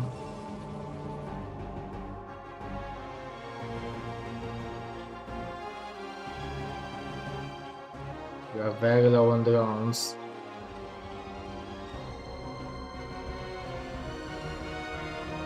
You can try to go for ultra mass links on those 4 hatcheries with the speed.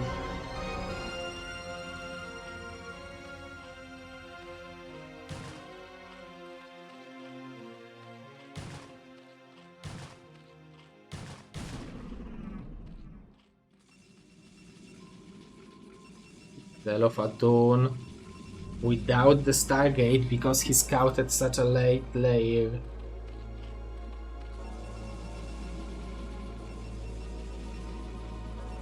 I like the evacuation of the Overlord.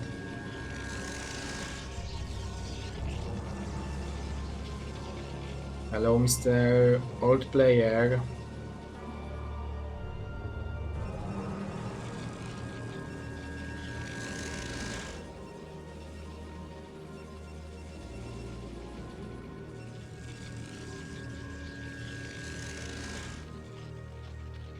I guess you want to make couple more drones. He didn't see the Stargate, but he can still expect it to be there. And as Dawid, if you don't have Corsair, you need to make cannons blindly.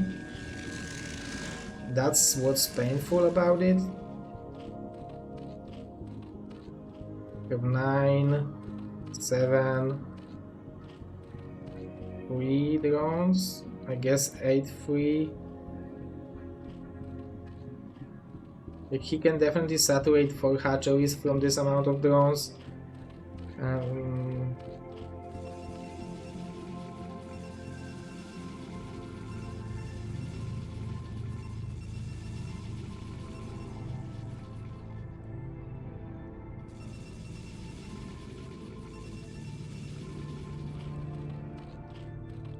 I mean, seeing that this late layer gives Zerg an option to defend against the Corsair with a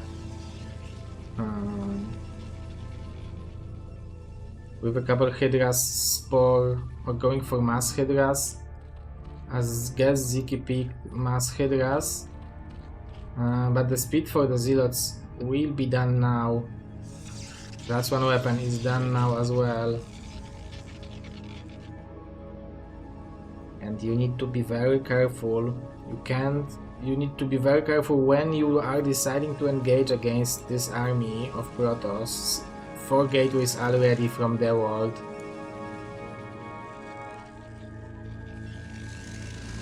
Obviously, if the world will... Okay, he's going for the Temporary Archives, excuse me.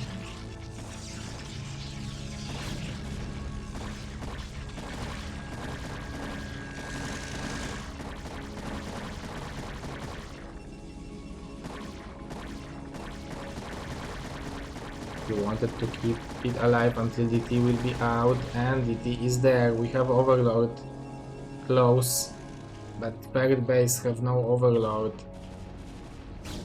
Oh, they will... I mean, Ziggy is going to attack the cannons so early. I mean, maybe this is not too early.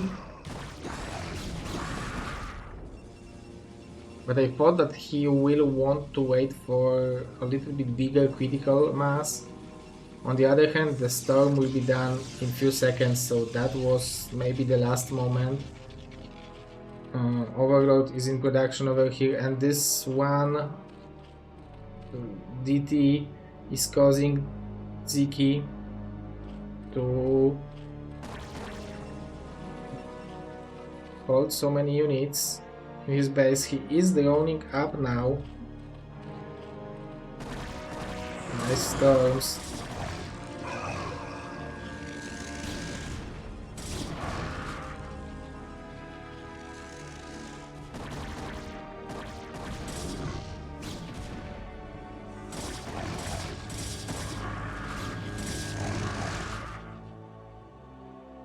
Losing those overloads will be painful, especially versus one goon. And look how many gateways Dawid has, 46 workers. He can produce a lot of units from now on. And Ziki needs to make drones. This is very bad situation for the Zerg player. What's the hope for him is, I think, trying to drone up, go for 6 hatch, start mining from 3 gases and try to defend against any aggression with the Sankens maybe, and go for Muta switch, but Dark Archon is already there. So Dawid knows that Muta switch is an option because there are no Corsairs. And he can produce so much stuff at the same time, going for the observer, range for the goons. He wants to be sure that when he will move out, he will be no stopped. He will not be stopped.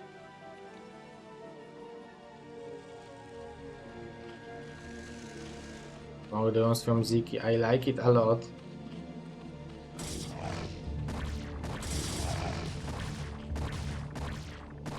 Micro 6 hatchery, that's what he needs. You can't play against 7 gate, 8 gate on your 5 hatcheries.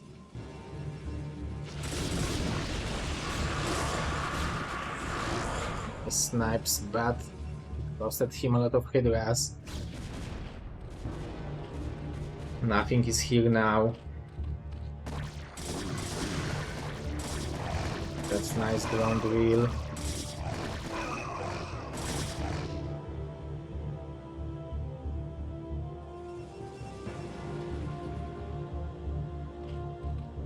Okay, we are going for the lurkers. I guess lurkers are fine because you can utilize those high grounds.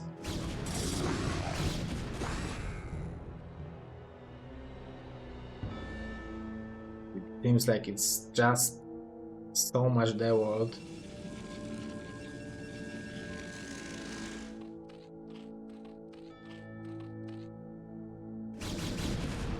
So much stuff, beautiful. Oh, nice snipe on the Templars. Maybe if he would snipe the Overlord with the Observer, there would be a hope, but Dawid is pushing in with so much stuff. And it seems like he will be able to tie it up again, 6-6, Russia versus Europe, and we will have the decider over the deciders, the tiebreaker of the tiebreakers, 2 versus 2.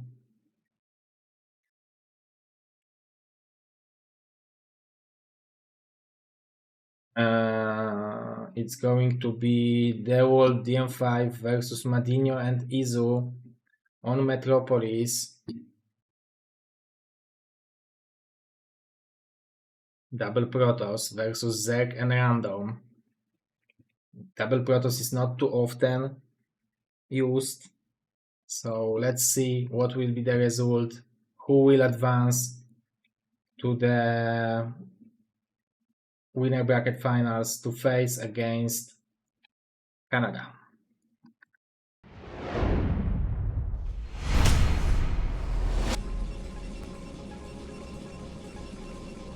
Okay, top left we have BM5, top right we have Dawid, bottom right we have Izu, bottom left we have Madinho as Protoss again. 9 pool expansion, Madinho is saying.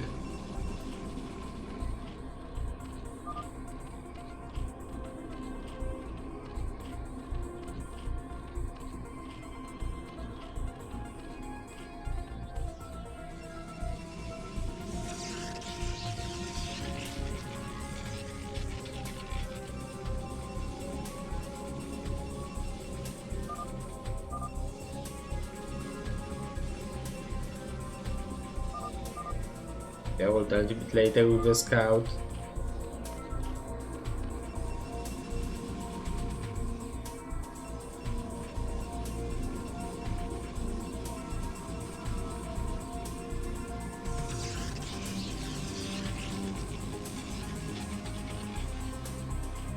This is what I was thinking about.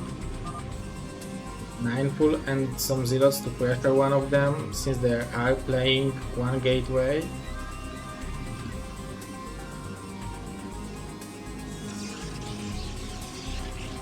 Double gate from Madinho. Obviously you can always make a shield battery, but 9 pull is powerful and he will have a speed with it.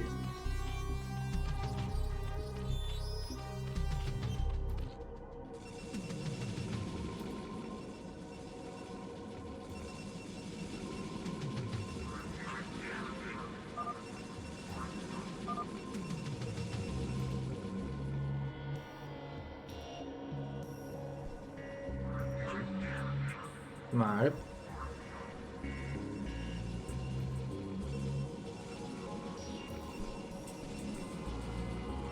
It has been taken and another 8, so Dawid wants to secure this mineral from being mined, and Madinho is coming.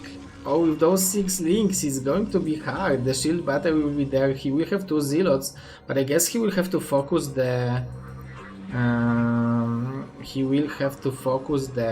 links.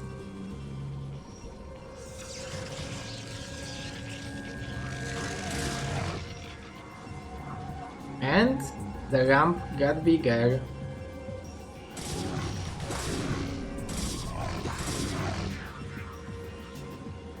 Is there from the M5.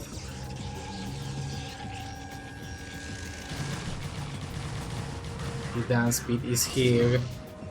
But Dawid, if someone can defend it, it's Dawid. The M5 coming with the reinforcements. I like the micro of Izu.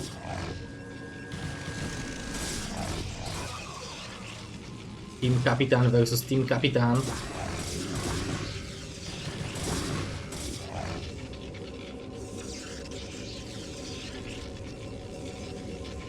Dawid going for his own forge. The troops are dying. Madinho applying more pressure.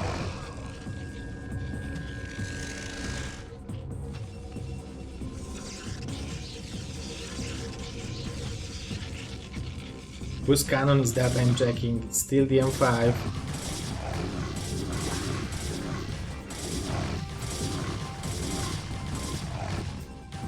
Links, Dawid is trying to repair the zealots.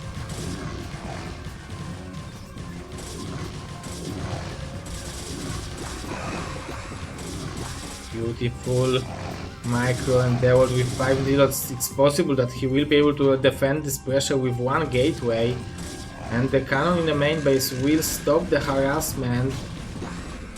So Dawid is kind of doing it. He's even going for the counter attack with 2 zealots.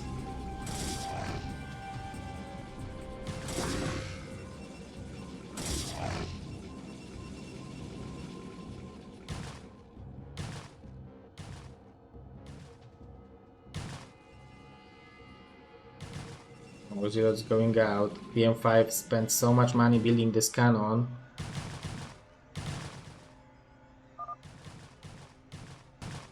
One złoty. Obviously it means 1 zealot.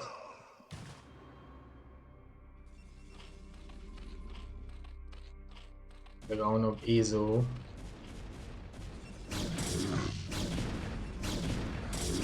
Oh, Madinho Gun got intercepted. 1 zealot to the main base of both of them. For Dawid, just to scout, just to be annoying, just to buy some time. And as we can see, he scouted, he bought some time, he will have a cannon, he will have his own robo.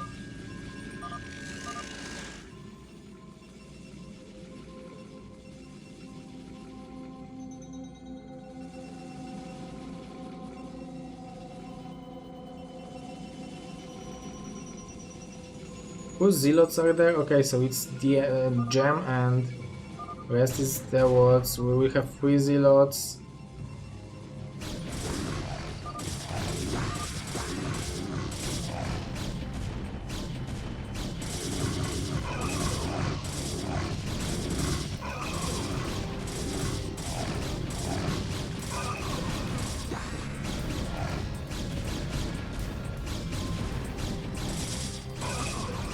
PM is holding on as good as he can. He's making extra cannon. Nicely done. Nice hold.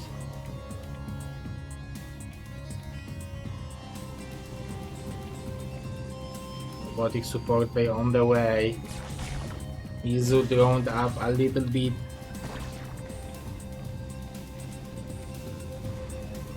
Speed for the Zealots is on the way. Robo support bay. Same timing for Madinho as for the world.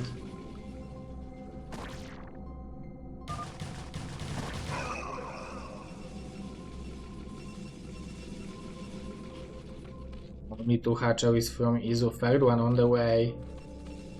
Gem going for the 4 gateways.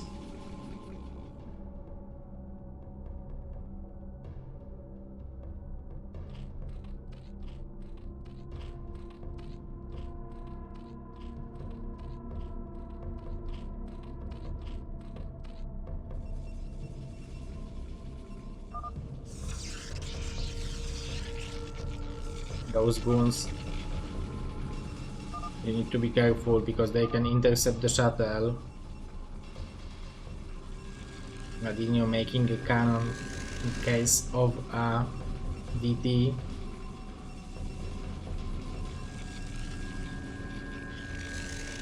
Last game they went for faster expansion of Madinho. I guess it's going to be possible to try to bust Gem.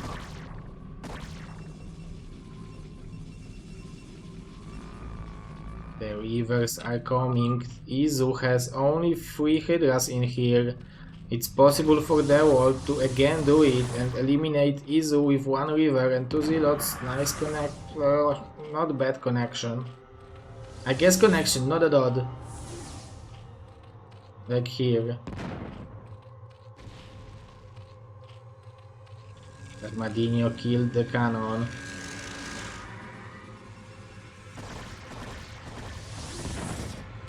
Third dot. Izu is trying to hold on. We have a big Zealot move out, but the Reavers are excellent against the Zealots. But those goons are surrounded and trapped. I like the split from Gem. At the same time, the world is applying a lot of pressure on Izu, but he did a good job this time defending it. 16 workers. Oh, the shuttle! 1 fart away.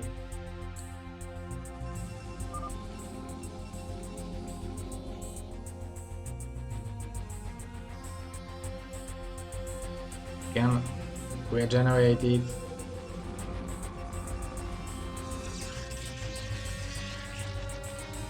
There's still no layer. Yeah, well, now we have 2 Reavers.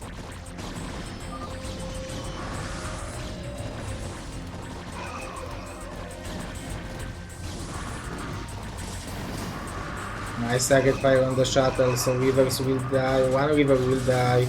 But Izu is sacrificing all the Hydras. Now we will have Madinho coming in.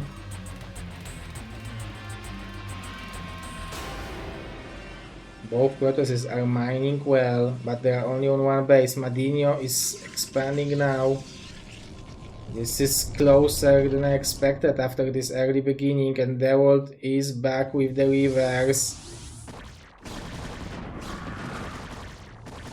Beautiful micro. Beautiful micro from the world, a lot of damage on those Reavers. Great connection, and so much stuff is coming towards. But those Reavers of Madinho, they need to do the job. And Madinho is doing a good job microing it. The Zealots are clearly disappearing, but it's going to be close-ish. Although nice hold from Team Europe.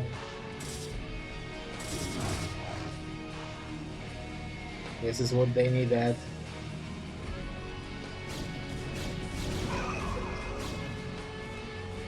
Jam will want to expand. I guess Dawid will want to expand as well. But it's easier said than done because both players, Zerk and Protoss, they connected their army. There was no area damage for Jam. Maybe with the shuttle, Dawid will try to save him.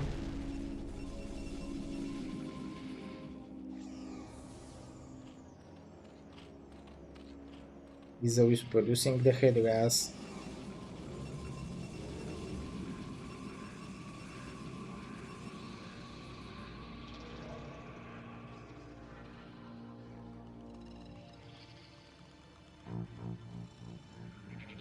Chasing the shuttle.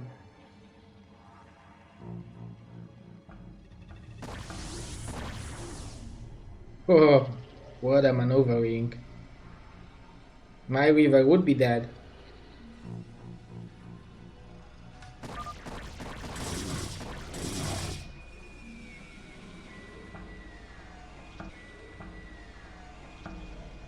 Okay, now the Protoss is connected. Their armies again. There will be 2 rivers from the world.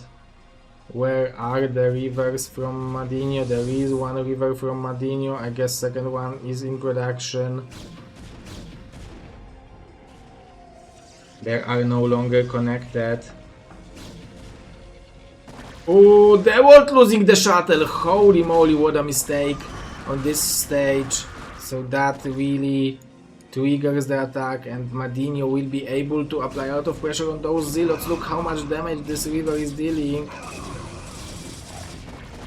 Their world will have a hard time expanding without the river. With the river it would be completely different battle against those Hydras, but now Madinho is denying base of DM5, Izo is denying base of the world, and it's possible that Team Europe, with this move, with sniping the shuttle, Izo might secure the victory for Team Poland, for Team Europe.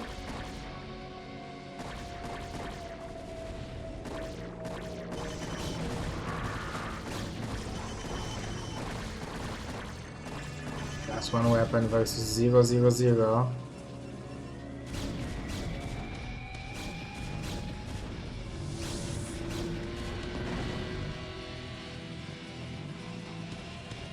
Is doing it slowly. DM has 2000 gas. He could go for Archons with it, I believe.